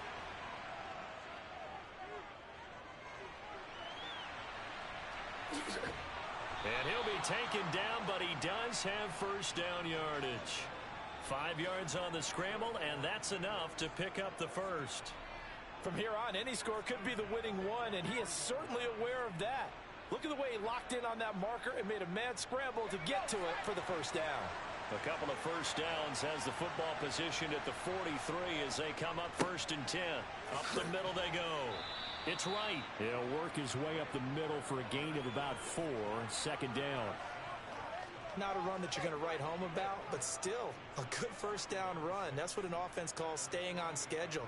3 to 4 yards on 1st down, you're set up very well for the rest of the drive. The run got 4. Now they deal with a 2nd and 6. They'll keep it on the ground. Right. And nothing doing. He's immediately taken down at the line of scrimmage. No gain on the play there, so they're left with a 3rd down and 6. Seems pretty obvious defensively a key was stopping the run game. How have they done it so successfully? To me, it seems that these guys really did a nice job of paying attention during the scouting report meeting. And you know, Brandon, when they do those, they talk about the top plays that these guys like to run. The best runs for the top running back. those are the ones you focus on and want to take away, and they've done that pretty successfully in this game. So give them 5 yards there on the pitch and catch, and that'll bring up 4th down. Now, that's going to be a tough one to explain when they get together and watch a game film, isn't it? I mean, they had the right call, had the out route. He's got to know where the first down sticks are, yet he steps out of bounds that close. Not their best play. Now they go for it on 4th, but this one is going to wind up incomplete. They've got good starting field position as they come up here 1st and 10 on their side of midfield at the 47. And he stopped immediately there. No gain on the play. It'll be 2nd down. And he got off the end there very quickly to make that play. Yeah, it was almost like the bullet train, wasn't it? I mean, just zoom. Quick, quick, quick. And what a terrific play, holding them to no gain. Officially nothing on that last run. They'll try again 2nd and 10. They're going to look to throw. Caught by Allen. And he goes out of bounds. It looks like right at the 50. He'll get only 3 there, so it leaves him with a 3rd and 7 ahead. That was an okay hook up there with his tight end, but unfortunately, they didn't get the kind of yards they had hoped for. That's going to bring up 3rd down.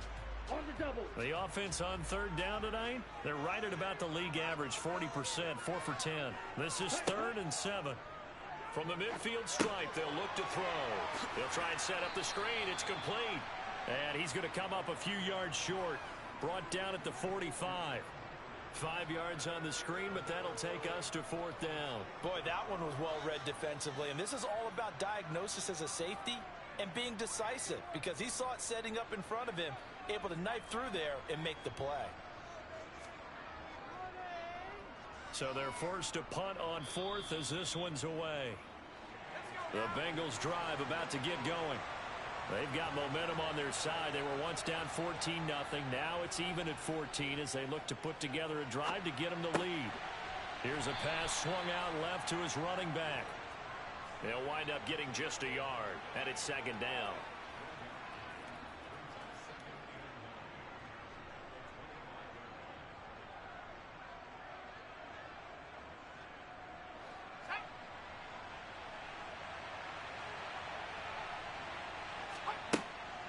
Operating from the gun, Cooper. And right with it here over the middle. And he'll get it up near the 35, right at the 34 here. A gain of 8 there on the play. And that's going to make it 3rd down and less than a yard.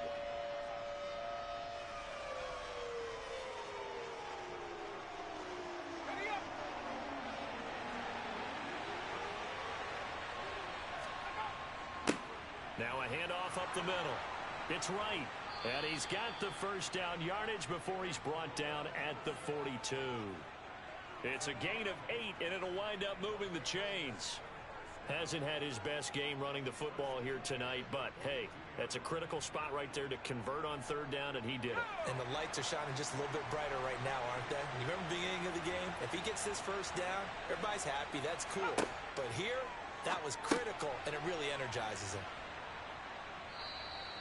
So the completion good for 7 there, and that's going to bring up 2nd down.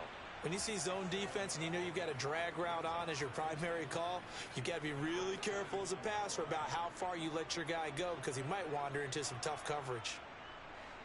2nd down and 3.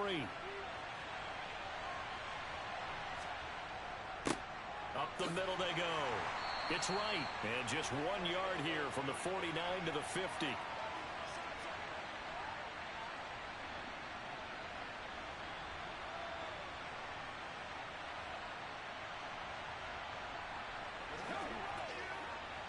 And the Bears in the nickel. No, wait, they're in the dime. 6 DBs out there on 3rd. Could play an exotic coverage. Back to throw. Cooper. And he'll be taken down, but not before they work this to the 45. At least this time he's getting hit after a positive play for his offense. The pressure was coming through yet again, but he certainly didn't stick around for the sack on this occasion. Found an escape route and ended up getting the first down before taking the hit. Clock running, about to hit 90 seconds to go in the game. Now Cooper on 1st and 10. And his throw is incomplete. Nice progress down the field, was halted by that incompletion. They could try for some safe yards here to get things moving again, or keep throwing it and pushing it downfield to try and pick up bigger yardage. An incomplete pass on first down. That leads to a 2nd and 10. Throwing again. Cooper. He'll let this go for the end zone. And that is caught. He's got it for a Bengal touchdown. A great play there. 45 yards. And the Bengals have broken our tie and have taken a fourth-quarter lead. Might be seeing that one on the highlight shows tonight. The home run ball here in the fourth quarter to take the lead. There's nothing like being aggressive, preaching that to your team, and then following through. All the way through. Go ahead and throw one more up there. Why not? Been a great game, and we are not done yet.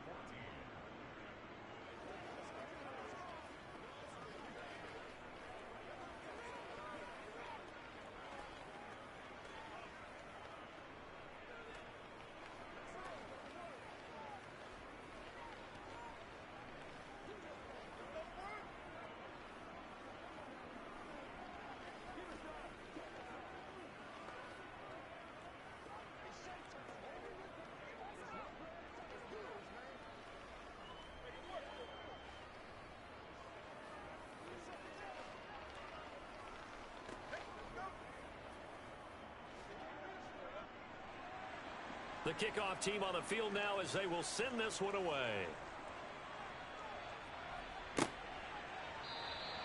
And it'll come out to the 25 as he will not attempt to return. The Bears offense ready to go for their next drive. See if they can put this drive in the end zone, Charles, because it's been a little bit of a rough go at times. They've had to punt the football a ton in this ball game because of stalled out drives. So are you saying that you're kind of tired of seeing the punter run out there and do his thing during this game? Is that what you're trying to say? Well, I mean, I'm okay with it. I have a feeling that this offense, they don't want to see the punter again. And frankly, the punter doesn't want to run out there anymore himself. He would love to see his offense put together a drive and give his leg a rest. And they'll take him down at the 31-yard line. Now the Bears going to call the first of their timeouts as they get the stoppage with a little over 50 seconds left to go in the game.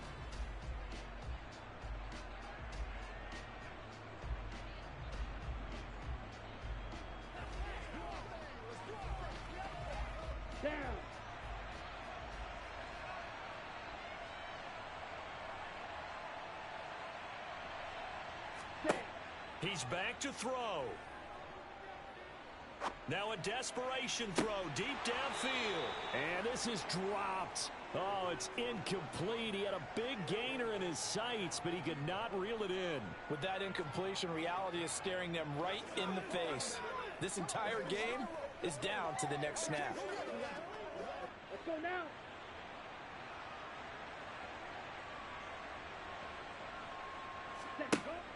As expected, they're going for it to keep the drive alive. And they'll get it up just short of the 45 at the 44. They keep the game alive, at least for the moment, as it's a first down.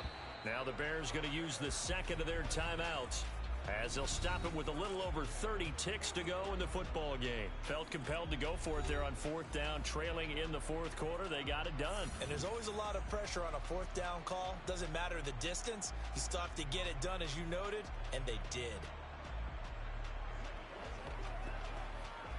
Here we go. So signs of life in what's been a dormant offense in this second half. Here's 1st and 10. He'll look to throw.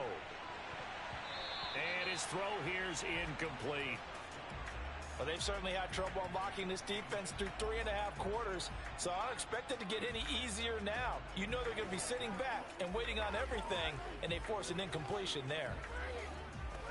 Come on, set. So after the incompletion on first, now 2nd and 10.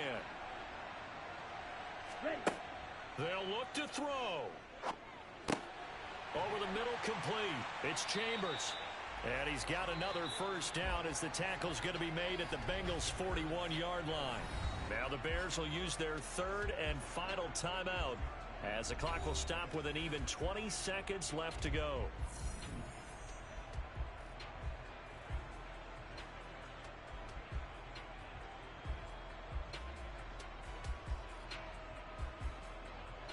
The drive continues as they search for a tying touchdown. Here's 1st and 10. Back to throw. He's going to let this go. Back of the end zone. And that will be incomplete with a clock down now to 13 seconds. Well, these corners, I tell you, they've done excellent work all game long. They remind me of guys in the past who just said, hey, throw it out here 100 times. Nothing good is going to happen. And if you throw it in the wrong place, I'll take it the other way. Here now is 2nd and 10, again from the 41. Back to throw. And this one taken in on the right sideline, but not in the field of play. They say it's incomplete. The throw led him a little too far. It brings up 3rd down. Down to their last chance now. This is going to have to be a heave for the end zone and just hope for a miracle. And I don't sit back with everyone back defending. I've got to have somebody rushing the quarterback. Don't make it easy for him to set up and throw the ball all the way downfield.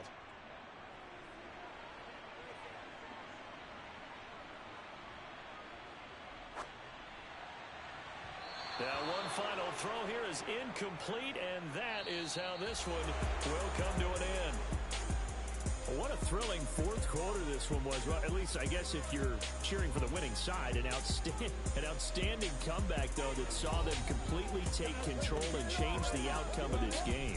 Yeah, I'm not sure how many of us saw that coming, the way that they were playing, and having the lead after 3 quarters. A little bit of a stunning ending because it wasn't just a one-touchdown swing. It was a multiple touchdown swing for them to end up losing that ball game. Give credit where credit is due. They came off the pace and got it done.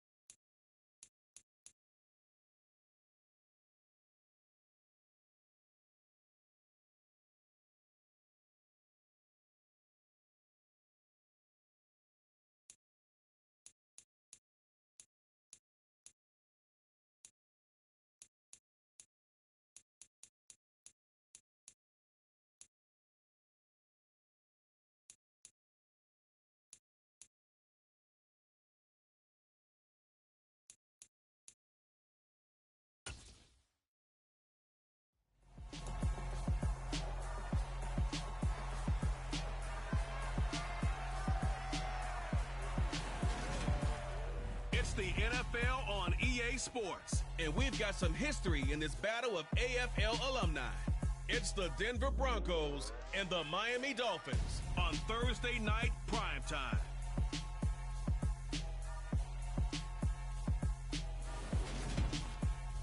EA Sports coverage of the National Football League is on the air. Tonight, on this fine Thursday night, we've got a good one in store between the Denver Broncos and the Miami Dolphins.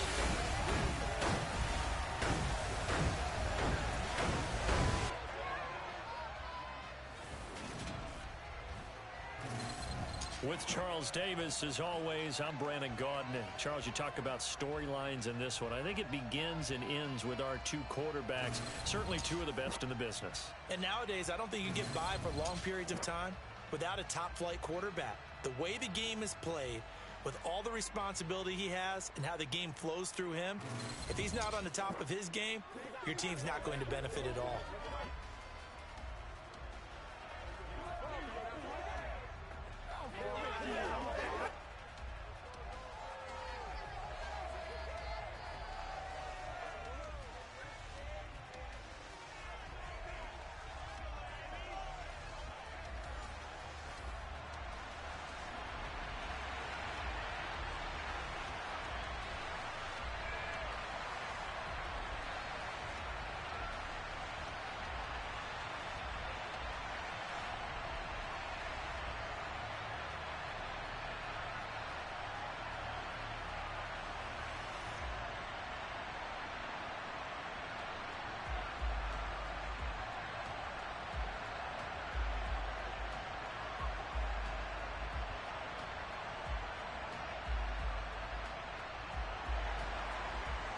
Is the kickoff unit as they run up and send this one away. And they will elect to not bring this one out as our first drive will begin at the 25. So here come the Dolphins now as they get set to take over on offense. And a look at a guy, definitely got a little razzle-dazzle to him. Can do it with his arm or his legs. Their mobile QB. You almost feel privileged, partner, every time you get to see him run out in the field to start a game, because every game, every snap, you and I both know he has the potential to do something special. And that inspires his teammates as well. They know how incredible he is. They want to give max effort as well. And this will be a gain of 5 as he gets it to the 30. If you're a coach, you'll absolutely take that run every time on first down, because it really sets you up to go in a number of directions here on second.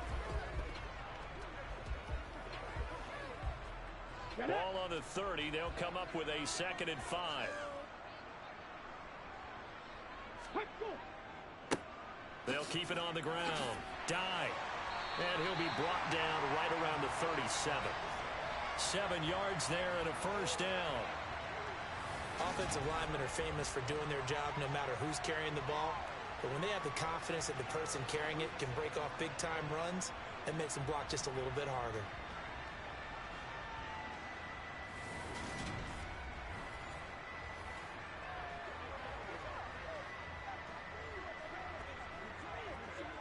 Line of scrimmage, the 37 on 1st and 10.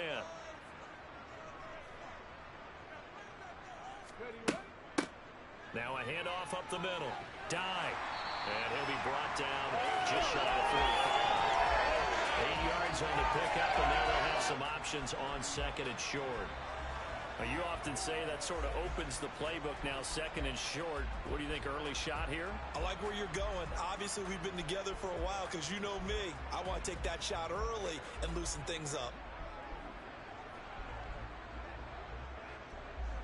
8 yards the gain on that last run. Here's 2nd and a couple. Ready, go.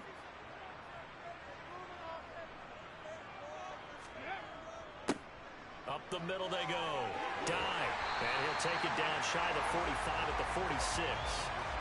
9 yards the pickup there, and it's a first down. They did tell us they wanted to establish the ground game early, didn't they? They did, and a small sample size that we've seen so far, but pretty good return. Yeah, you got to like that. They've strung together a couple of first downs, established what they wanted, the running game. And guess what? They also got their lead guy running it pretty well, too.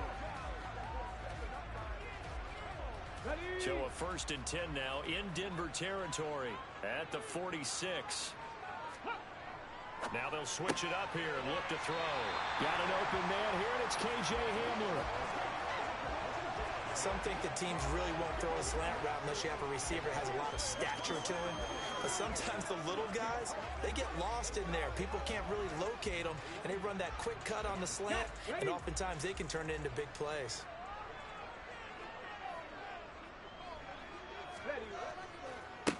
On 2nd down now.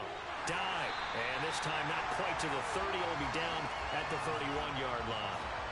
7 yards there and a 1st down. Well, they came into this game saying it was important that they set the tone and show that they can run the football. I believe that they've done that here in the 1st quarter.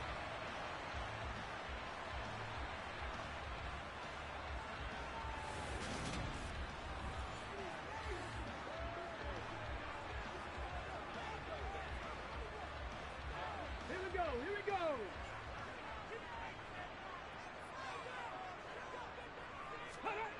On 1st down, Jacobs. Right side, it's Hamler pulling it in.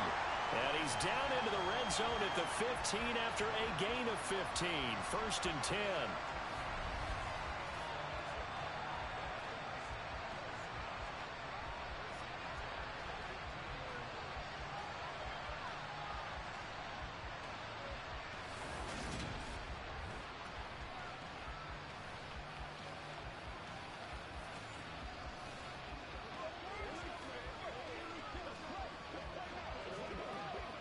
Line of scrimmage, the 15. It's 1st and 10.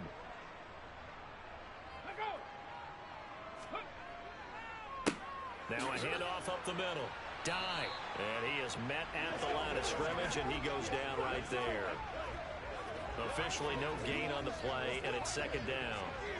You don't see that a ton, do you? Or the cornerback coming over to the middle of the field to make a run tackle. That's someone with a ton of confidence to feel like nothing is pressuring him on his side of the field. Sees that the ball's moved to the middle and just sprints over there to help out. He ends up getting the tackle. Well played. Got his man complete over the middle. That's Jacobs. That'll leave him with a 3rd and 2 coming up. They got 8 yards there.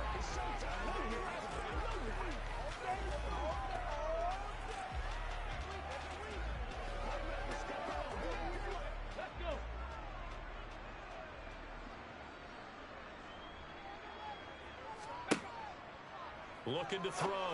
Jacobs. Oh, it's caught. And the Dolphins are going to have 1st and goal coming up as they're able to convert there on 3rd and 2. Well, no question, this is exactly how they wanted to start this football game. And nice pass there. And now they're set up beautifully, Charles, to finish this off with a touchdown. Yeah, but they've still got to finish it off, partner. And that means they've got to execute at this stage of the field. So we've seen many teams march it right to the goal line and not cash in. They've got something dialed up here that puts it in the end zone. A terrific opening drive has them knocking on the door. 1st and goal. Now a give right side. Dive. And they will stop him after a fairly minimal pickup. It's a gain of a couple, and it'll be 2nd and goal. Here's where we need to see some tenacity from this defense because they've been pushed right down the field on this opening drive. They've got to find some way to push back, and that's a good first step.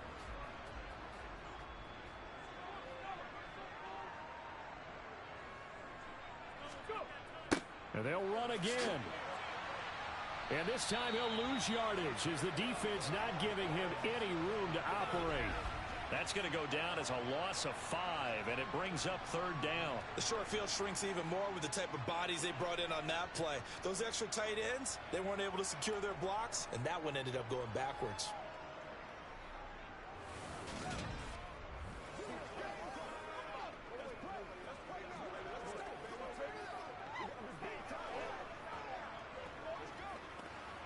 So backed up to the 6 now. 3rd and goal. Back to throw. Jacobs. He's got it. Touchdown, Dolphins. Jalen Guyton from 6 yards away. And the Dolphins will claim the early lead as they're on the board first here tonight. I do believe we came here to see a game, didn't we? And it looks like he's running what we call routes versus air. You just go out there with your offensive unit and throw the football with no defense. He's 5 for 5 on the opening drive. He was on his game there for drive number 1, but well, the thing is now he can't go any higher than that. He was so perfect. Can he do it again later? Yeah, all he cares about right now is making it 10 for 10, 15 for 15, and he feels like he can get it done. Extra point right down the middle, and that makes the score 7-0.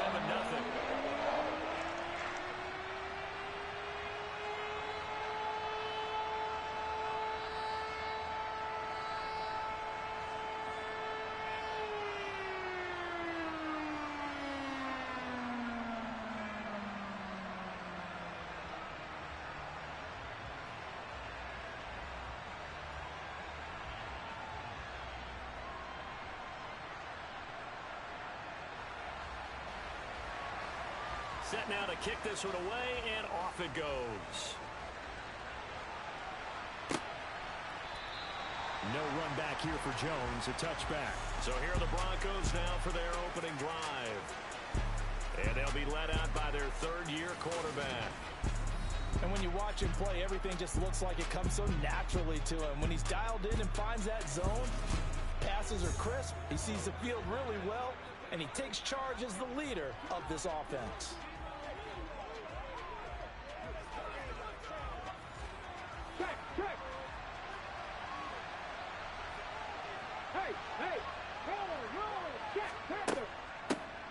They'll start on the ground here on first down. They showed off the athletic juke. Good little gain there. Not a whole lot of real estate, but a nice carry. That's a really nice job by them picking up the run blitz and detecting it and blocking it and turning it into a nice run. And a lot of times you think if you blitz a running play, you're going to smother it. But a lot of the blitzers, they come in a little bit high. They don't have great leverage, and they're easily blocked and turned to the side. And he's going to have a Broncos first down as good running gets him to about the 44. I don't care what anyone says. I want a big-time back in this kind of yardage each and every time I step on the field. A tone setter, those guys are hard to find.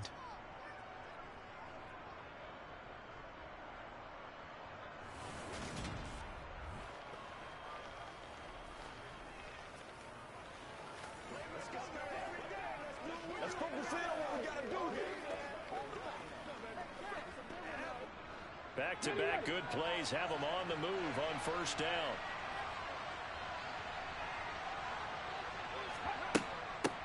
They'll keep it on the ground.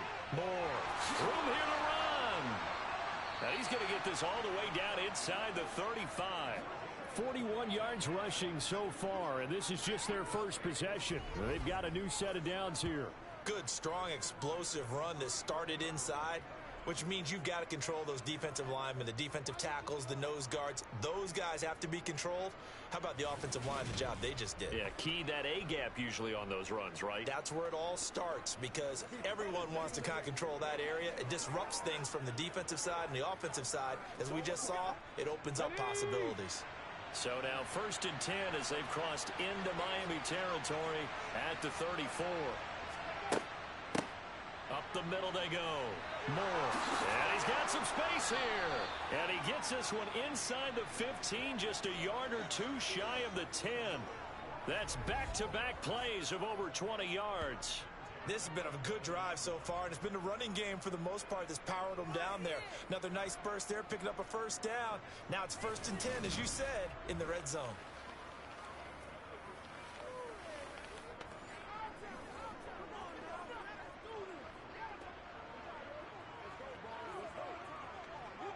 Now a 1st and 10 at the 11.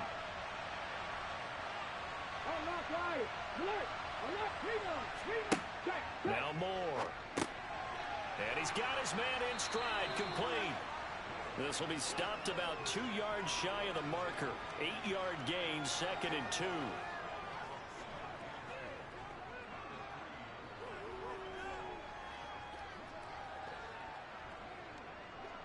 Here's 2nd and 2 now from the 3.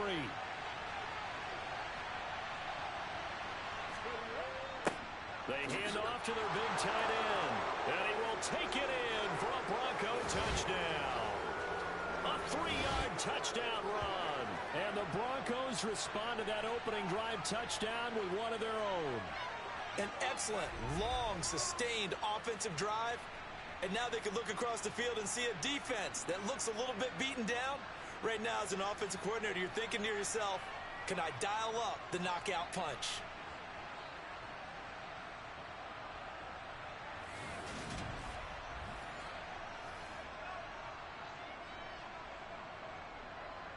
Out comes the kicking team here for the extra point.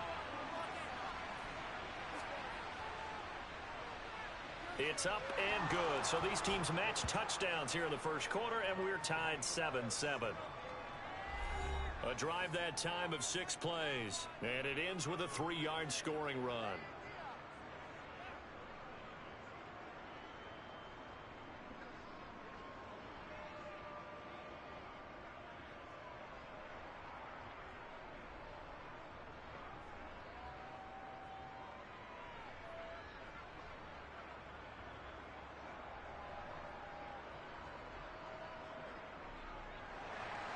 Each team's had it. Each team has scored. 7-7 here as the kick's away.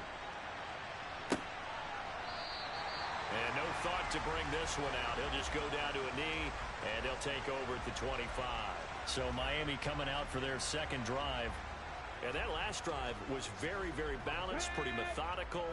You think they go that route again? I'm always of the school that until they stop me from doing something, I'm going to continue. And I think that that's exactly what they'll look to do. But the beauty is the balance that they've created sets up opportunities for big plays. Looks like a run, turn it into a play action, and throw one deep. Call it no gain on the play, and it'll be second down.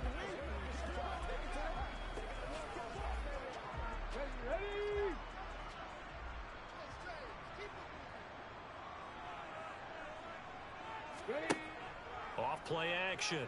Jacobs. It's incomplete. Took a shot, couldn't connect. Well, you've got a receiver here who's got one touchdown already in this first quarter, and they were trying to double his pleasure there. Wanting to continue to go to the guys already gotten into the end zone. But good coverage to make sure that this time it fell incomplete. They had the incomplete pass on second down. Now they need a big play here. 3rd and 10. Operating from the gun. Jacobs. Toward the sideline, it's complete. An athletic grab, but still well short of the first. And that's good for a gain of 6. And that's going to bring up a 4th down. That was a nice throw out there to the flat, but they defended that pretty well. The hope is to go ahead and put it on him so he can turn and get upfield and gain additional yardage. There just wasn't anywhere to go on that play. The Dolphins will send out the punter now, as he's on to punt for the first time tonight.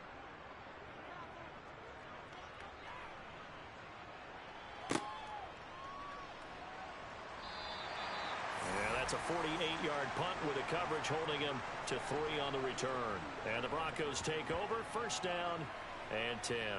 So now the second drive offensively coming up for the Denver Broncos. The football changing hands here as this offense takes the field. Charles, they'd be fine with more of the same on this upcoming drive. Last time out, they found the end zone for 6. And they're certainly hoping for more of the same, but the game plan, I doubt it'll just be a carbon copy of the last drive, because I think this offense is ready to break out some new wrinkles and try some new things that might be hidden in their playbook. They want to use that confidence to its advantage while also keeping the defense from anticipating what's up next. More now. Oh, he's got a man wide open, complete. And they get him down, but not before he takes it across the 40-yard line. 17 yards for the Broncos there as they've got themselves a 1st down.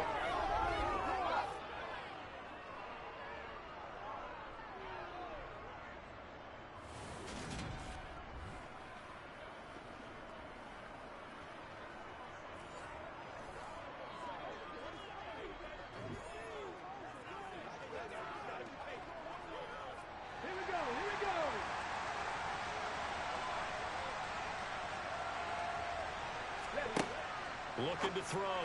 Moore. He's got Smith here. Short completion, just 4 yards, and it'll be 2nd down.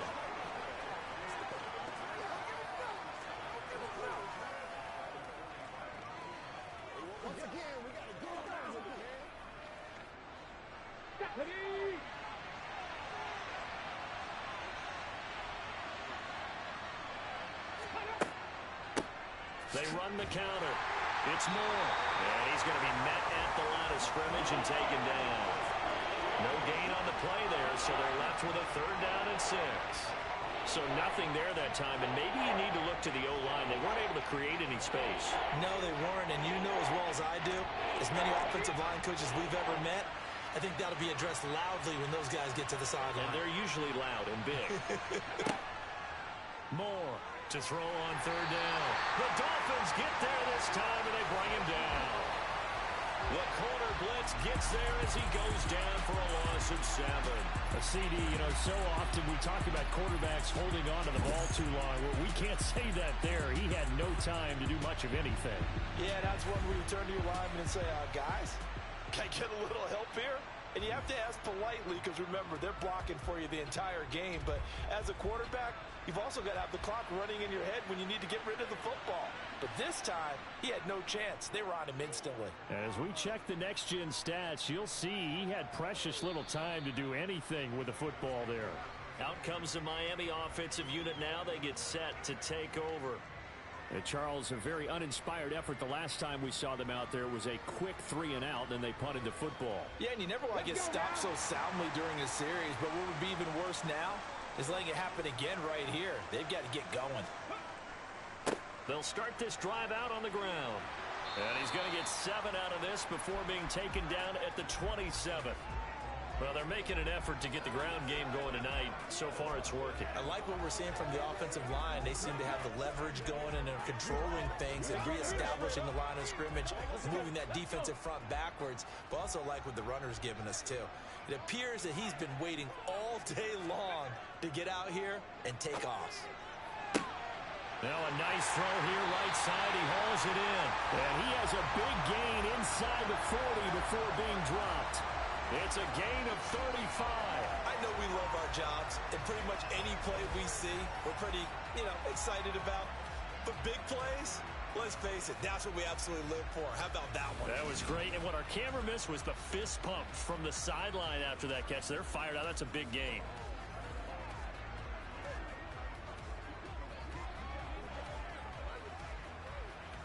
So how about that for a chain mover? They're all the way down inside the 40 now for 1st and 10.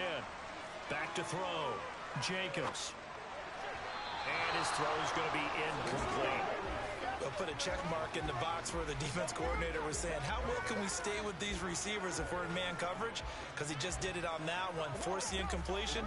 That allowed him to get bolder with his pass rush, won't it? Absolutely. Frees up your guys elsewhere. After the incomplete pass, here now is 2nd and 10. Now a handoff up the middle. Dive. And down inside the 35, he goes to the 32-yard line. 47 yards rushing for him now to this point. Well, this play sequence was really kind of called in reverse. Incomplete pass on 1st and 10. Nice run on 2nd and 10 when probably everyone was expecting him to throw the football.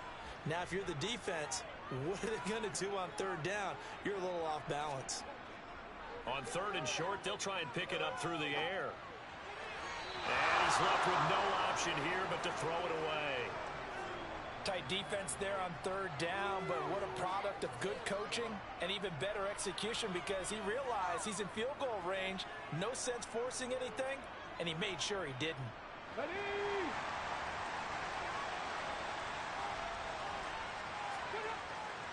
On 4th down, they'll try and run for it. And a good-looking run there as he'll take this inside the 20 and down to the 18-yard line. 4th down, no problem. Just a ho-hum pickup of 14 to keep the offense on the field. That was 4th and what we would call long in that situation, wasn't it? That wasn't 4th and inches, was it? No, I mean, you get in those situations 4th and 3, 4th and 4. That's a lot to, what would you say, a lot of pizza left in that box. It certainly is. Not everyone dove in on that one. In today's NFL, this is a passing down, all right? This is not a running down.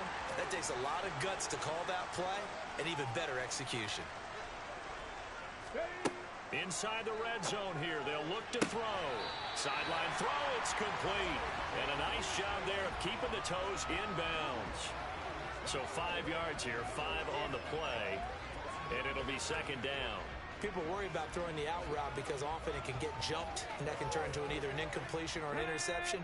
But not on that one. Everything came together, and he catches it and goes over the sideline.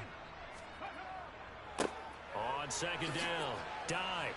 And he'll get this one down to about the 10-yard line.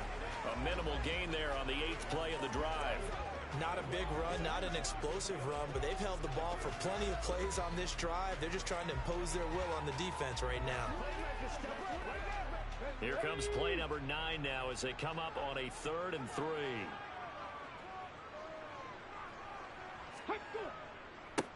They'll keep it on the ground. Dive. Well, they needed 2. They could only get 1. 4th down.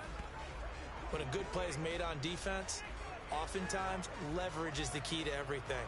Defensive line not getting turned, all the other guys making sure they're in the right spot, and on that play, they were able to stop him short of the first down.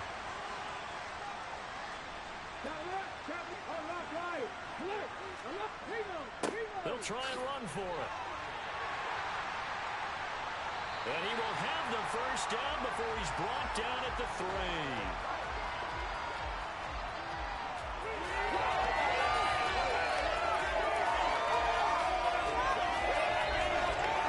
7-7, our score after 1.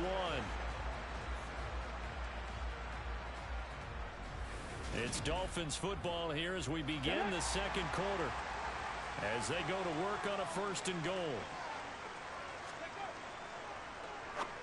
Jenkins. And that is caught. Touchdown, Miami. From 3 yards out. And the Dolphins have taken the lead. On those slants, everything happens so quickly. What makes it work? The timing between the passer and the receiver. In this case, a slant route. Ordinarily, it's probably about 3 steps before you go on the slant. In this amount of time, I think it's a 2-step deal. Boom, put his foot in the ground and got inside for the pass. Got inside for the pass, got inside for the catch and the score. Point after, right down the middle. And that makes the score 14-7. So that one a long 11-play drive. And it winds up in 6 points for the Dolphins.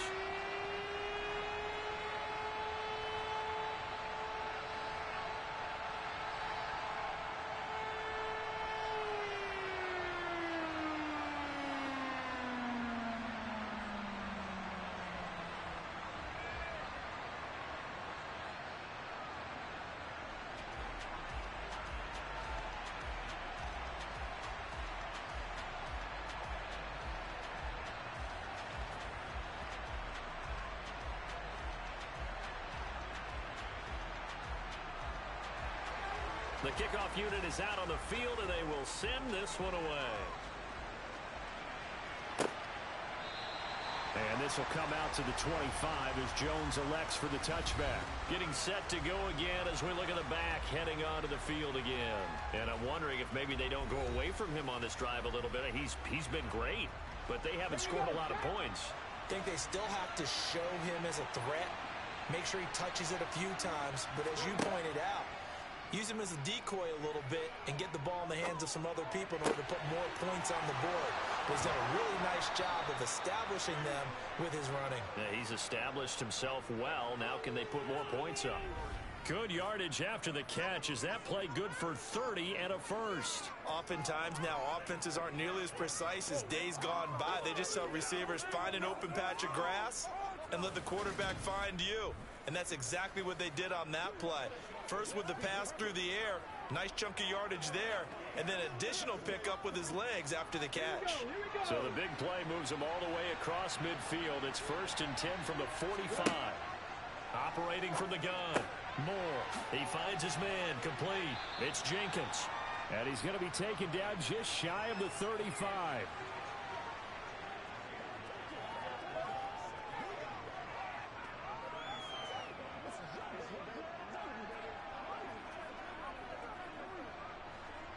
Here's 2nd and a yard. Up the middle they go. It's Moore. And he gets it down to the 32. 4 yards the pickup, 1st down. 2nd and 1 and people want to run the football, this is where every back in the league is supposed to do exactly what we just saw there. Pick up the first down. From the 32 now, here's 1st and 10. Back to throw. Moore. Firing quickly here, and that's complete. And he'll get this to the 22. So they began the play at the 11, and it's a gain of 11. 1st down.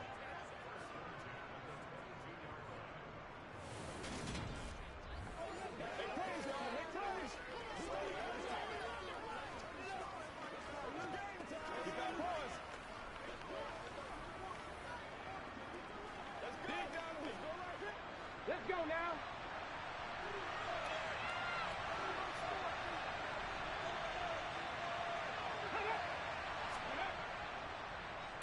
They'll run on 1st down. It's Moore. And he'll work this forward for about 3 at 2nd down.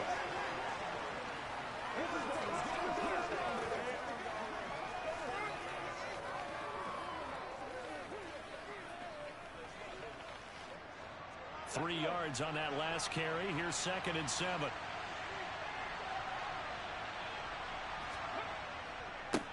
They'll keep it on the ground. Moore. And he's going to push his way down to about the 12.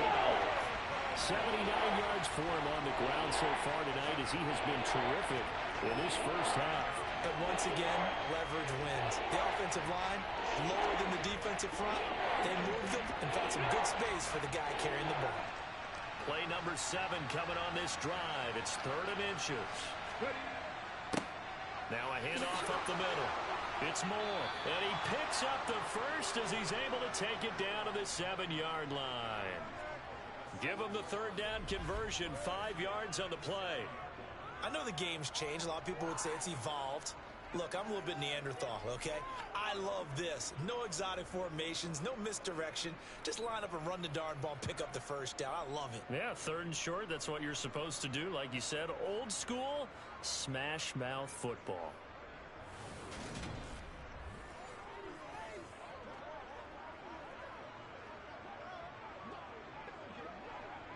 Come on, come on. Hey.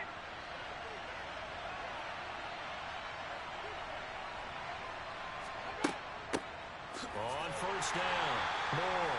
Now he is going to be stopped cold behind the line of scrimmage. It's a loss of a yard there, and now 2nd down. Defensively, he has been a presence in their backfield in the first half. Had a sack earlier, and now he comes up with a big tackle for a loss.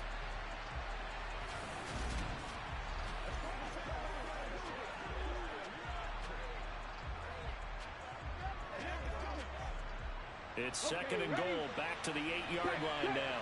Hey, roll, back, tackle, flat. Looking to throw. Moore. This is caught. Touchdown, Broncos. From 8 yards out. And the Broncos are an extra point away from drawing level. All drives that result in points hurt a defense. But when they are the sustained variety, play after play, and they just can't get off the field and stop them, that can be demoralizing.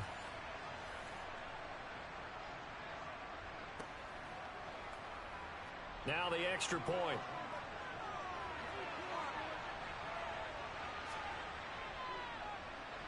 And we've got a good one brewing. We're all knotted up at 14. So that drive consumes 9 plays all told. And it ends with a Denver touchdown.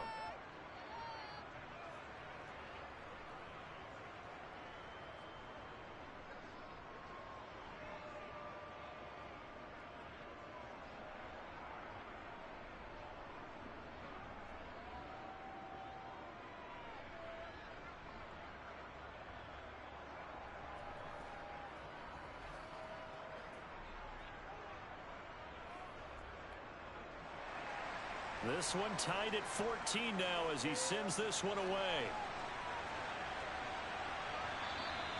And that'll carry over the back line of the end zone for a touchback. The Dolphins ready to take over on offense. And right now we've got a little bit of an offensive masterpiece going on both sides, moving the football, scoring points. It's almost like somebody put the defense on rookie mode in this one. I mean, we haven't even left the first half, Charles, and we're certainly on pace for a shootout. An excellent start for both offenses. The fans have to be enjoying this to seeing all these points go up on the board. As a former defender, you know I'm not enjoying this at all. But right now, both these teams just trading haymakers. Let's see if anyone slips up first. Can anyone counter with a nice little jab and get things going in their direction?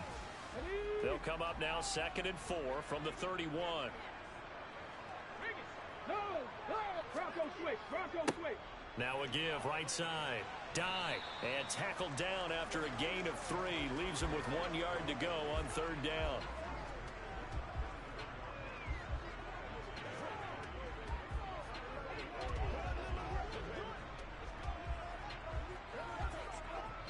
The Dolphins on 3rd down, 2 for 5 to this point. They need just a yard here. It's 3rd and 1. Alert. They'll keep it on the ground. Dive. And he's going to run into a brick wall right in the middle of the field, and I don't think he got there. No gain on the play there, and it'll bring up 4th down. Yes, it's the first half, but we'll see if that stuff there on 3rd and 1 comes back to haunt him. I hope you don't mind, but it's not going to stop me from putting a check mark next to this play. Let's look back as this game progresses and see if this is one of the key plays in the game, even though it occurred early.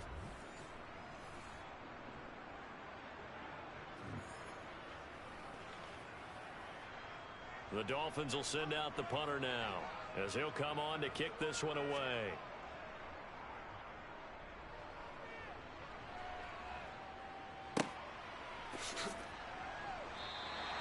Great coverage there, holds him to a 2-yard return following a 50-yard punt. And it'll be 1st and 10 Broncos from deep in their own territory. Denver's offense now set to go. And as the offense begins another drive here, pretty simple, Charles. They want to carbon copy what happened the last time out when they ended their drive in the end zone. You're right about that, partner. Sounds pretty simple, doesn't it? Just score again, but we know it's not that simple because we don't just make adjustments at halftime. If you're a good football team, you spend that time on the sideline, you study what's on the notes and the tablets, and you make those adjustments to prevent a repeat of the last drive. Series to series, the best teams, that's how they get it done. And we'll find out here soon enough whether those adjustments are enough defensively.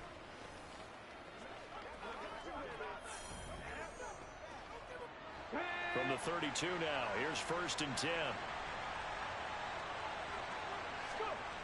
Back to throw. Moore. It's a short one here, complete to his tight end. And not much happening there. He's taken down, but a late penalty flag in the backfield. Now, this looks like a roughing call. So now a fresh set of downs, 1st and 10 after roughing the passer. Operating from the gun. Moore. It's caught. Smith. And he'll be taken down here just shy of the 30.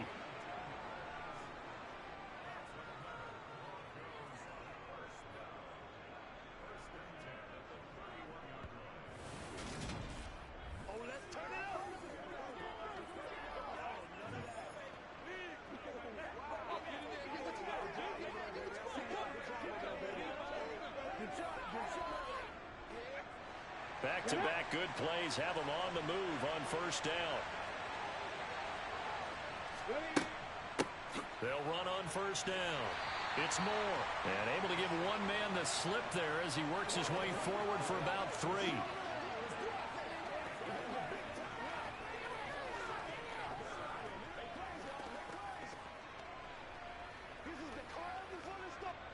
The last run got 3. Now here's 2nd and 7. From the shotgun, he'll look to throw. Over the middle to Smith. And he's brought down here just outside of the 20. So a decent gain there, but not their 4th consecutive 1st down like they had on the first 3 plays. You sound almost disappointed there. You want to fire the offensive coordinator on that one or what? They'd gotten into a rhythm. I thought they were just going to keep going. Well, almost a win for the defense, but if that's your win, you're not doing very well right now. Here we go, here we go.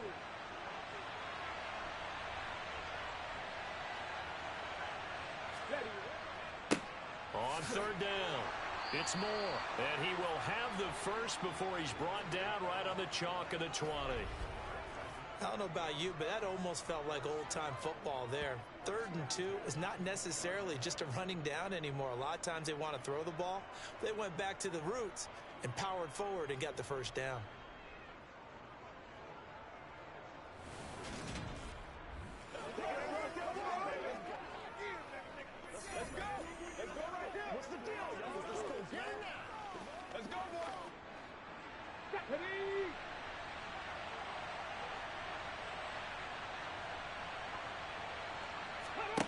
From the red zone now, they'll look to throw. Over the middle, it's complete. And they're going to be set up now with the ball at the 13-yard line.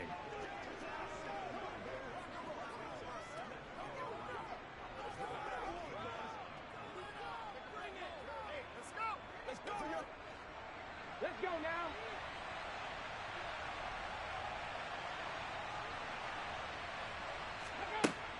Now Moore. Looking to throw on 2nd down. Looking middle, and that's complete. And the Broncos are going to have a 1st and goal as he's taken down at about the 8-yard line.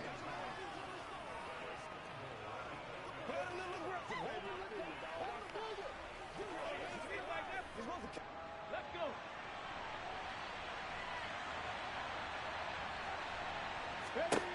Moore now. From the gun, he'll throw. Throwing for his running back, and he's got him complete.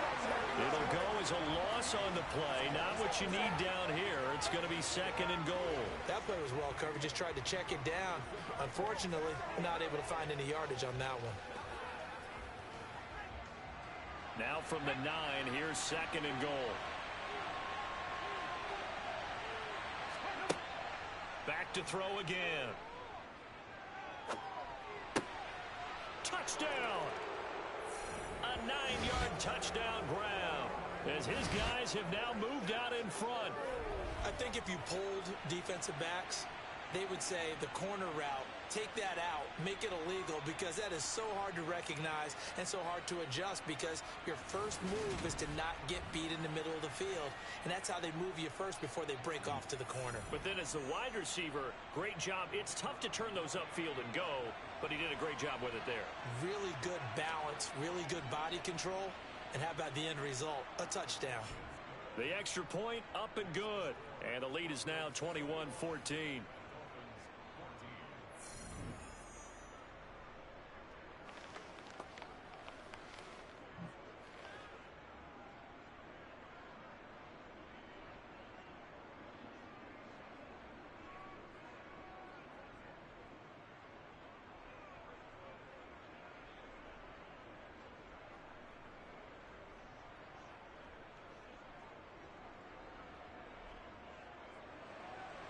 The kickoff team on the field now as they will send this one away. And this will not be returned. It's a touchback, and they'll begin at the 25. Miami's offense set and ready to go. They'll look for a drive to tie this up, down 21-14 as they have it 1st and 10. Off the play fake, Jacobs. Oh, he was hit as he threw it there, and that one winds up incomplete. Play action is supposed to be used to slow down pressure, slow down blitzes. In this case, though, if it takes a little too long to develop, you have people right in your face. And lucky just to get rid of the ball with the arm going forward. Could have been a fumble.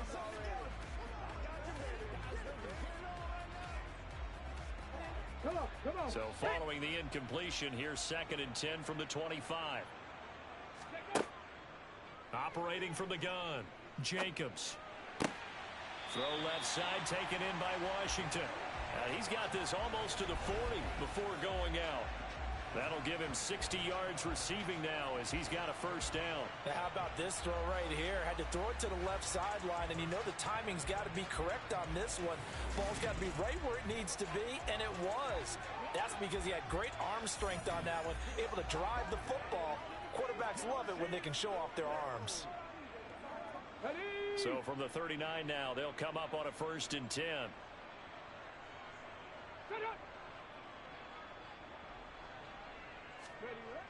Looking to throw, Jacobs. Throws right side, and that's complete. And he has a big gain inside the 40 before being dropped. A good pickup there at 22.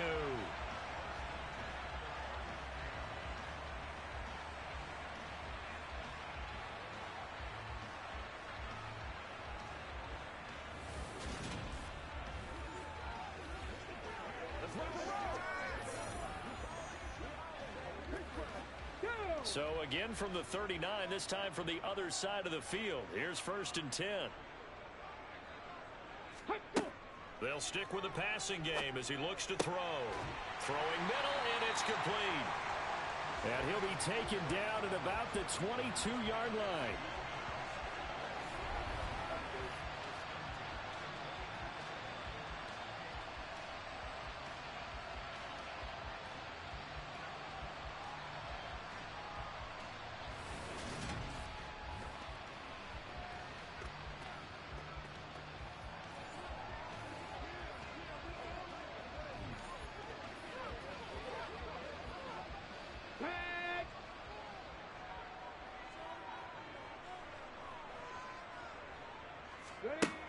They'll look to throw again. Looking left side, and it's complete. And he's down inside the 5 at the 4 before he's out of bounds. Another good gain. That's now 35 yards combined on those last 2 plays. Just picking up yardage in bunches here these last few plays. They have moved right down the field, and just like that, they're going to be set up with a 1st and goal.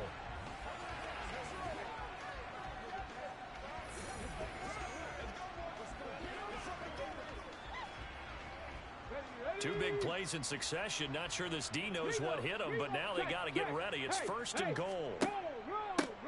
Up the middle they go. Dive. And he will push his way forward down to about the 3-yard line. It's a gain of a yard, and it'll set up 2nd and goal. That run didn't get very far, and I think when you're looking at his dimensions, he's a little bit on the smaller side. He's counting on the big guys up front to escort him in, and they couldn't create any kind of space for him, could they? Yeah, didn't get the push they needed. Bronco switch. And he is in. Touchdown, Miami. It's their quarterback. A 3-yard run as he kept it himself. And the Dolphins are within an extra point of tying up this ball game. These two teams in this first half, it's been fun. Back and forth, back and forth. Well, it's not fun for the defensive coordinators, but offensive coordinators are enjoying it. Yeah, they're having streaks here, aren't they? Being able to put scores together and really bunch them up, and we have a tight game here. You know, we often talk about having the right shoes for the right turf. Today it's track shoes. That's what we've seen with these offenses. Yeah, it's been an absolute track meet so far, and fun to watch. Extra point splits the uprights. And we've got a tie game here, a back-and-forth first half. So the drive winds up going 75 yards in 7 plays. And it ends with a 3-yard scoring run.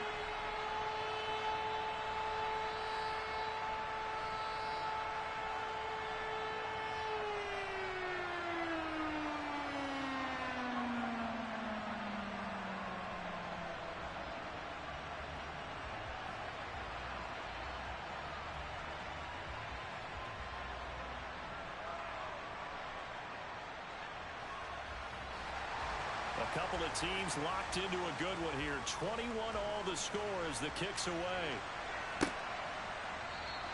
No run back here for Jones. A touchback. Their quarterback in this offense heading back out to the field. He's thrown touchdown passes on his last 2 drives as he begins here. 1st and 10.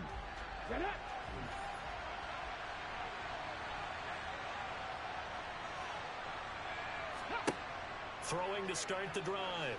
Moore. He's going to air one out. And that is incomplete. Took a shot there on 1st down, but he couldn't reel it in. He's put up numbers in this one by pushing the envelope a bit whenever he could with deeper throws. But let's play a little philosophy here. Some plays it works. Sometimes they're ready for you. And that time, they were on guard. Incomplete. He'll try again with the arm here on 2nd down. And they're able to get this one across the 35. That one good for 13 and a Denver 1st down. Even against double coverage, he found enough of an opening for a noticeable gain. 2 guys on him, yet he finds a way to uncover downfield for the completion.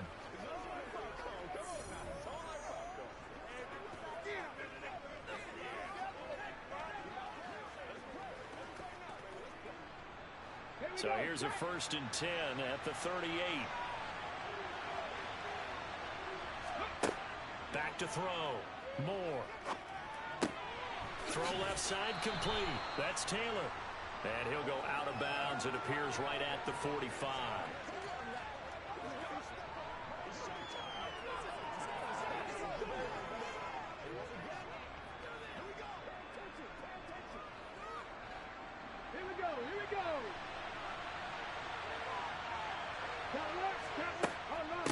On 2nd down now. It's Moore. On a determined run there as he's going to take this all the way down near the 40. Give him 14 yards there and a Denver 1st down. Well, that last run makes this a 100-yard night. I've loved the way he's hit the holes. He's been quick, he's been decisive, and he's been a whole lot of fun to watch.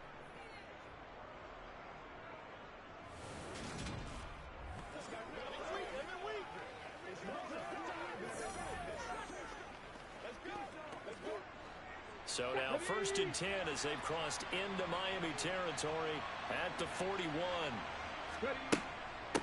Running game working. They'll stick with it on 1st down.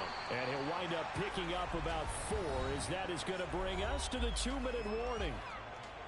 It's a pickup of 4 and it'll bring up 2nd down. Let's go now.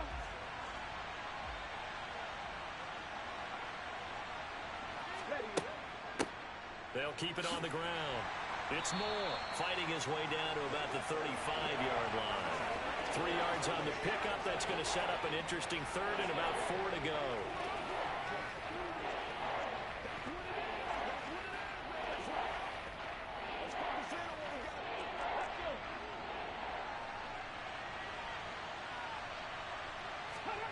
Looking to throw. Moore. Oh, not sure he saw the linebacker there as that's batted down and incomplete. The quarterback got away with one there. Looked like he was in line for a pick, but instead it's knocked harmlessly to the turf. A field goal try forthcoming now for the Broncos.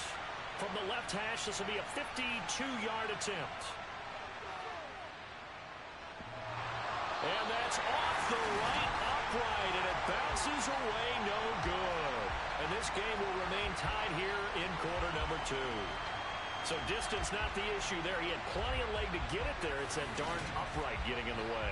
Always gets in the way of a good time, doesn't it? Because he hit it square, too. Sometimes you can bank one in if you get it on the end of the football. No such luck there for him. Miami set to take over.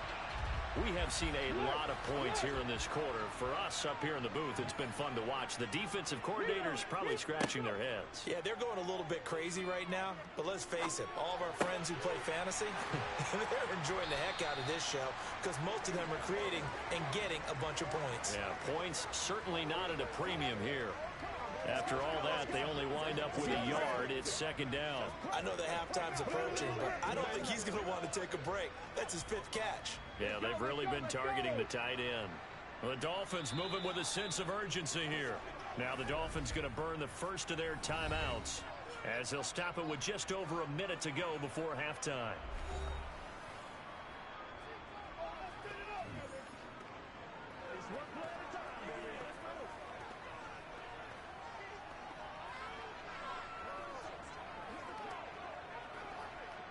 Now it's 2nd and 9. Back to throw. Jacobs. He finds his man. Complete. It's Wolf. Now another timeout called for by the offense as the stoppage will come with a little under a minute to go in this first half.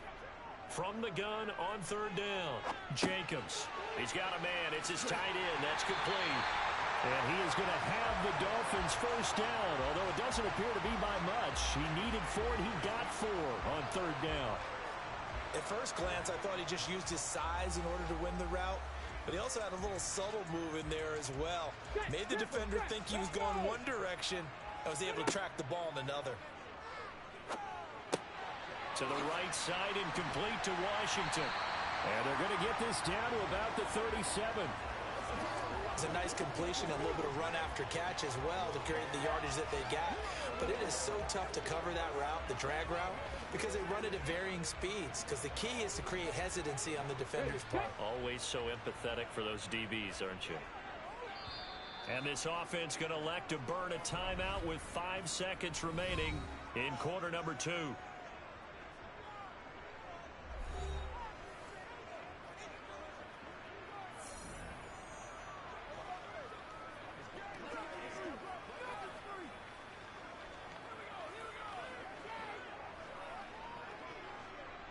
Now with 5 seconds left, not really enough time to run another play and then stop it. So on comes the field goal unit. This from 54 yards away. And this one is right through.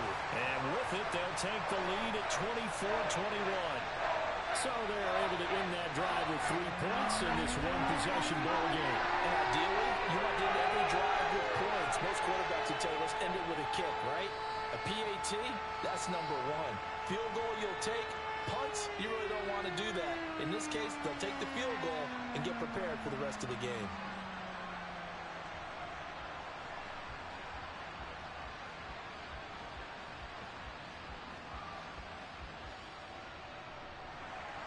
So still time for the kickoff here. 1 second to go in the half as this one is away. Oh, the return is Jones from the end zone. So we've reached halftime in a wild first half. We'll take a minute to catch our breath as we'll send you eastward to Orlando. Standing by with that EA Sports halftime report now is Jonathan Coachman. Take it away, Coach. All right, BG, thanks very much. And welcome one and all to our beautiful new downtown Orlando studios for this EA Sports halftime report. First order of business, though. Let's get a look at the next-gen stats in that first half for Denver. And even though they trail, they've had success running the football. Over 100 yards rushing as a team in those first 2 quarters of play. Meanwhile, for the Dolphins, you get a look at what they were able to do throwing the football. And whatever they've done, it's worked, as they have the lead through 2 quarters of play. All right, Coach, thanks. Yeah, both teams likely to make some changes in what's been a closely fought battle to this point.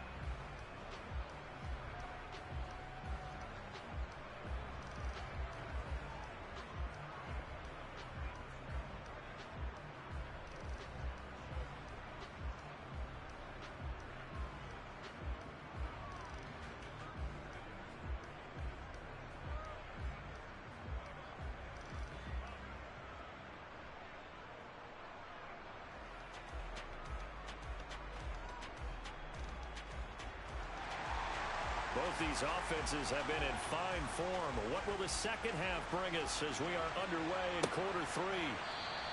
And this will not be returned, so the second half begins with a touchback. Here comes the Broncos offensive unit here as they'll have it first to begin this third quarter. Well, Charles, in that first half, we saw a fair amount of offense on both sides of the football, and now the team trailing here will start with it in the third quarter. And we both know this coach pretty darn well, don't we? Because his game planning is always on point. And now that he's getting the ball to start the second half, how about all the offense that you already referenced in the first half? He'll put that all together and come out with something really strong, I believe, to get things going here in the third quarter. Here's 2nd and 7 now from the 28.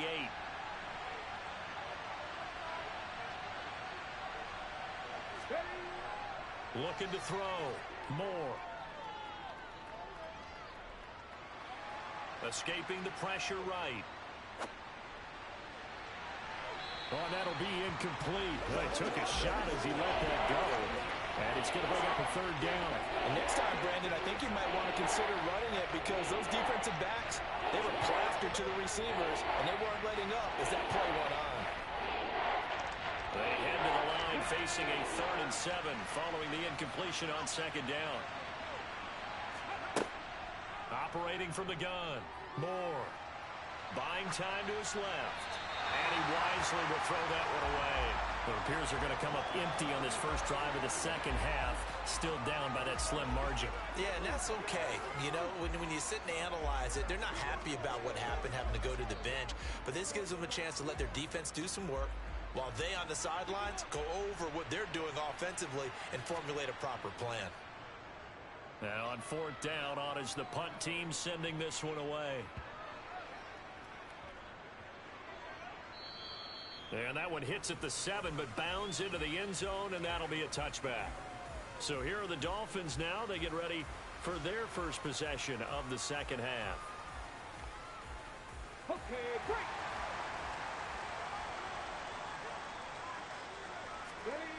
Now a play fake here on first down.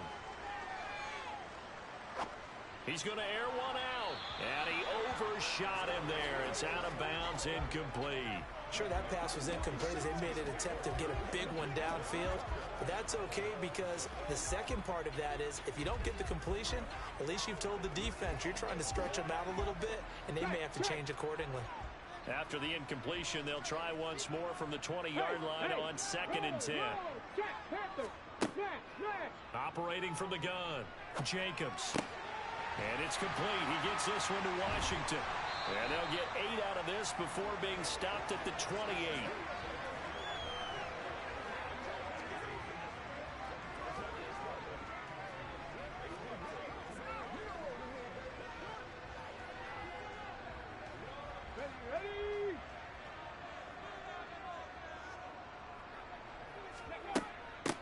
On third down, Dye. 80 yards for him on the ground now. He has been a tough man to bring down all night. Brandon, they're still in the lead, but momentum's certainly been going the opposite direction. So to me, that's a really important pickup there on third down. Try and regain some confidence, and you're right. They need to stem the tide a little bit. That certainly helped.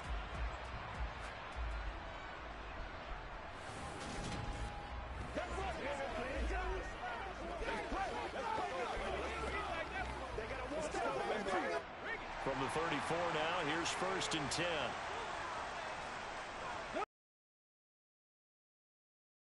They'll keep it on the ground. Dye. And he'll have the Dolphins first down as he's got this up to the 45-yard line. Consecutive plays now where that offensive line has really created a lot of space. And we've seen the confidence rise, haven't we? It borders on arrogance now, and that's that good arrogance, believing you can run the football whenever you get good and ready.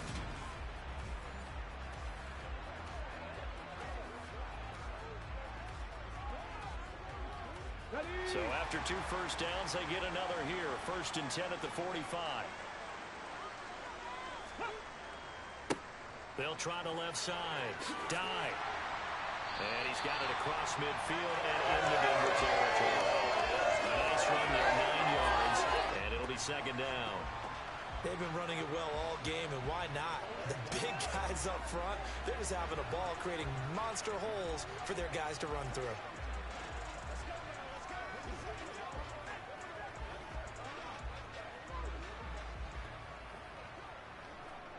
The previous run, good for 9. Here's 2nd and a yard.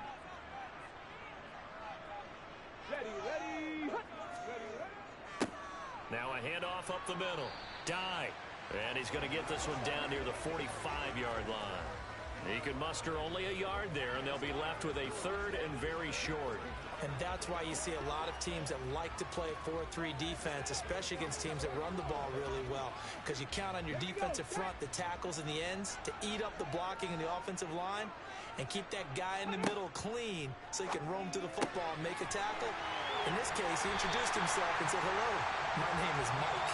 And he'll go out of bounds after taking it a little further down inside the 40.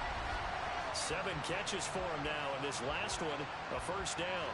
That's not the first time they've looked his way when they've needed a big play. He's been the go-to guy all game long. And they get the hook up again on 3rd down to keep this drive alive.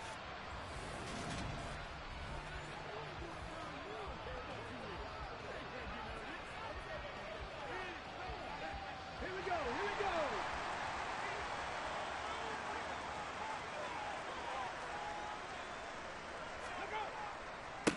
On first down, Dye. He'll get a nice chunk there on the first down run, and it's 2nd and 4.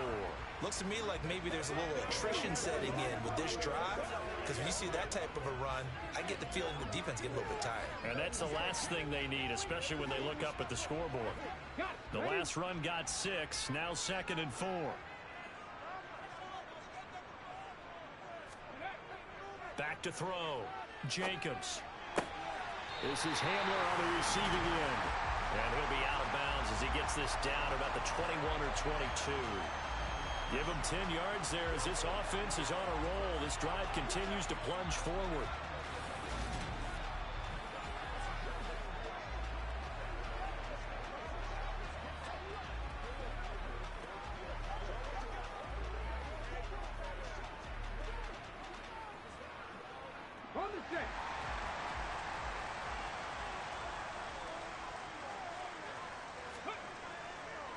They'll run on first down. Dye. And he'll be taken down near the 20 at the 21. Just a yard on the pickup there, and it'll bring up a 2nd and 9. He's had success on this drive, but not on this play. Finally, they bowed up defensively. I think they were determined not to let him take it pretty much all the way down the field. Yeah, it looks like they handled their run responsibilities correctly this time. What we call them run fits, everyone was in the right place. The throw over the middle, taken in. And they're going to get this down inside the 15.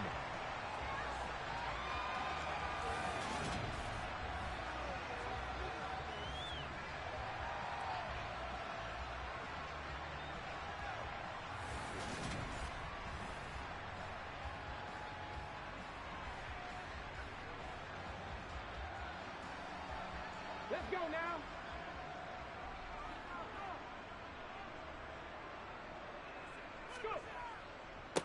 On third down, Dye, and he's got the first down as he gets it to the 8. Give him 6 yards, and they do convert on third. The running game's played a huge part in getting him down to this point on the field. I say stay with it. Keep pounding the football. Keep driving. Keep grinding. Yeah, even down in the red zone, keep going for it. No doubt about it. Dance with what brung you.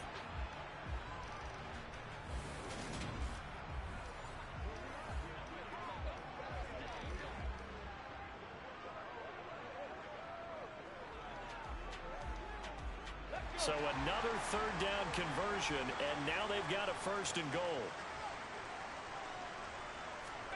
Looking to throw. Jacobs. Toward the pylon, caught. A gain of 7 that time. 2nd and goal. They kept the receiver in the short field, but that let his quarterback get the ball quickly to him before either guy in double coverage could react.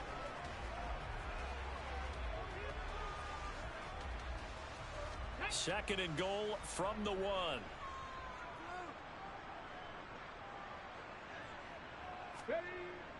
Look at this, a tight end carry. And he takes it into the end zone for the Dolphin touchdown. LaMichael Pirine taking it in from a yard out as his guys are able to extend their lead.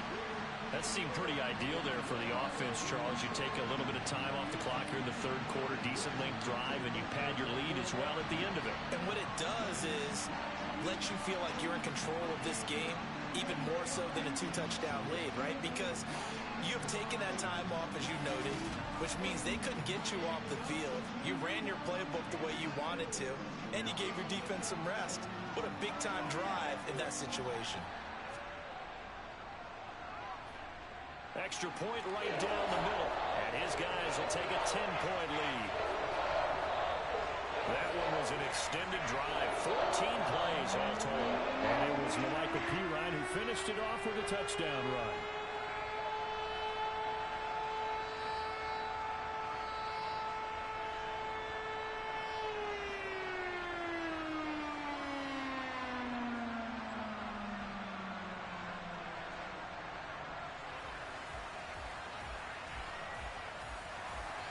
The kicking team out for Miami as they will send this one away. And this will come out to the 25 as Jones elects for the touchback. Here's the Denver offense now as they get set to take over here. The last series for them, a little disappointing, forced to punt. And now they'll try to do better here and come away with some points as they begin this drive, 1st and 10. They'll start on the ground here on first down. And he sneaks his way forward only for a couple here. 2nd down. Certainly a nice job there by the defense rallying to the football and getting him on the ground. But I think the play gets made by the defensive front. Because if they can't get upfield, their job is to go ahead and get low, almost get into a ball sometimes, stack things up, and make it difficult for the runner to find a hole. It's a short one here, complete to the tight end. 8th catch for him now. He's been a big factor. And it's a first down.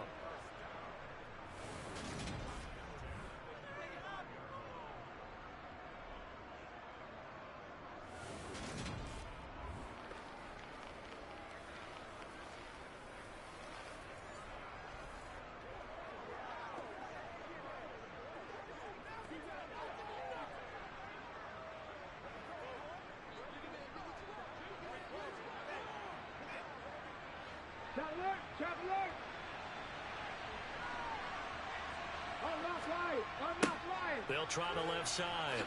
It's Moore. Takes it to about the 37. I know we can't hear what's going on in that huddle right now, but I'll guarantee you at least one offensive lineman is saying, my bad, we simply couldn't move them off the line of scrimmage. We've got to do a better job trying to root those guys out of there. 2nd down and 8.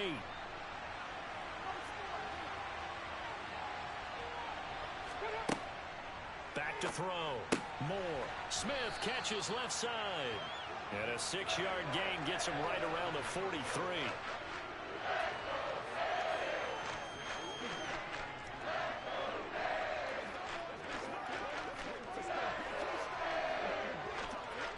This offense in desperate need of a conversion as they come up on 3rd down. Now a give right side. It's Moore, and he won't be close to a first down as he runs into a wall right around the line of scrimmage.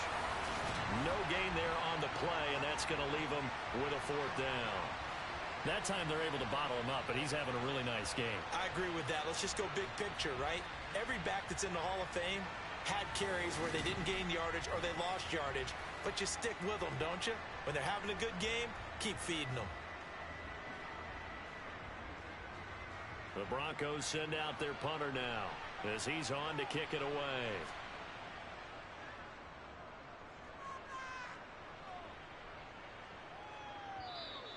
And not what he was hoping for there, as this will hit in the end zone for a touchback. And now this offense comes back out onto the field. And that last touchdown drive they had very balanced. How key is that balance? It's huge because most of the time when we talk about balance is run, pass, almost 50-50.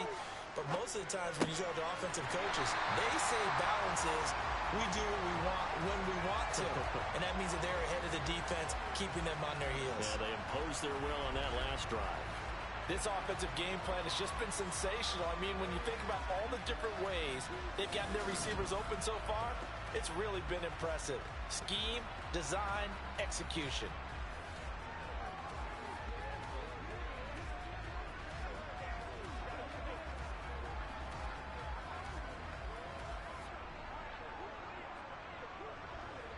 From the 32 now, here's 1st and 10.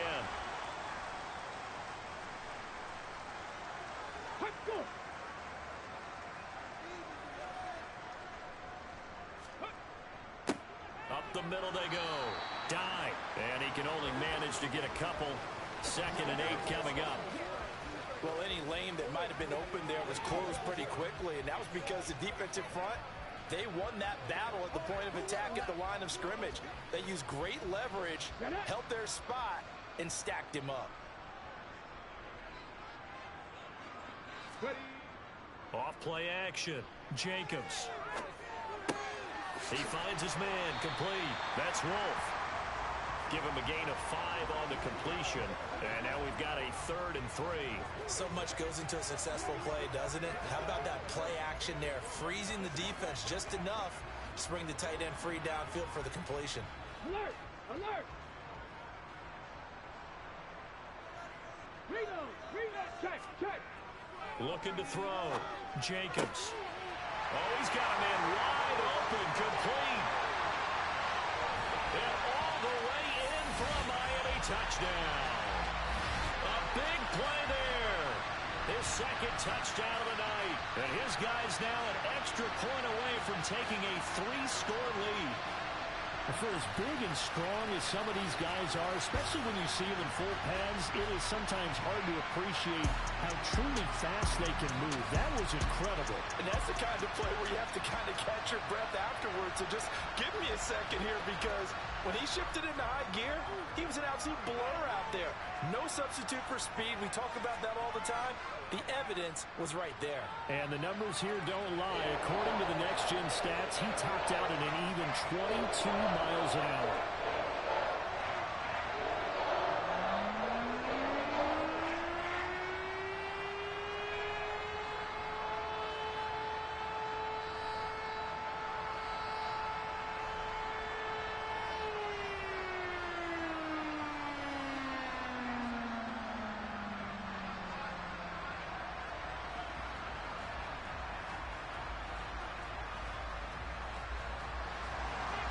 The kickoff unit as they run up and send this one away.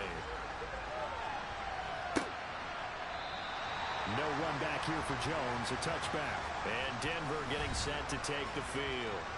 I kind of feel like they've reached a do-or-die point in this game, Charles. If they're going to try to pull off an impressive comeback, it has to start right here, right now. Yeah, now they've got a final chance to get out of this situation, but they also understand they've got to move the ball and move it fast. In addition, they need to save as much time so they can get 2 more possessions. Credited with a 1-yard gain there to make it 2nd and 9. I think they want to start getting back into this game. It behooves them to get better on first down. Yeah, certainly not what they were looking for there out of the opening play of this drive. The last play got just a yard. Here's 2nd and 9 from the 26. Back to throw. Moore. Airing it out deep for Smith. And that's going to be incomplete. Good effort there trying to take a shot, but it's 3rd down. I'm sure this isn't a novel thought, but maybe run some simpler routes instead of trying to get it all back in one shot. Defense certainly appears to be ready for it. Try and get it back little by little instead of in big chunks. This offense in desperate need of a conversion as they come up on 3rd down. Operating from the gun. Moore. And a throw there going to be incomplete. As a defensive back, you have some weapons at your disposal that we don't often talk about. And you can read the receiver's eyes, you can read his hands, and you know that the arrival of the ball is imminent, and that allows you to make a play on it and oftentimes knock it away. The Broncos send out their punter now as he's on to punt for the 4th time tonight.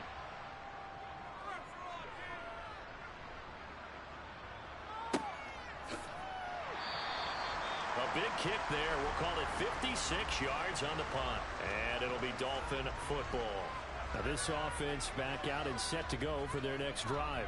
They're obviously right now in the driver's seat, comfortably ahead. They've scored on a couple straight possessions, Charles. And, I mean, for them, I guess it's just more of the same, right? Keep doing what you've been doing. Yeah, it's not typical for us to see games out of reach in the 3rd quarter. Right now, they're unstoppable in this one. And seeing how they just came out onto the field, it does appear like they're done scoring points in this one. They look awfully confident. And those two just haven't been in sync thus far. They've done a nice job against him, but still, with his talent, you would expect them to have more completions to him in this game.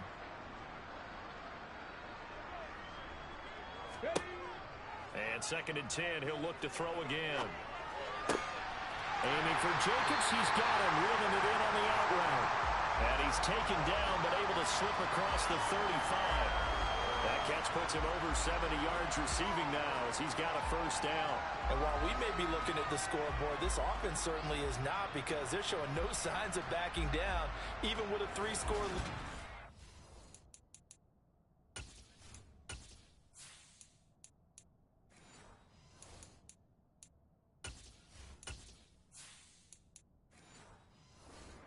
Quarter. I think they keep taking their shot.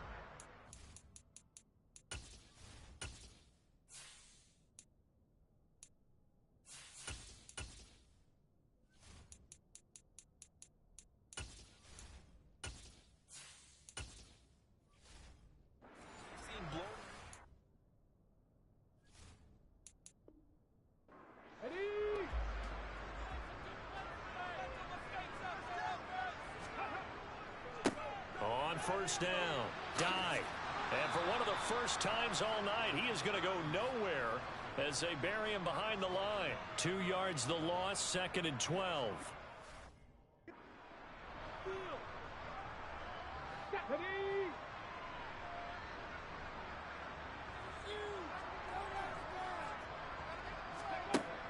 Off the play fake. Jacobs. Toward the sideline, and look at that catch. Dragging the toes, and that's going to be a first down. Well done. They give him 13 yards there on the play and a fresh set of downs.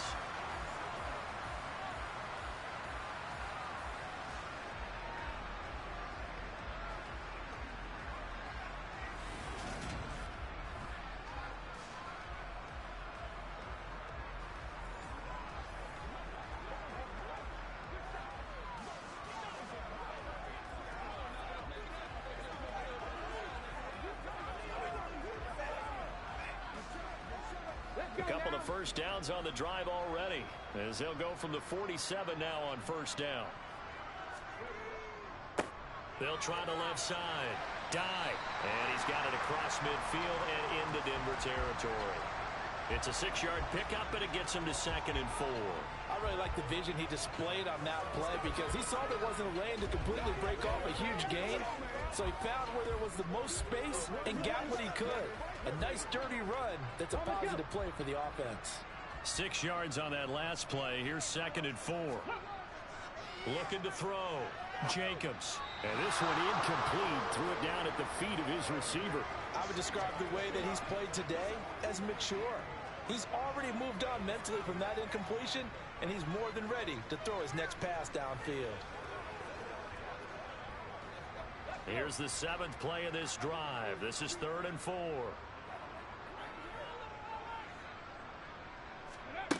Back to throw. Jacobs. Got a man complete. It's Hamler. And all the way in for a Miami touchdown.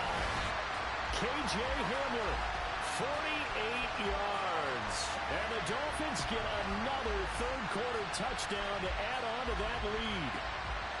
Boy, he has been fun to watch throwing the football in this one. It's certainly not fun for that defense, though, Charles. Now up to 4 touchdown passes in this ball game. Yeah, we're supposed to be neutral, but I'm feeling their pain right now because he has absolutely carved up this second. Clinic on how to attack the defense and take them out of the game. Now the try here for the extra point.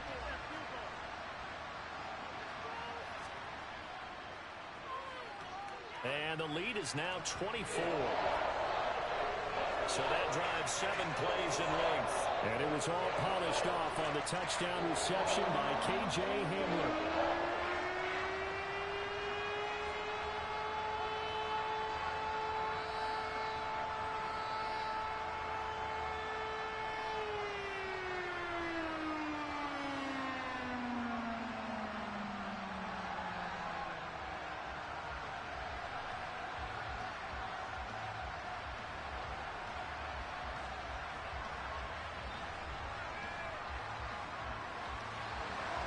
Set now to kick this one away, and off it goes. And this will come out to the 25 as Jones elects for the touchback. Denver's offense ready to go again. They trail here by 24 points. Got to get going soon, you'd have to think, as they come up 1st and 10.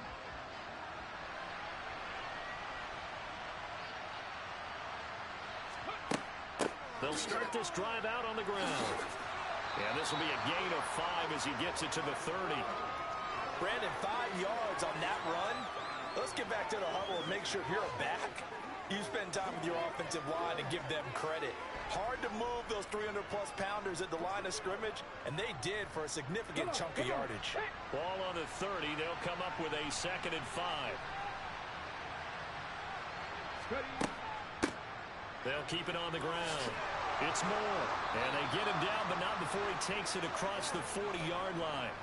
That one going for a gain of 11 and a Bronco first down. He continues to have a big night here under the lights carrying the football. And some guys prefer night games. For whatever reason, their bodies react a certain way. They love the spotlight. Maybe that's what it is.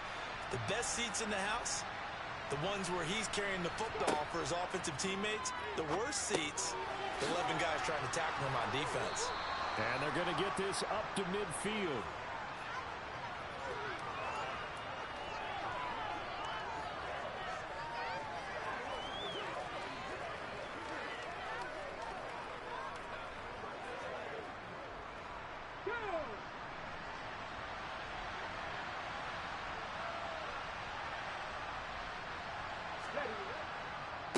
On second down, it's Moore, and maybe a measure of revenge there. He's had his way in this one, but this time they get him behind the line. That'll be a loss of a yard, and it leads to a third down. You got to figure the further they fall behind, the more you think that they'll get away from the run. They're trying to stick with it, but the results, they just aren't there.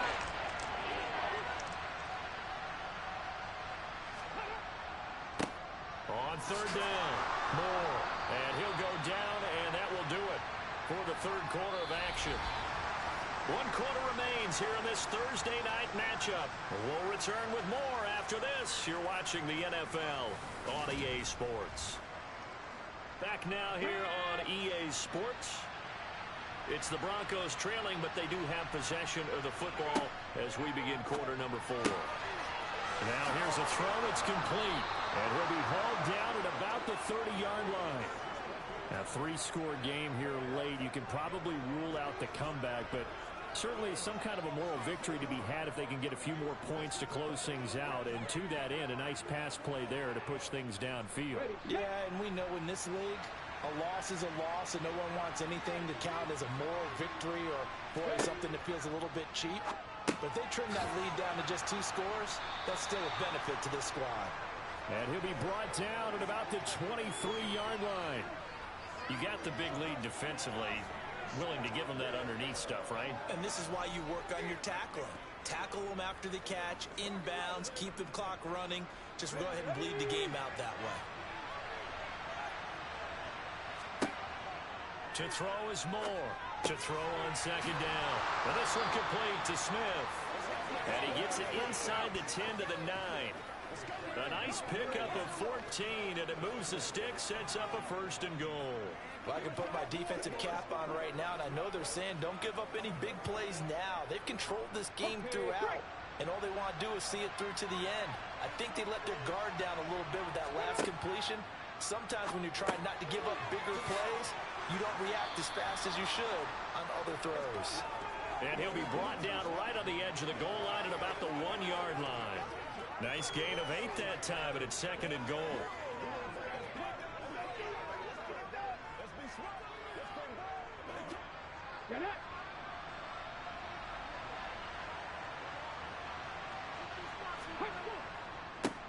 Now a handoff up the middle. Moore. And for one of the first times tonight, he's going to be held up at the line of scrimmage. Call it no gain that time, and now it's 3rd and goal. So a decent deficit at this stage in the second half. 4-down territory? No doubt about it. There's not a chance that he hasn't looked ahead and said, okay, if we gain yardage on this play, this is what we'll do going forward. If we lose yardage, this is the play call that I'll have ready. They'll try again. And good work there defensively as they're able to keep him out of the end zone. That'll bring up 4th. They had the 8-yard gain on 1st down, but unable to do much from there. And now down 3 scores. I don't think there's any decision at all. You've got to go for it because you don't know how many more times you're going to get an opportunity. Field goals, they're not going to cut it in this situation.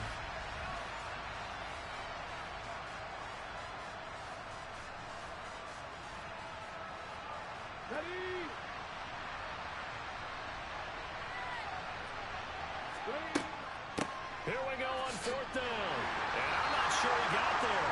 Did they stop him? They did.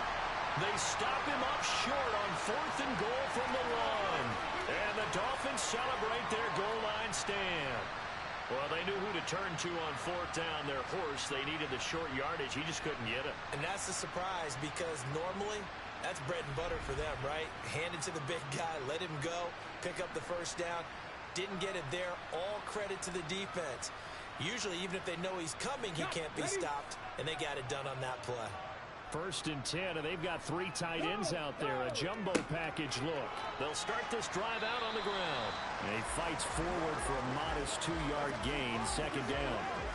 Well, he got what he could there, just trying to move forward and gain a little bit of yardage and create some space. You know the pressure is going to be tough defensively. The last run got a couple. Here's 2nd and 8.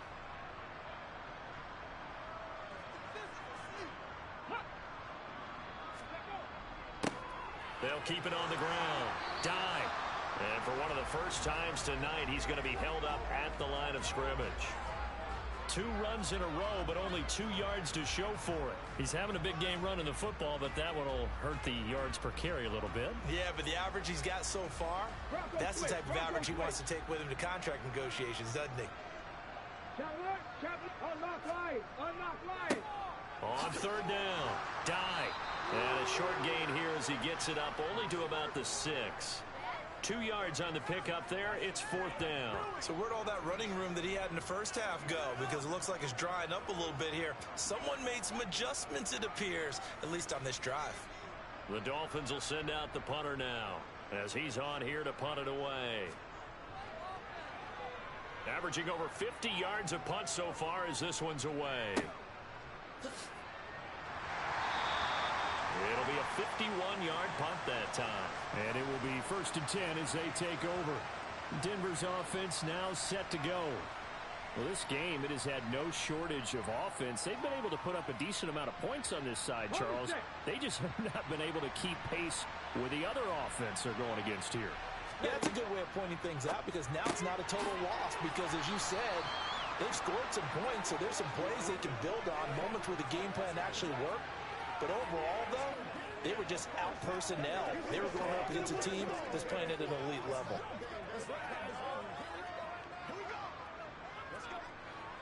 Second and 2.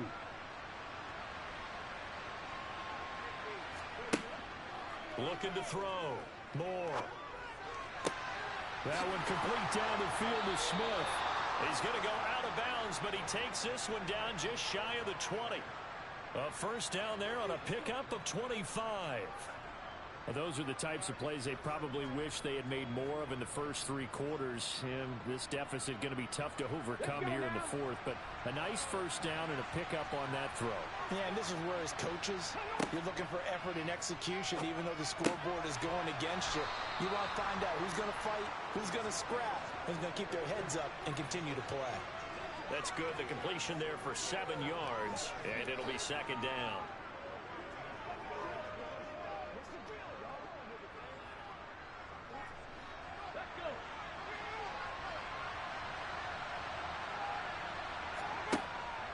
Again, he'll drop to throw. He finds his man complete. That's 4th. And he's going to be taken down right at the 10-yard line. Many teams, as soon as they spot man defense, if they haven't called a hitch, they'll get to it as fast as they can. They want to put the ball in the hands of one of their best playmakers and hope that he can break a tackle on the outside and go for big yardage.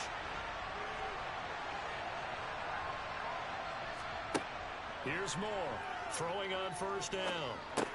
Got a man, and he hits him in stride. They'll wind up getting 7 on the play, and that will bring up 2nd down. One of the feature points of the in route is being able to make a nice throw to the middle part of the field. And for a quarterback, that's one of the better throws and better looks that he'll get. But he has to be careful not to wait too long and let his receiver wander into some tough territory. If he's late with the ball, he can get his receiver hit and hit hard. On 2nd down now, it's Moore, and he'll take it into the end zone for a Denver score. Taking it in from 4 yards out. And the Broncos are able to cut into that deficit. Offensive line coaches always tell their guys, if we score touchdowns, that means we get to the end zone first. That's exactly what those blockers did, clearing the way for their back. They'll try and throw for it. He's got it. So they convert the 2. That keeps their slim hopes alive as we're back to a 2-score game. Well, it's still an uphill battle from here, that's for sure, but that makes it a 2-score game. And now we see why teams practice so much on the 2-point conversion, why you have more than one play ready, because you may need multiples throughout a ball game. There's a great example right there.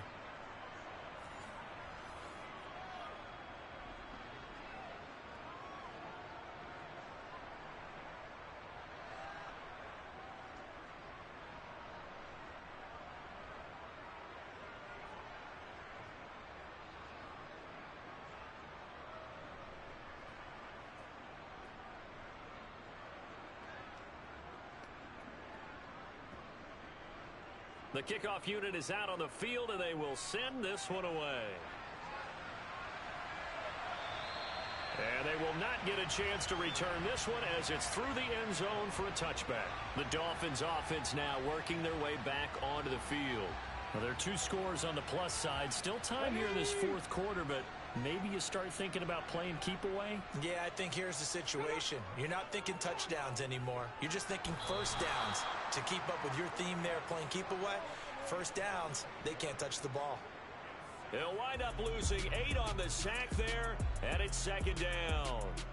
So that time, Charles, quarterback helpless really in the pocket in the face of a pass rush like that. They were on him instantly. And it appears that this was just a letdown from the offensive line, but they do have a tough job because if you're a big tackle out there on the perimeter, sometimes you don't have the agility to keep up with the defensive end who's looking to wreak havoc in the backfield, and he got there and put his man on the ground. Open man Hamler, that's complete.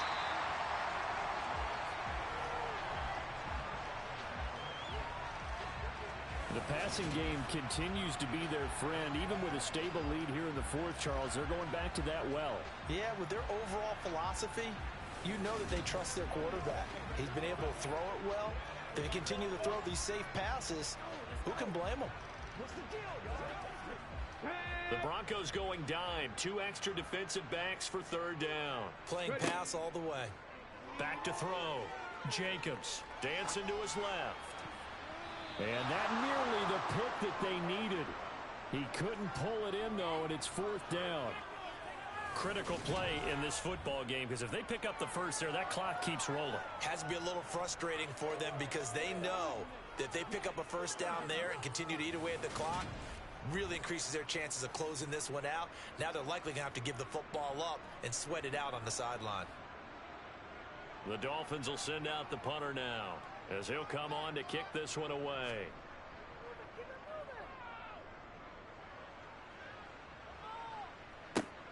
Here's Jones on the return. A good return there. Call it 13 yards. And out will come the offense as they take over. Here's the Denver offense now as they get set to take over here. Their defense was able to force the punt. That's the good news. But this is still a 2-score game, and they need points on this drive and in a relatively quick manner. A short gain here, maybe a yard to the 29. Well, it's hard to have vision as a runner and find a hole when there's nothing but defenders in your way. They stacked that one up really well. But give him credit. Instead of trying to bounce it out and turn it into a big play, which might have turned into a big loss, kind of just took his medicine there and took the 1 yard. Moore looking to throw on second down. To the right side, and he's got Moore complete. And he gets this up across the 35 before he's out of bounds.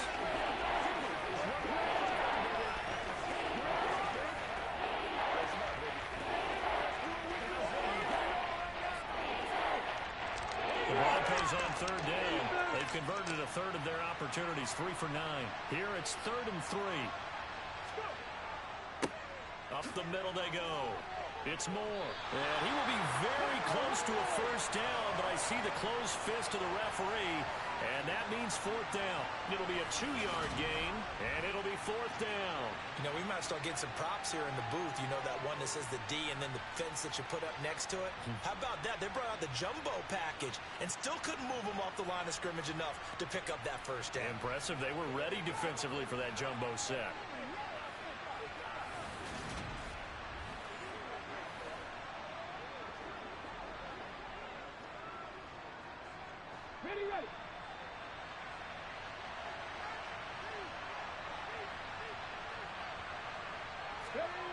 As expected, they're going for it to keep the drive alive. And he's brought down. Can't do anything with the football. It's a sack and a turnover on downs.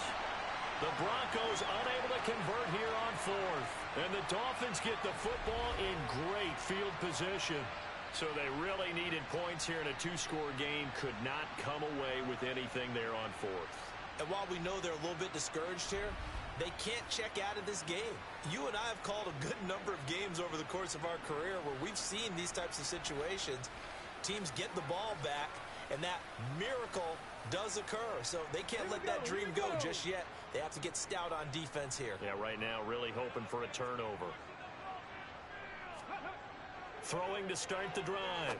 Jacobs. A throw left side, hauled in by Hamler. And he's brought down here just outside of the 20. Well, how about this aggressive approach? Got the lead, fourth quarter, continuing to throw the football. Are you thinking about Super Bowl 51? Atlanta had the lead against New England, and they ended up giving it up? I was going to say, don't say it, but you did say it. I did, didn't I? Yeah, anybody watching Atlanta, our apologies.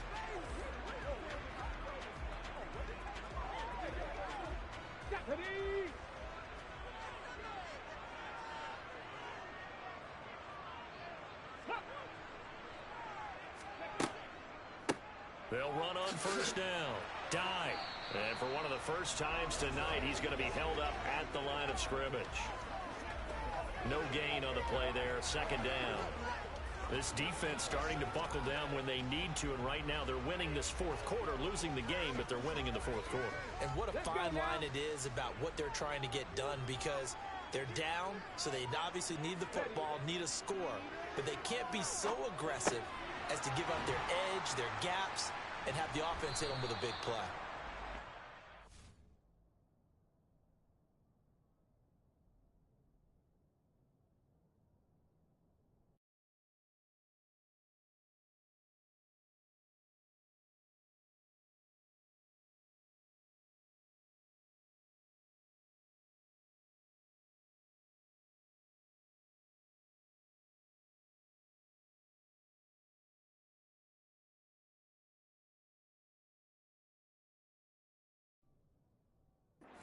They're out of the right.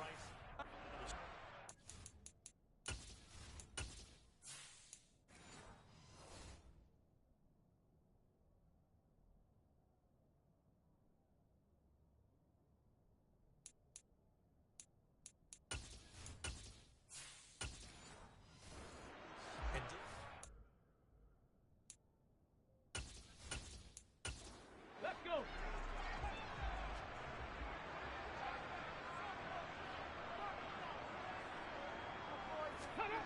On third down, Jacobs. He's got it. Touchdown, Dolphins. K.J. Hamler with his second touchdown of the night. And the Dolphins have put this one to bed here in the fourth quarter. He's got them now to a 3-score lead here in the fourth quarter after that one, CD. And he looked right off the line.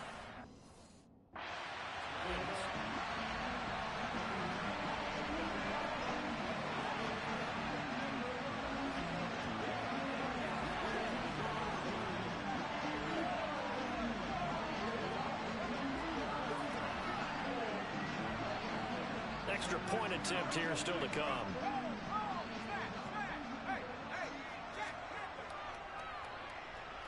And that PAT pushes the lead up to 23 now. Just a 4-play drive that time. And it was all polished off on the touchdown reception by K.J. Hamler.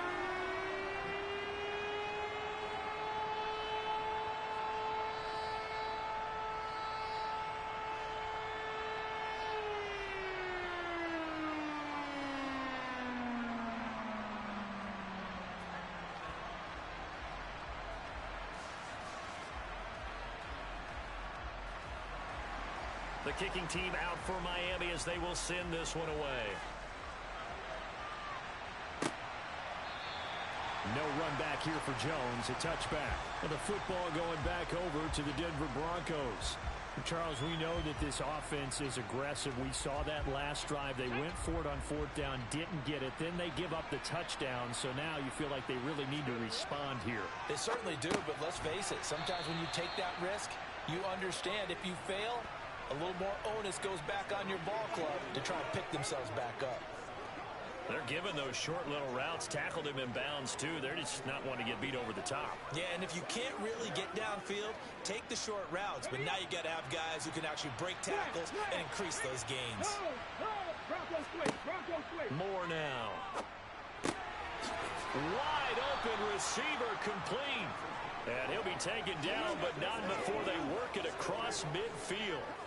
With that catch, he goes over 100 yards receiving on the night. And with that last play, he's now up over that 300-yard mark. And in today's NFL, it almost feels routine. And I hate that when you talk about a 300-yard passing game. To me, 300 yards still signifies excellence, and he's achieved that in this performance. And the tackle going to be made at the 38.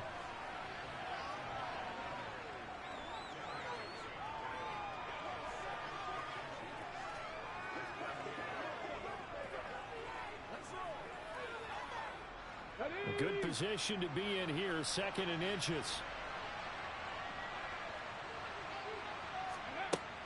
Now Moore. Now he'll dump it underneath to his running back, complete. 2 yards, good enough for a first.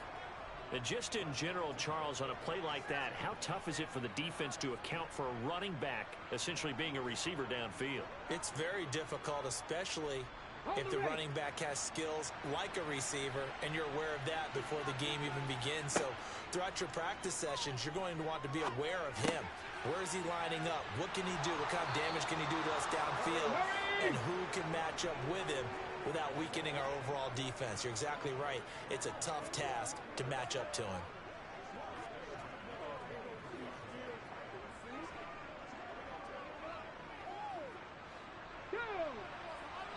Just 2 minutes remaining here in the fourth quarter of what has been a one-sided affair. So it's Bronco football as we get you reset here. They've got a 1st and 10 as they search for a late score. Now Moore on 1st down. He finds his man, complete. That's Jenkins. And he'll be marked down right at the 15-yard line.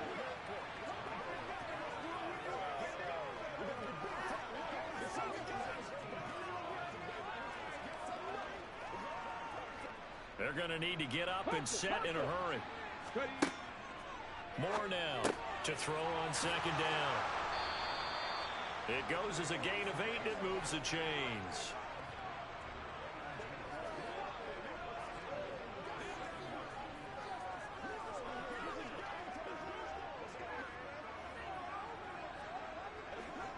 They're going to hurry back to the line now. Looking to throw. Moore. A hit as he throws there, incomplete. We've seen this quite a few times in this game. Offensive line unable to keep leverage, unable to keep people away, facing a lot of pressure. Fortunate just to get rid of it. One of the reasons they're down is that inability, though, to stop the pressure. We saw another example of it there. They'll try again here from the 7 on 2nd and goal. Operating from the gun. Moore. Toward the back corner of the end zone, but he could not get the feet down. This will wind up incomplete. At this point, down big, you'd have to imagine this defense are just going to sit back, blanket the field as best they can. Yeah, this is actually the easy part of the game for them because, just as you noted, they can sit back, keep everything in front of them. But they've blanketed the field the entire game using a variety of coverages. They'll look to throw on 3rd and goal. And that is caught. Touchdown, Denver. A 7-yard touchdown grab. And the Broncos are able to make some inroads here to that deficit. And yeah, that touchdown counts for their team, but I think it counts more for the fantasy guys, doesn't it? Yeah, it's just something maybe positive to look at on film, but this one's over, let's be honest. Yeah, I agree with you totally on that one. Now a toss coming right side. It's Moore, and he's going to go down right at the line of scrimmage. The defense left him with nowhere to go, and the try for two is denied. Defensively, certainly not fooled there. Play started at the 2, and he was tackled at the 2. That has to feel good for them. Not happy about having given up the touchdown, but stopping the two-point conversion gives them a little bit of a lift as they head to the bench.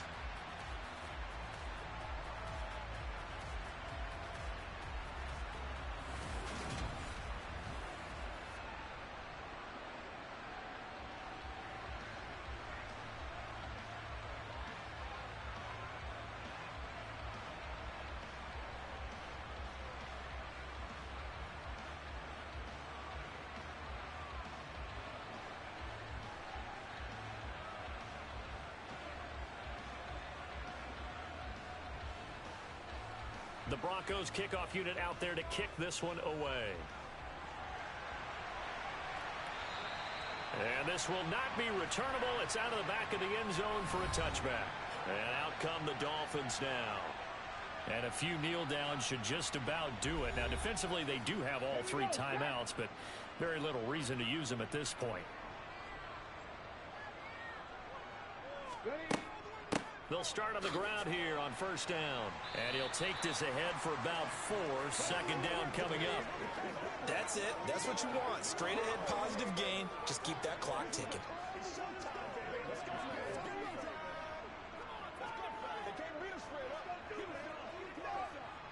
Second and 6, just inside the 30. Alert! Alert! Reload! Reload! They'll keep it on the ground. Dive. It's a 5-yard gain, but they'll still be a yard short here with third down now looming.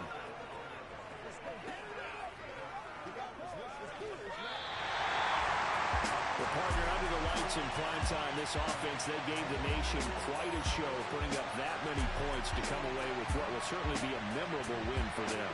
And Brandon, I think it's as simple as this. Some players, some teams, they're just meant for the big stage. And when they get a chance to play in this type of atmosphere, where all eyes are on them and all the lights are shining brightly, they show up and they show out.